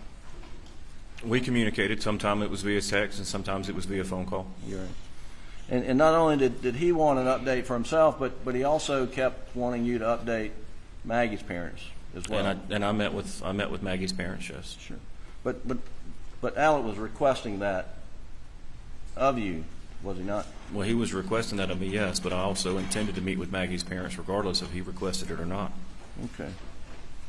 And you're also aware that Alec and Buster and his family put up a reward for tips. I knew a reward was offered. It was under my impression that it came from the law firm, but I know that a reward was offered of $100,000 with an expiration date.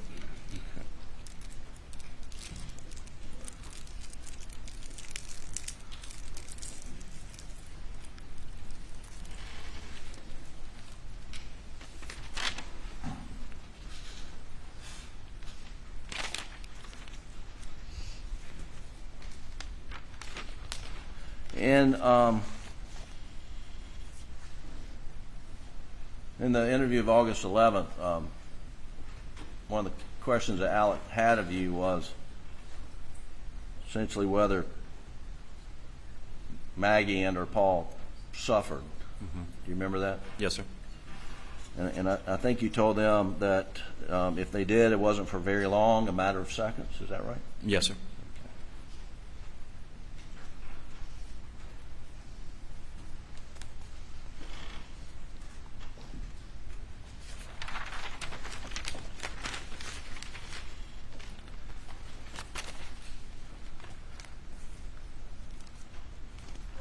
Now,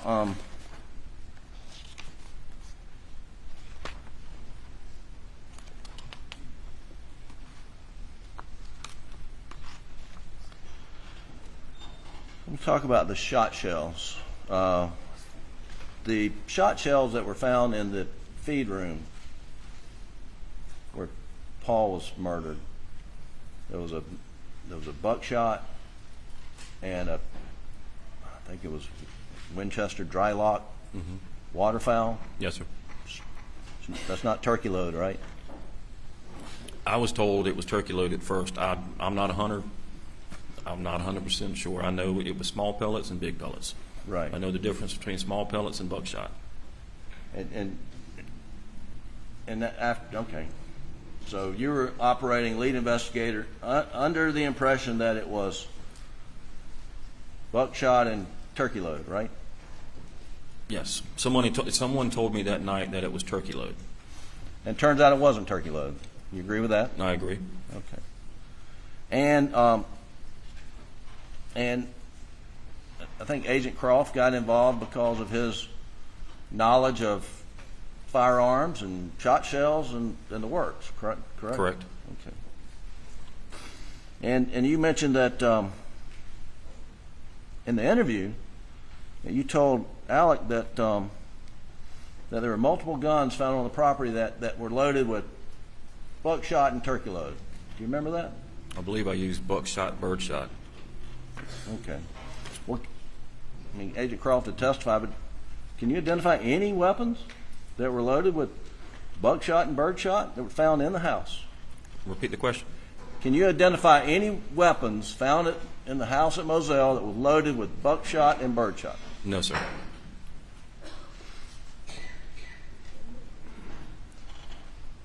Now, when you told Alec that there were multiple weapons loaded with that same load, buckshot and birdshot, I mean, was that an investigative tool, or were you just under the misimpression that that was the case? Investigative tool. So you lied to him? I'm allowed to use trickery to elicit a response. I understand. And so you're trying to trick him. Agreed? I'm allowed to use trickery to elicit a response. Yes. Okay. And you're allowed to do it, and you did it? Yes.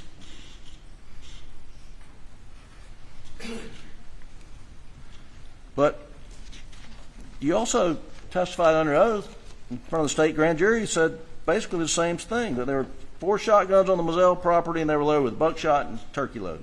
Yes. Now, were you mistaken then, or were you trying to trick the state grand jury? No, I was not trying to trick the state grand jury. You were mistaken? No.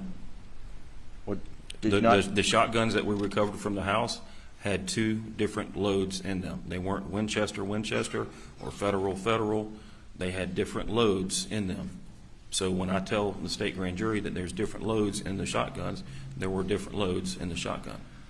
So you're saying you weren't telling them that it was buckshot and turkey load, but you were telling them it was just different brand names of something.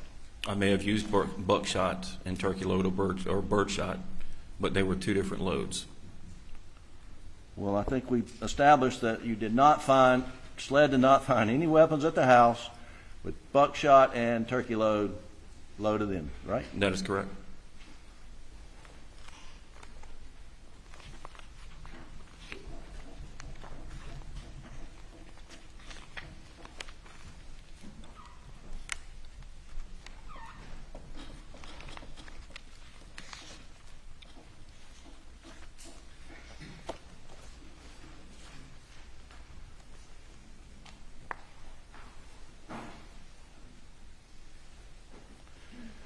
I'm gonna show you page 48, line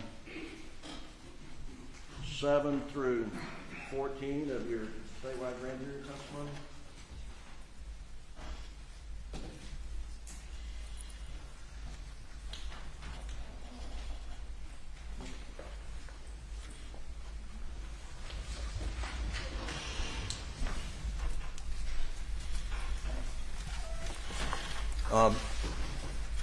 Hey, gentlemen, do you recognize that to be a copy of your state grand jury testimony?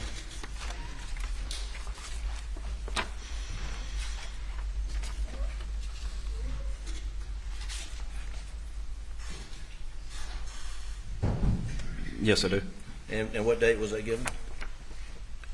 Tuesday, November 16th, 2021. All right. And if you'll go to the page I had open, and I tell you, I'm going to read the question if you'll read the response. It says, at line 7, all right, and were all of them, to your recollection, loaded like that? And your answer was? They were located loaded in a similar fashion. Yes. Question, in a similar fashion? Yes, sir. Question, with 1 turkey load and 1 buckshot load? Response, yes, sir. All right, thank you. And that was not accurate, correct? Correct.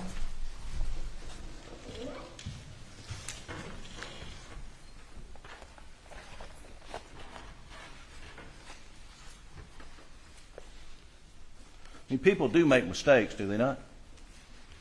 Yes, they do make mistakes. And people make mistakes about time frequently. Is that right? I would believe that would be the most mistake made is time. Okay. And here, you were asked to identify inconsistencies with Alex's statements to you, and the one that you pointed out was times. Do you recall that? Well, the inconsistencies is they kept changing. Well, that's right. I mean, you said that he said on June 8th he was at his mother's for, quote, a little while.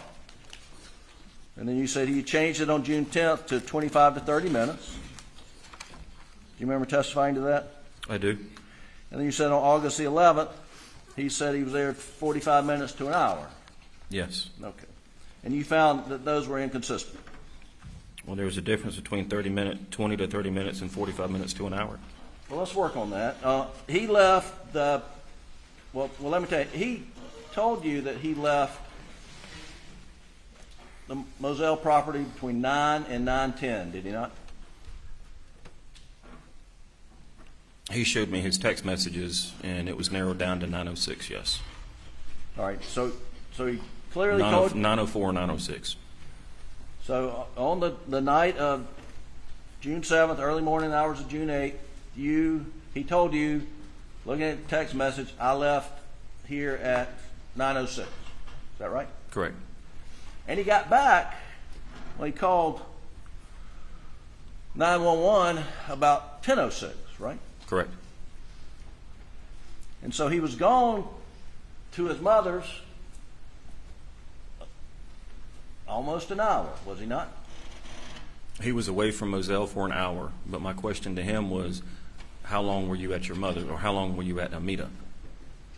And in your investigation, as we established in my cross-examination of you moments ago, I don't know how long I've been standing here, a few minutes ago, it's your investigative belief that Maggie and Paul were murdered sometime between 8:50 and 9:06, correct? Yes. So, for your investigative purposes, does it make any difference if he's at his mother's house 25 minutes, 35 minutes? Obviously, he couldn't be there an hour and make it back and call 911, but, I mean, isn't that really not material? How long he was at his mom's? If I'm trying to build a timeline, yes, it is. Well, your timeline is, you're focused on is 8:50 to 9:06, right? Well, my timeline and what we're talking about is how long he was away from the house when he says he went to Alameda. So he leaves Moselle at approximately 9:06 is when he sends the text to Maggie. And the 911 call comes in at 10:06. So I know he's away from Moselle for an hour. And he says he goes to Alameda. How long did you spend at Alameda? Right. He tells me 20 to 30 minutes. Then he goes 45 minutes to an hour. I see. I got it. So it's possible that he was only at Alameda for 5 minutes and he was spending the other time hiding evidence. I mean, that's to understand that would be what you're looking at, right? Yes. But General Motors has sent their records in, and we know he went straight to Alameda and drove straight back, right? That is true. But if you look at the GPS points that came from General Motors, one of them puts him way in the backyard of Alameda. Right. Not in the driveway or where it's normal for them to park. In the backyard at the door where Miss Shelley Smith says he knocked on. I believe that point's closer to Miss Libby's work shed. Okay, we'll get there. Okay.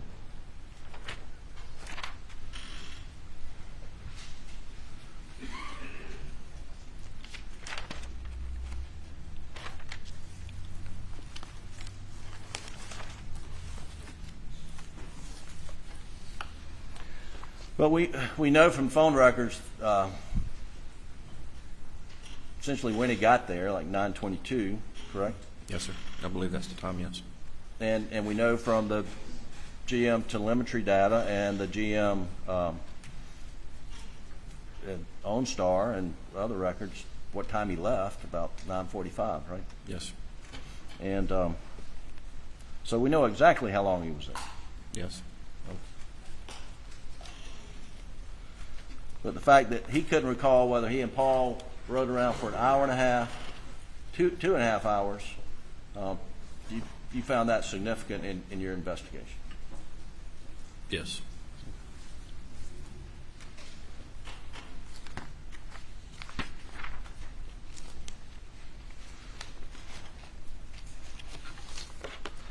Now, you also testified that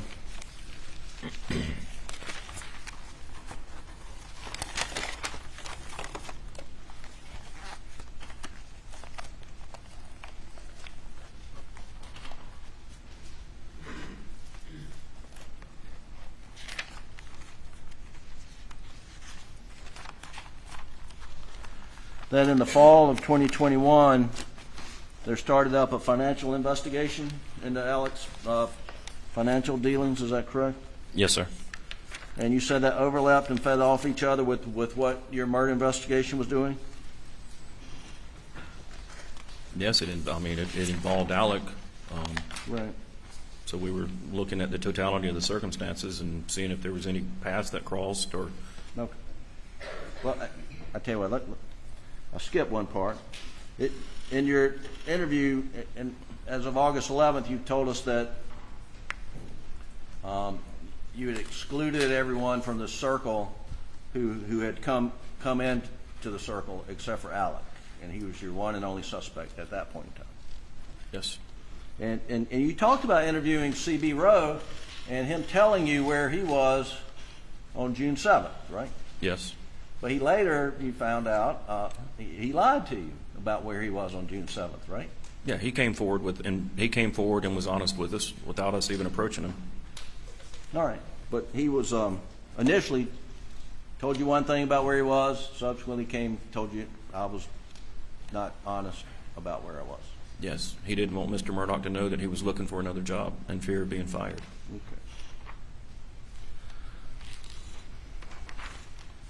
But part of this financial investigation that overlapped, you developed information that Alec was stealing money from a law firm, client money, to support a drug addiction, did you not? That's what was purported, that it was for a drug addiction, yes. And you learned through your investigation that Alec was paying up to $50,000 a week to a guy named Curtis Eddie Smith for drugs, right? That's what was told to us, yes. And you learned through this investigation, what was told to you, that Eddie was buying these drugs from other folks, members of Sandhill drug gang, right? Yes. And the Sandhill drug gang was a precursor to the Cowboys drug ring, right? I'm not familiar with the Cowboys, but that's what I've been told, yes. And you learned that Eddie owed these drug gang members a lot of money for drugs that were sold to Alec, didn't you? I believe the information came into that they weren't worried about what was owed because they knew they were going to get paid. That came to you after the Maggie and Paul were murdered, right? That came to us after September-ish incident as well. And did you ever conduct a cell phone analysis of these drug gang members to see where they were on the night of June the 7th? I didn't have their phone numbers. In my experience, that they don't keep the same phone numbers. They use what's called burner phones. What we also did an analysis around Moselle, trying to encompass anybody else coming in, and that information did not pan out. There was only 2 people identified, and they were emergency first responders. And you're talking about the geofencing stuff? Yes, sir.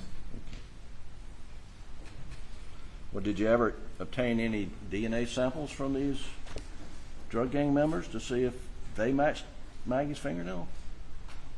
No, sir. And you really never put them in the circle, did you? The investigation into that, in my understanding, I'm not investigating the drug aspect. That investigation is still ongoing from my understanding.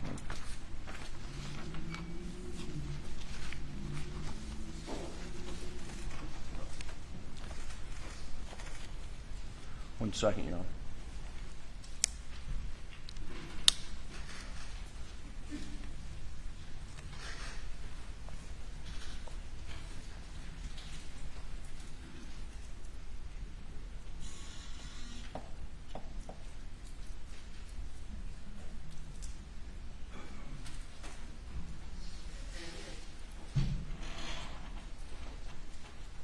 Gentlemen, if y'all would go to the jury room for a break.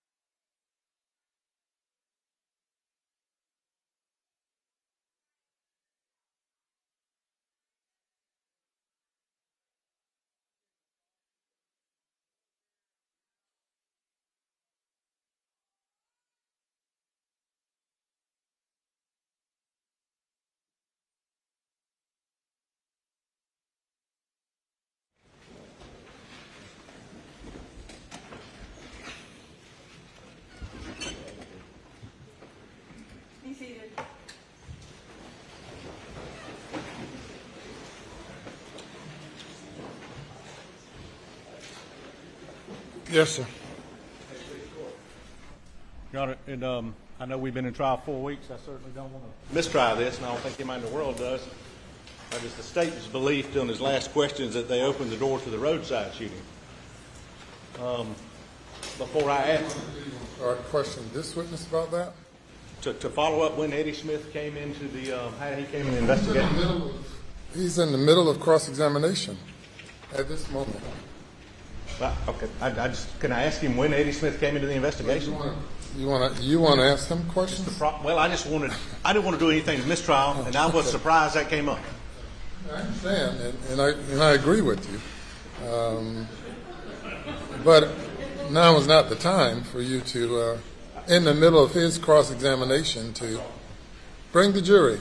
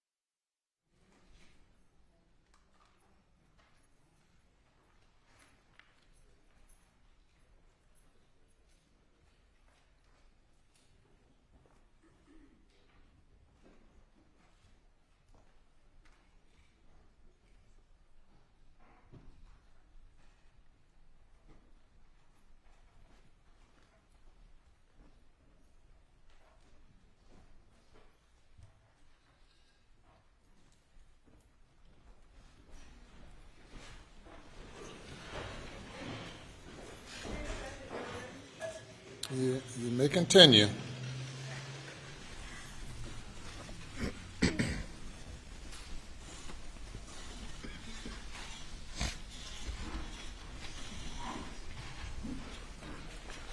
Just a few loose ends, Agent Owen. In your investigation, you did not identify any life insurance on the lives of Maggie and Paul. Is that correct? No, I did not. And one of the things that was asked of Dr. Reamer about a conversation she had with you as to the stain on Maggie's calf. Do you remember whether Dr. Reamer told you that there's a bruise there as well?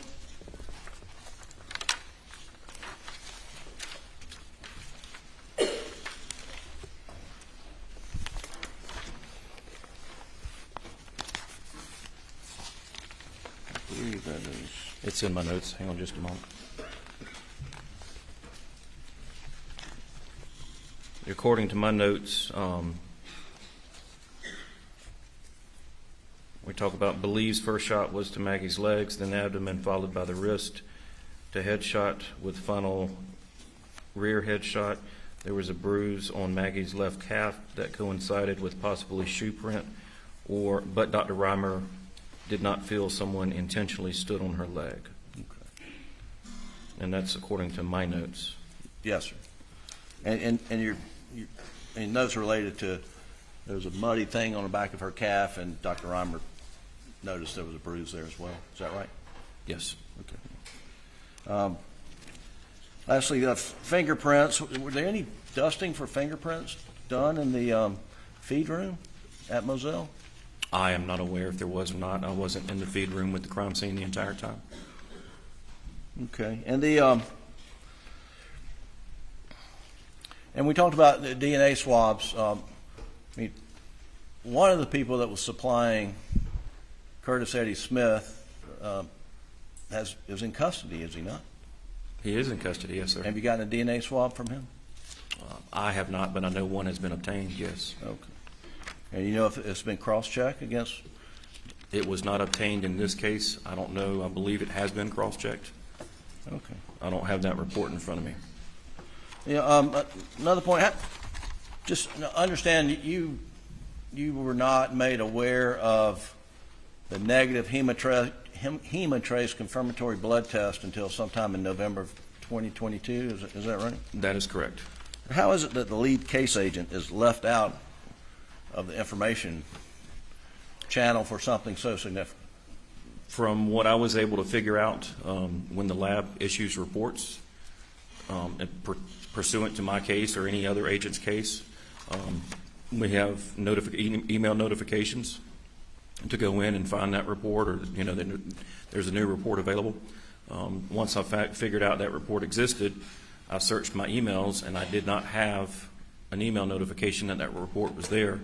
There's multiple other reports. I had been in there multiple times looking at other reports, and that report, I did not see that report. I was not made aware of its existence. Sure. And it wasn't until after you saw that report that now you changed focus to the clothes he was wearing in the Snapchat video. Is that correct? Restate that question. It wasn't until after you became aware that there's no blood, hemotrace confirmatory test of blood on Alex's shirt, that you start, asking questions of folks about the clothing that Alex was wearing in the Snapchat video. Well, I asked him on August the 11th of 2021 because I had that Snapchat video. When did he change clothes? Okay.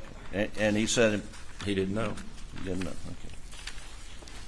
But you never asked for those clothes, never tried to find those clothes, never executed a search warrant for those clothes, have you? No, sir. Okay.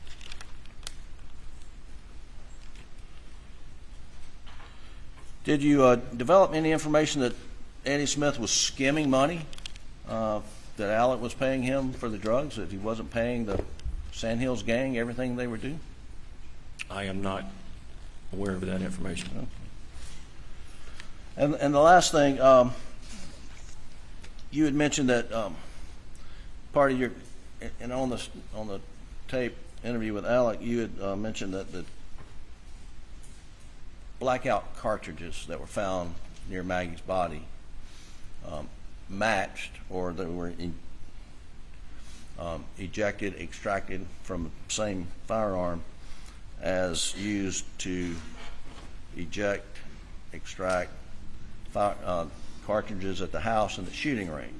Remember telling Alex that? Yes. But you were informed, though, that forensically at the lab they could not say with 100%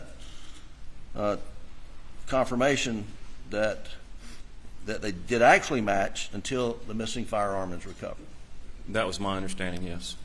And that's what Agent Greer or others that he worked for and told you as lead case agent. That's what Mr. Greer told me, yes. Okay. That he couldn't say with 100% certainty. Is that right? Of which he couldn't say 100% certainty which firearm that came out of until he had a firearm to compare it to. Thank you. Redirect. Could he say that those shell casings from Maggie's body, the side of the house, and the shooting range were all cylinder and had been in the same gun at one time? Yes.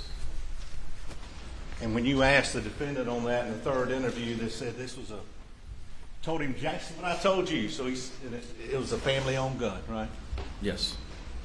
And then he kind of responded, how did they get it? He was almost going with you. How did they get it, right? Yes, sir.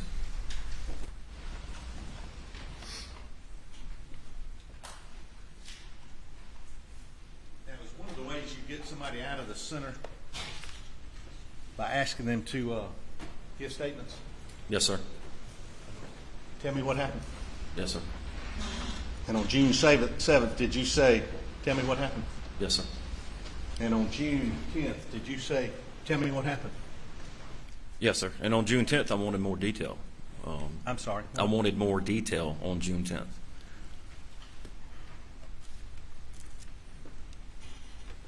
And did you get more detail? I got more detail on June 10th, yes. And on August 11th, did you give some information and then try to gain some information? That is correct.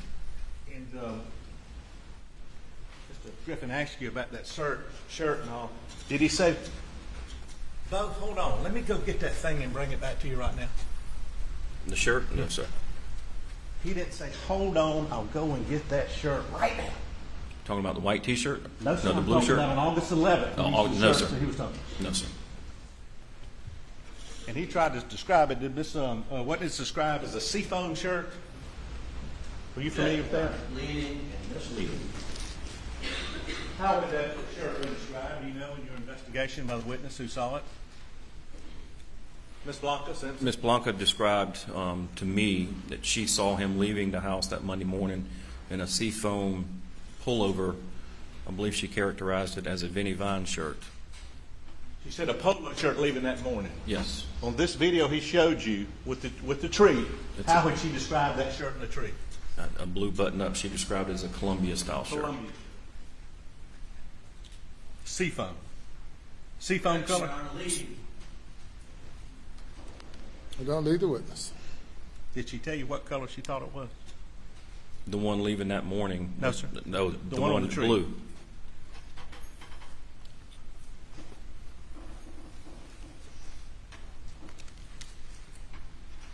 On June 7th, June 10th, August 11th, did Alex Murdaugh ever mention anybody else that might be a potential suspect in this case? No, sir. Other than he continued to mention the boat case, but no specific individual. Did he mention to you anything about these cowboys that Mr. Griffin's asked you about? No, sir. Did he mention to you anything about a Curtis Edward Smith? No, sir. June 7th he didn't?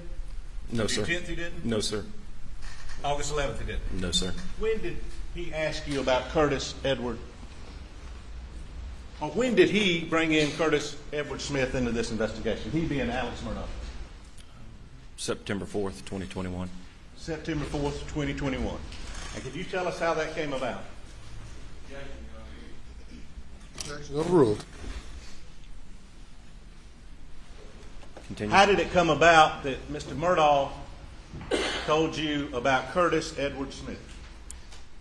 On September 4th, 2021, I received a phone call from Randy Murdaugh that Alec had been shot, and they were concerned for his safety and what was going on. And I immediately responded, along with other agents, to the scene. The scene on Old Salkehatchie Road in Varnville, Hampton County. And did you go to that scene? I did.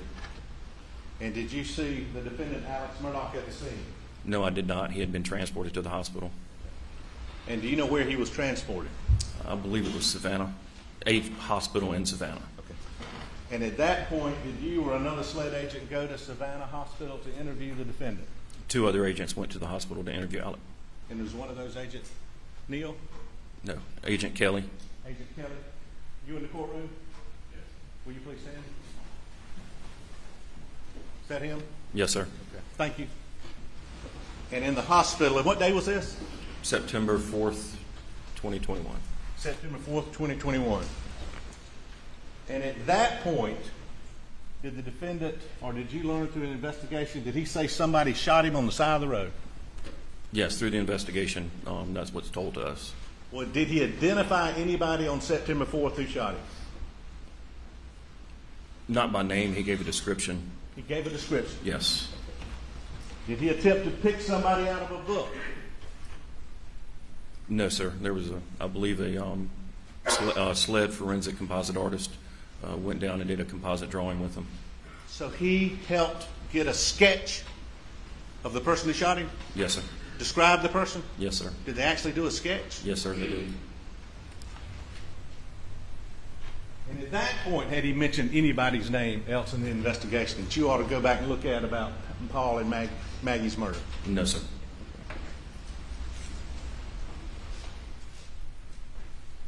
After that, did the defendant tell you or your law enforcement friends he was lying about the roadside incident? Objection. To the extent it's hearsay, if he didn't tell this agent, then it's not the appropriate witness. Yes, sir. Did the defendant give another statement about the roadside? Yes, he did.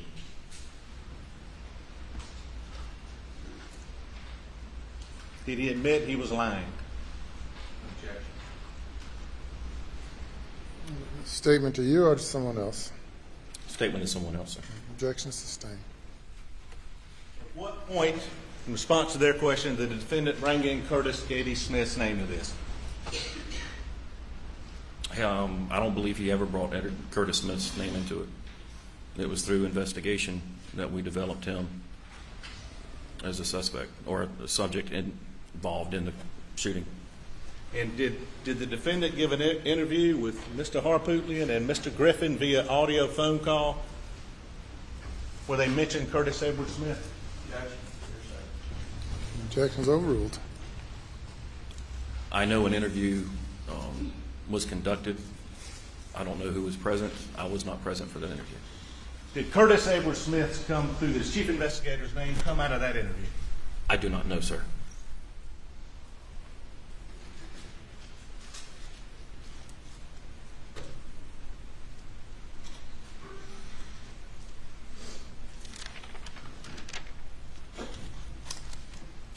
But prior to that day, had Alex Murdaugh ever mentioned to you Curtis Edward Smith or anybody else that might have been involved in his son's or mother's, his son's or his wife's murder?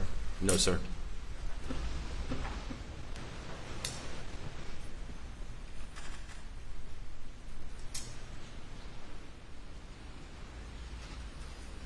So after the roadside incident and whatever he told whoever's going to be called, that's when he brought in other people. Yes, sir.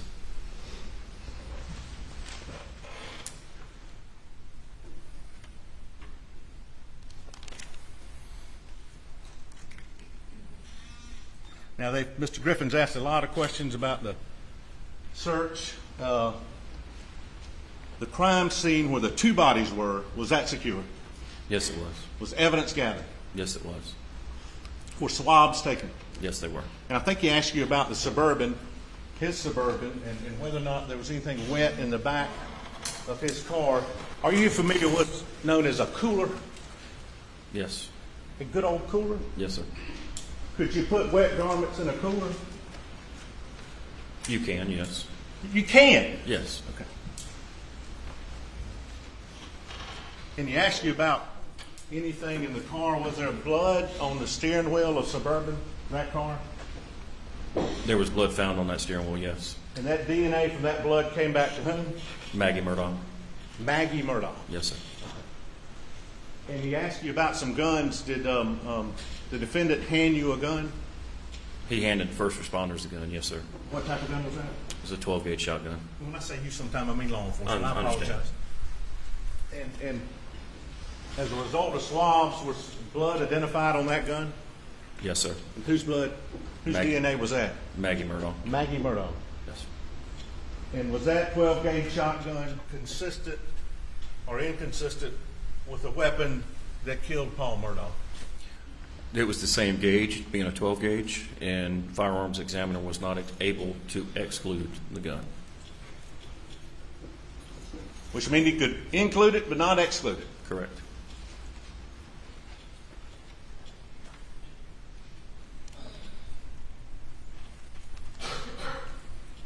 And Mr. Griffin asked you about getting out of the circle. But when you talk to somebody, are you looking for consistent statements, inconsistent? When you're examining or talking to somebody who might be involved, why are you asking them questions? To learn more, to see if they tell the same story. And if that story is contradicted by other witnesses, do you want to know that? Yes, sir. And were you going out to check his story with other witnesses? Yes. What he told you versus what other witnesses told you? Correct. As a result of that, were there contradictions between what Mr. Murdaugh told you and what witnesses told you? Yes. Shelley Smith? Yes. Blanca Simpson? Yes. And he asked you and spent a long time about this time frame. Why does it matter when he got out to Alameda?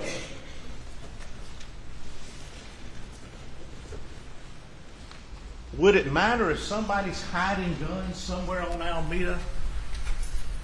Would you need time to do that? You would need time, but if you're familiar with it, I don't think you would need that much time. But would it take time to go hide guns? 5 minutes, 10 minutes, yes. Would it take time? Would that be a reason you might have a contradictory statement how long you visited Yes. somebody? Yes. And your car would still be there, wouldn't it? Yes.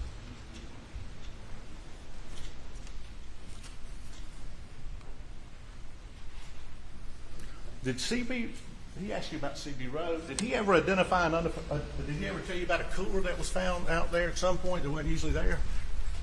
Yes, out by what's been referred to as the skin shed, where they process meat. What was that about that cooler? In the course of your investigation, had that cooler been there before this night? CB Rowe told us it was not. When he left on Friday, prior to the... Objection sustained. Did you see that cooler after Friday? Did I see the cooler on when CB Rowe pointed it out? Yes. You did see it? Yes. And was it there Saturday? Excuse me. Did you see it on Monday? Or Monday afternoon, Tuesday morning? Monday night, Tuesday morning, yes, I did see it. Did you see that cooler again? I don't recall. Okay.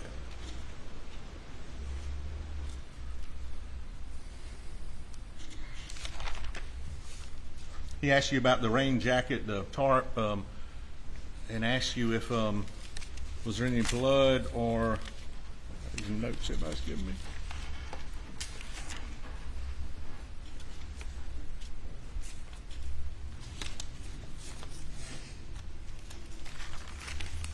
Is that coat, does that repel water?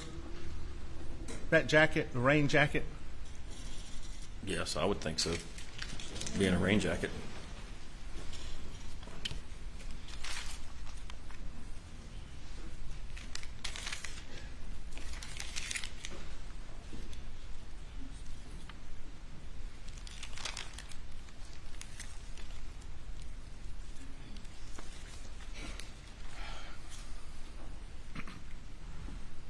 Was there GSR located on that rain jacket?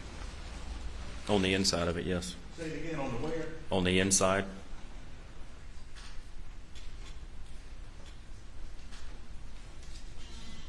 And he asked you about blood or DNA. Was there a whole bunch of GSR found on that inside of that rain jacket? Yes, it was. And he asked you about, I believe, Shelley's testimony or about seeing that rain jacket. Did you say he was holding it like this? Yes, she said it was balled up in his arms. And he was asking you about timing, I think, unless I'm crazy, that could be there 5 years, 10 years.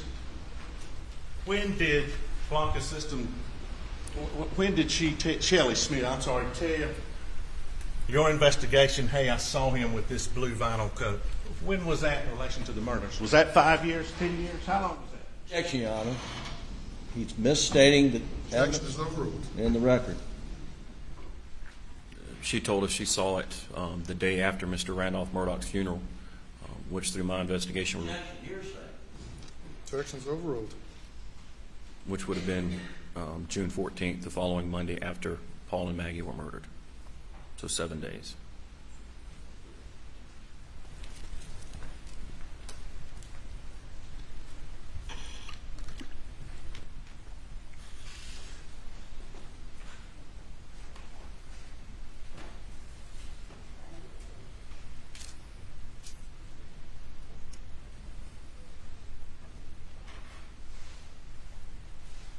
Was there? Now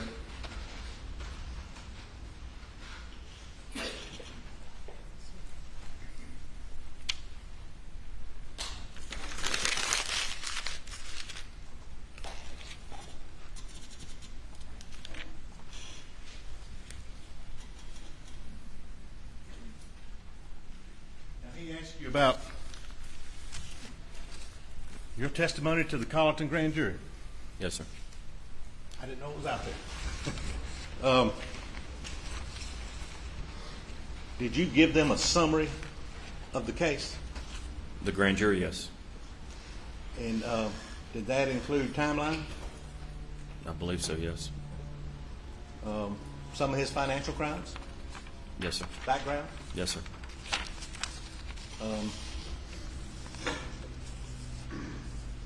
Did that include information the jury hears from some of these lawyers and the financial issues? Yes, sir. Did that include whether blackout casings near Maggie were consistent with those or matched those found near the house and the property? It did. Did it include that the family had 3 blackout rifles? Yes. Alex originally had 2, but remembered in the follow-up one of them had been replaced? Yes, sir. That you've confirmed that? Yes. Did you present whether or not shotguns of similar make and load were found on the property? Yes. Did you present that Alex was in possession of a shotgun that was consistent with one of the murderous weapons? Couldn't be excluded? Correct. And did you mention to them about Shelley Smith and kind of what we've just been talking about? Yes, sir. Did you mention to them about defendant denying going to the kennels 3 times? Yes. Leading the witness. Don't lead the witness. What did you tell them about him going to the kennels? That after dinner, he stayed at the house and took a nap. When Maggie went to the kennels and Paul left, he wasn't sure where he went, but that he was never at the kennels after dinner. Did you mention to them about Rogan Gibson? In the phone call that he had with Paul, and that Rogan had heard, Paul was talking to Paul on the phone, heard Maggie in the background, and he was 99% sure that he heard Alec in the background. And that phone call would have been around 8:44 p.m. Did you mention about this to the grand jury? This video ultimately got located or downloaded? That it was found on Paul's phone. And did you tell them the contents of that video? Yes, that Paul was taking a video of the dog, Rogan Gibson's dog, Chocolate Lab, and that Maggie was in the background, and that Alec was in the background. And did you present to them about I think some of what we heard, the money he acquired, he being Alex, after this incident, the money he came into? Yes. Did you mention to them about whether Maggie intended to go to Moselle that night or not? What did you say to them about Maggie going to, and her plans, or whether she was going to go to Moselle that night or wanted to, if anything? That Maggie had intended to go to Edisto, but had received a call from Alec requesting her to come home, that Paul was there, which contradicted the statements from the sister, Marion, where Maggie, I'm sorry, I misspoke. Maggie had called Marion and said that she had received a call from Alec, that Alec wanted her to come to Moselle, that Paul was there and his dad was in the hospital. But during an interview with Alec in August, he stated that it was basically a surprise. He didn't know she was coming. And did you mention to them that a reward had been offered on the law firm? That a reward was offered, $100,000 with an expiration date. And did you tell them whether or not there was any other information or any other credible evidence pointing to anybody else? I did.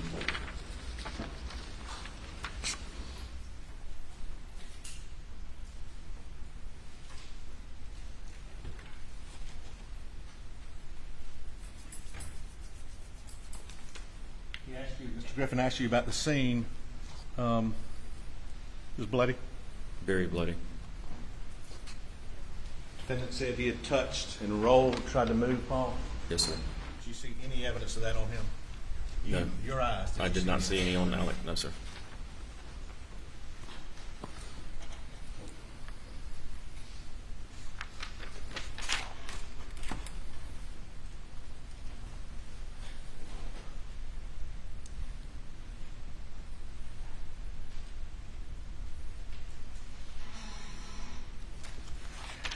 Mr. Griffin's gone.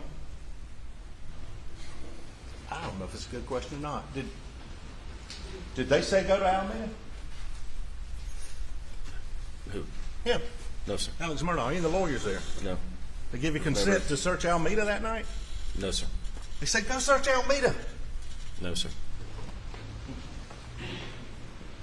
Is that funny? I'm sorry. Your Honor, I object to him addressing me. If I found your question humorous, I'm sorry. I thought it was a funny question. It was a rhetorical question. I asked the court to instruct him not to address me, but the witness. Thank you. You may proceed.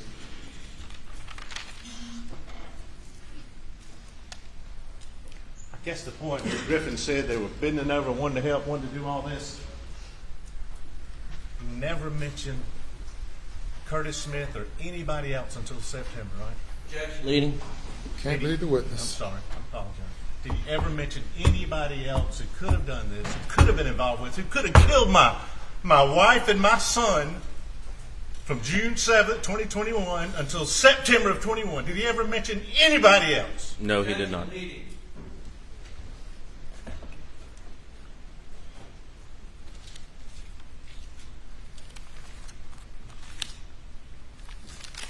already answered.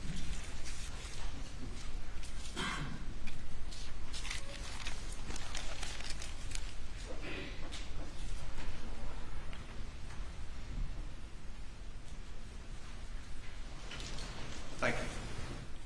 Further questions? Yes, Your Honor.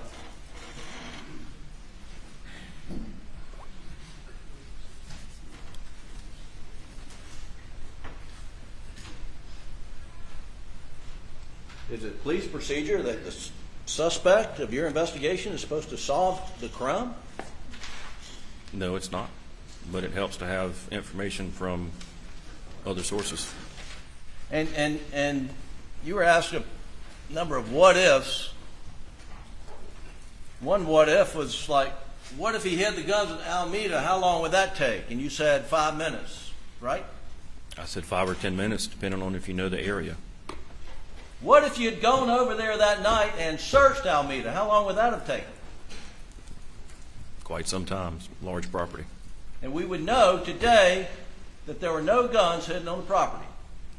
Well, that night, Alec was not considered a main suspect, and I had no information to go search Alameda for guns. At what point in time did you ask Alec, did you hide guns at Alameda? I didn't. First time that question ever came to you was on February 15th at 4:30 in the afternoon. Is that right? Yes, sir. Now, I think you testified about item 22, and I just may not have heard you correctly, but and Mr. Greer's testimony will speak for itself, but the results were he can't say it's item 22 is the shotgun that Alec had when Deputy Green came in, but he can't say, he can't exclude it, he can't exclude it. He can't say anything about it. Correct. Okay.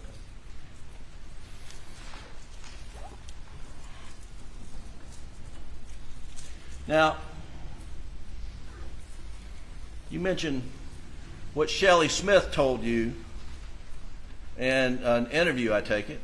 Did she tell you? Did you ever interview Shelley Smith? Yes, I did. And you testified that she told you that Alec came over there on June 14th in the morning, right? That's what you testified to this jury. That's what she told you. She told me it was the day after Mr. Murdaugh's, Randolph Murdaugh's funeral. All right. Through my research, would have been June 14th. And you were here in the courtroom when she testified under oath in front of this jury that Alec came over there 3 days later, and it was June the 16th on Wednesday. You heard that testimony, didn't you? That's what she said in court, yes.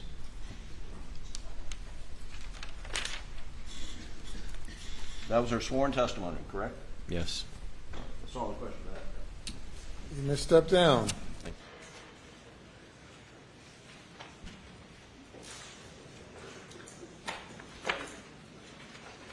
Call your next witness. This guy called David Grubs.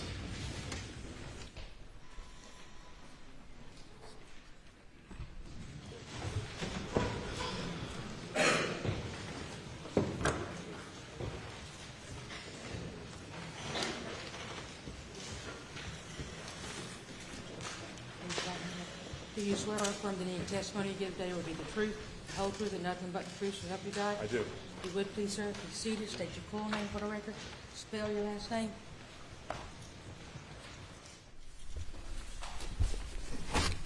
My name is David Grubs, G-R-U-B-B-S. Good afternoon, Mr. Grubs. Where are you Good employed, afternoon. sir? I'm employed with the South Carolina Attorney General's office. All right. And what is your job title at the Attorney General's office? I'm the Chief Forensic Investigator for the Internet Crimes Against Children Task Force. All right. And then just briefly, let the jury know what the Internet Crimes Against Children Task Force does. So we assist agencies throughout the state as well as have our own investigators, and we look into peer-to-peer downloads that go over the internet, usually containing child pornography in them. We also do chat ops throughout the state, posing as minors to attract suspects. Okay. My unit specifically does the computer forensics for those cases. Okay. When you say forensics, you mean, for instance, cell phone forensics, correct? Yes. So as part of your job duties, you perform cell phone downloads, extractions, and analyze them, correct? Correct. And you've gone to a number of trainings in the past that's focused on that. Yes, sir. Correct? All right. Can you read for the jury your training in this area, please? Sure. So I am a Celebrite certified operator, a Celebrite certified physical analyst. I'm a certified blacklight examiner, which both of those are cell phone data extraction tools. I'm certified in Forensic Explorer, which is used to analyze computers.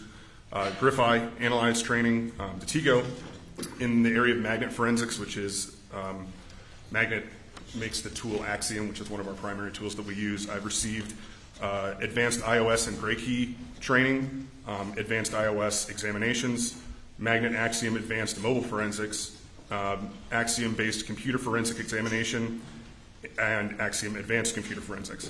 I'm also a member of the United States Secret Service Cyber Task Force, Cyber Fraud Task Force to be specific, which runs the National Computer Forensic Institute in Hoover, Alabama, where I've been sent to for basic network investigations, Macintosh forensic training, digital investigation supervisor's course, and I received an award in 2020 and 2021 being ranked in the top forensic examiners with the Secret Service.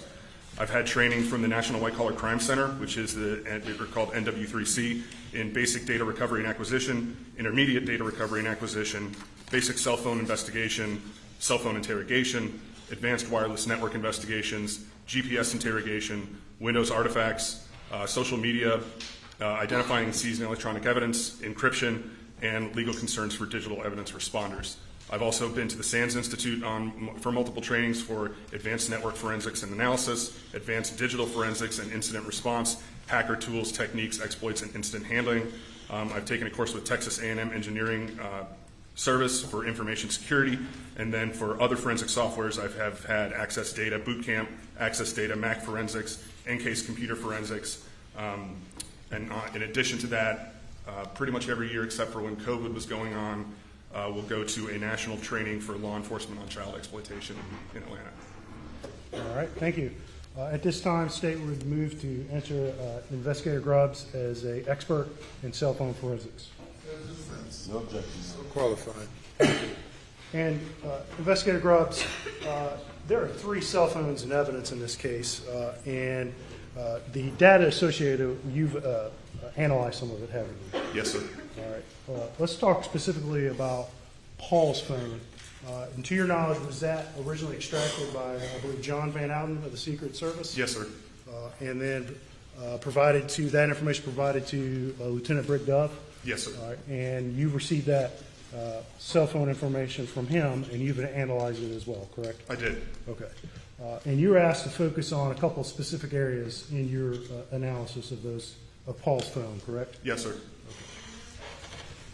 One of which was Paul's battery habits and battery usage on his cell phone, correct? Yes, sir. All right. I'm going to show you what's been marked as State's Exhibit 530. Do you recognize that, sir? I do. And what is that?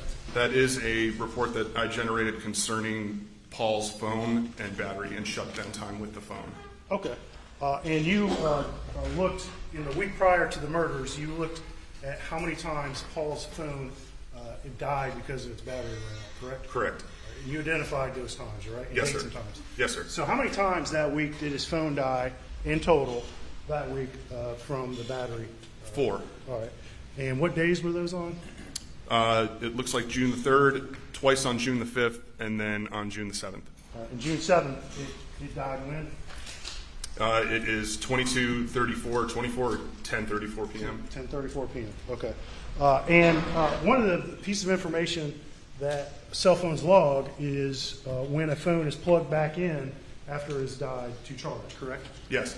All right. And when you looked at this data of when the phone died that week, Paul's phone died, did you identify when it was plugged in? I did, sir. All right. And can you just tell the jury on those two, when the phone died each of those times and when it was plugged back in, please? Sure. So it is logged that on June the 3rd at 12:30:27 p.m. the phone died, the battery went dead, and at 12:34:03 it had power again. It was reconnected. And I might take that from you. And at this time, State would move to enter Exhibit 530 into evidence.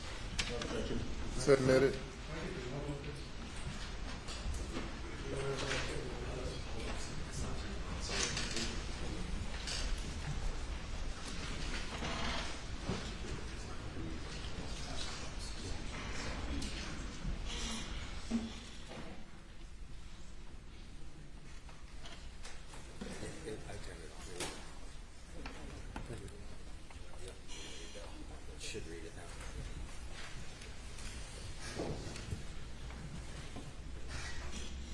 Can you see anything on your screen up there? Oh, here it comes.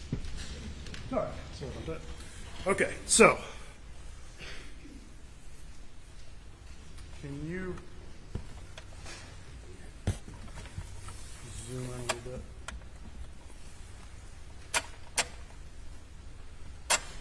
There we go. All right, so on June 3rd of 2021, what time did Paul's phone die? On the 3rd, 12:30:27. All right, what time was it plugged in? 12:34:03. About 4 minutes later, correct? Yes, sir. A little less than 4 minutes, correct? Yes. June 5th, the first time, at what time did the phone die? 10:18:33. All right, and what time was it plugged back in? 10:36:17. So that would be roughly 17 minutes or Yes, so? sir. All right, and then June 5th, the second time, what time did it die? 21:23:29, or 9:23 p.m. Okay, and what time was it plugged back in? 21:30:21 or 9:30. Okay, so roughly about 7 minutes later. Yes, correct? sir. Okay. All right, and you just didn't focus on when Paul's phone died in the data you reviewed, correct? Correct. Did you find in what you reviewed, did Paul frequently let his battery get low? Yeah, he seemed to kind of fly close to the sun. The phone was always getting down to 1 or 2% before he plugged it in. And would you say, in your opinion, from the data reviewed, the majority of the time he let it get that low, would he ultimately get it plugged in before it died? Yes, sir. Except during that week for those specific occasions, correct? All right. All right. And one other thing you were asked to look at on Paul's phone were the times when his screen came on, correct? Yes. And when it came off, correct? Yes, sir. And that's sometimes referred to as the backlight on a phone, correct? Correct. All right. And you're specifically asked to look at the time on Paul's phone starting at about 8:49 p.m. on the night of June 7th, correct? Yes. All right. I'm going to show you it's been marked as States 529. Take a look at that. And what do you recognize that, sir? Yes, I created this. All right. And what is that?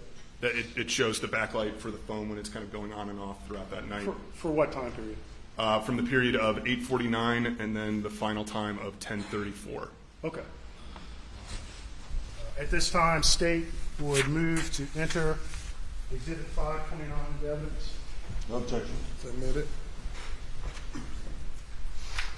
And let's before we talk about this specific data, let's just the jury's here heard some testimony on this screen backlight and the screen coming on. Under what conditions, generally speaking, will a cell phone screen come on? There's a lot of conditions that'll cause a cell phone screen to come on. If you pick up your phone, that can have the screen turn on. If you get a message or an alert from an app that you have, that can cause the screen to turn on. If the phone senses motion in a particular way, it'll turn on. There's a whole variety of ways that the backlight will activate. I think you may have mentioned this, but the screen can be tapped. Yes, yeah, you can simply tap your screen, and that will cause it to turn on as well. And so, just to in a nutshell, the screen can come on for sometimes there's no human interaction, correct? Correct. But it also can be turned on by human interaction. Yes, correct? sir. Okay. Let's look at the information on your report real quick. All right. Okay, so at 8:49 p.m., looks like the screen goes off, correct? Correct. On Paul's phone. And what time does it get, the next time that screen lights up? The next screen on is at 10:18:08 p.m. Okay. And in your review of Paul's phone, did you determine during that same time frame, starting at 8:49, was Paul's phone locked or unlocked? It was locked. Okay, so it was locked and the screen was off between 8:49 and 10:18, correct? Yes. And then at 10:18:08, we see the screen come on, correct? Yes, it appears to come on for 12 seconds to 10:18:20. Okay. And then the screen goes back off starting at what time? 10:18:20. Okay. And then it comes back on at 10:20:08. All right. And how long does it come on at 10:20:08? It goes until 10:20:20, so 12 seconds. 12 seconds. All right. And then what happens with his screen? It goes back off at 10:20:20. Okay. And it stays off until when? 10:34:16. And is that the time Paul's phone died? Yes. All right. And so the screen may have come on briefly as the phone was It shutting looks off. like for 4 seconds. Okay. All right. In your review of Paul's phone, did you identify some of the communications that came into his phone? Yes, I did. And did you identify the last text that was sent to Paul's phone? Yes. And do you recall who sent that text? Rogan. All right. And you may not remember this exactly, but well, first of all, was that do you recall contents of that very last text from Rogan? Yes, it just says yo. All right. And did this jury's heard testimony that cell phones will log when someone actually reads a text. They correct? do. And did you find any log that text yo was read? It was not read. Okay. And do you recall roughly the time that text hit Paul's phone? I don't off the top of my head. All right. Was it between 9 o'clock and 10 o'clock p.m.? Yes. Roughly speaking? Okay. But that was the last text. No other text came to his phone after that text from Rogan that said yo. Correct. All right. And in your opinion, if anybody had been looking at that screen that came on at either 10:18:08 or 10:20:08, would they have seen a notification on that screen? Most likely, yes. You can set your phone to not show contents, or sometimes if you have a text that comes through, it'll show the whole text and the contact. It depends on how it's setting, but yes, typically, if you were to see the home screen of the phone, there would be the notification. Right. And so, depending on the settings, there's a good chance if anybody happened to be looking at that phone screen either of those times, they would have seen a text notification from Rogan Gibson, correct? Yes. Okay. And you just testified, we don't know exactly why the screen came on at that time, correct? We do not. All right. It could have been somebody tapped it, correct? Yes. Somebody may have briefly picked up the phone, correct? Yes. It could have been any number of things, correct? Yes, any number of things. And you can't tell us exactly why, though. I cannot. Now, this jury's heard a good bit of testimony about phone orientation changes, and we'll talk a little more about that in a minute. But in your opinion, is it possible for someone to just briefly pick up a phone, see the screen come on, put it back down, and for the phone not to record an orientation change? Sure.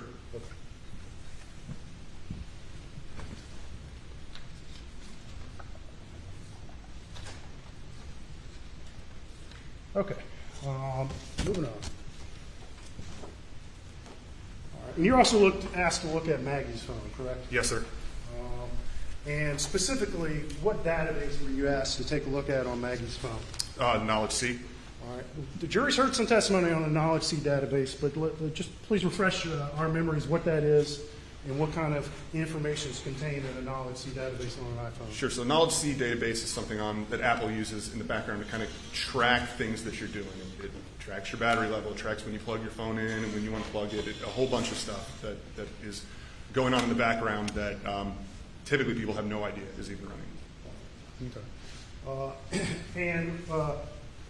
Okay. All sorts of information in that. All sorts of information.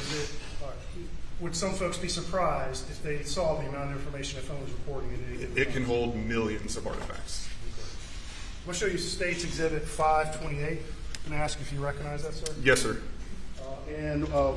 Have you reviewed the contents of that CD? I have. It's a digital copy of some timeline reports Okay. from Maggie's phone. And specifically from Maggie's phone? Yes, sir. All right. And that timeline report would be from the Knowledge C database? Yes, sir. All right. And specifically, you said that Knowledge C database can contain millions of artifacts, correct? Yes. When you prepared that timeline, did you kind of narrow it down a little bit? Yes, I did. And roughly what times on that? I believe from 8 to past 10. All right. And at this time, State would move to enter Exhibit 528 into evidence. No objection. Submitted. Can I have the computer, please? On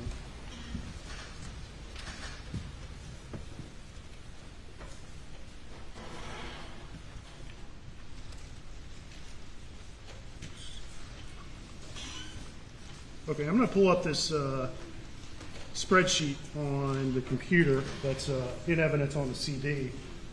Even with a fairly narrow time frame, there's still a voluminous amount of data contained in this database. Is that correct? Lots of data. Yes, sir. Okay. All right, and specifically, let's take it to start time and end time. For this particular report, you kind of limited between time. What's that start time? That first 20:53 to 8:53 p.m. Okay. And we'll scroll down to the bottom real quick. And it looks like it stops at what time? 21:08 to 9:08. 9:08 p.m. Yes, On sir. what date? That would be June 7th, 2021. All right. And there's just a whole bunch of stuff here, right? Yes, sir. Well, let's take a look at a couple things specifically. Excuse me. Starting at 2053, we see some orientation changes, correct? Yes, sir. All right. And in your opinion, when you see an orientation change on a phone recorded in a Knowledge C database, what does that information tell you? Typically, that somebody's handling the phone. Okay. So while a screen coming on and off may not necessarily tell you somebody's handling a phone, the orientation change definitely does, correct? Yes, it's the phone logging that it's going from either vertical or landscape to the other. Okay.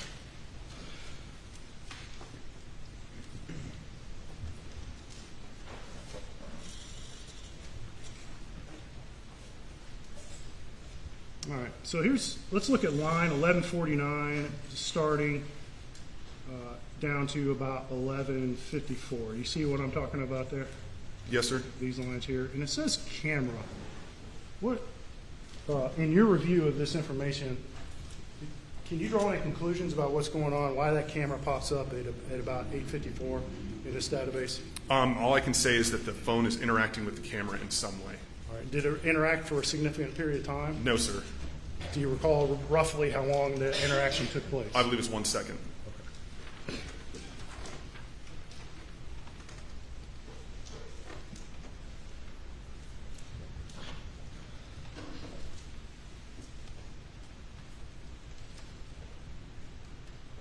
Okay. All right. Let's go down to line 1210. This is at 855 or 2055. And we see some things that says iOS snapshots. Yes, sir. And there's looks like it says something about Facebook to the far right there, correct? Correct. What, in your opinion, what's going on with the phone at this point? So a snapshot or an iOS snapshot is something that your phone does when you minimize an app in the background. So if you close Facebook and put it kind of in the background, it takes a little snapshot of it so when you pull it up you can see what it is. It'll do this for, as we see here, Facebook, which we can pull up and see. It does this for a bunch of apps. Not all apps take a picture of it. Some things will just be a blank screen. For example, if you do your camera, it's not going to store a picture of what your camera was looking at. When you have it, it's just a black screen. Okay. And so it does, in your opinion, does this mean anybody's actually accessing the Facebook app or actually physically taking snapshots on this phone? No. All right. In fact, it's not doing that, correct? Correct. All right.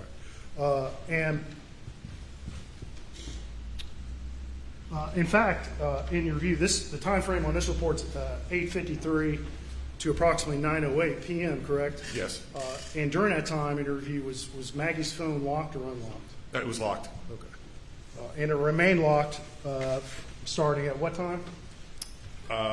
It's, you may have to draw on your memory because this doesn't start till 8:53, but it's prior to 8:53, correct? Yes. All right, and it remains locked until the next day, correct? Yes. Okay.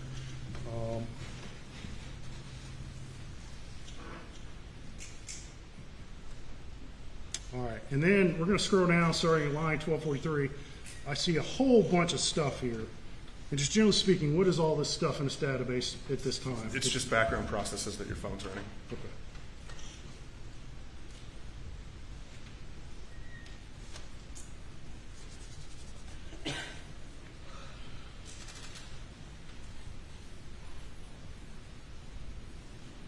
And I think we already skipped by it, so I'm just going to ask you real quick. But in this this time frame, we also see looks like the Siri app pop up in the NOC database. Yes. Correct? And how can the Siri app be triggered? It could be a background process that's going on, or it could be triggered by somebody holding the power button or interacting with Siri. Okay. All right, and we're almost done here. I'll be done by then.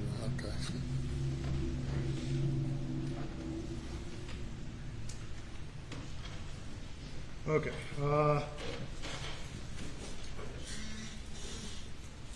Well, the information is in this log, but did you identify a time after 9 o'clock when Maggie's screen turned off? When her screen turned off? Yes. Yes. And was that at 9:07 p.m.? Yes. Okay. And after 9:07 p.m., did you identify at any point over the next few minutes, or over the next 20 minutes, that Maggie's screen turned on? I believe it turned back on at 9:31. Okay. So between 9:07 and 9:31, Maggie's screen is off, correct? Yes. All right. And also, you just said this a minute ago, it's also locked during that time, correct? Yes. All right. And so if Maggie's phone were thrown between 9:07 and 9:31, when the screen's off and the phone is locked, in your opinion, would you see an orientation change? No, sir. That version of iOS that she has on her phone did not log that at that particular time. So that version, which was what at that time? 14.6. All right. And that version of iOS, if a screen's off and a phone's locked, the phone's not going to record an orientation change. That is correct. Okay. No further questions, John. All right. We're going to adjourn for the day, ladies and gentlemen, and resume at 9:30 to tomorrow morning. But everyone will stay in place until the jury leaves.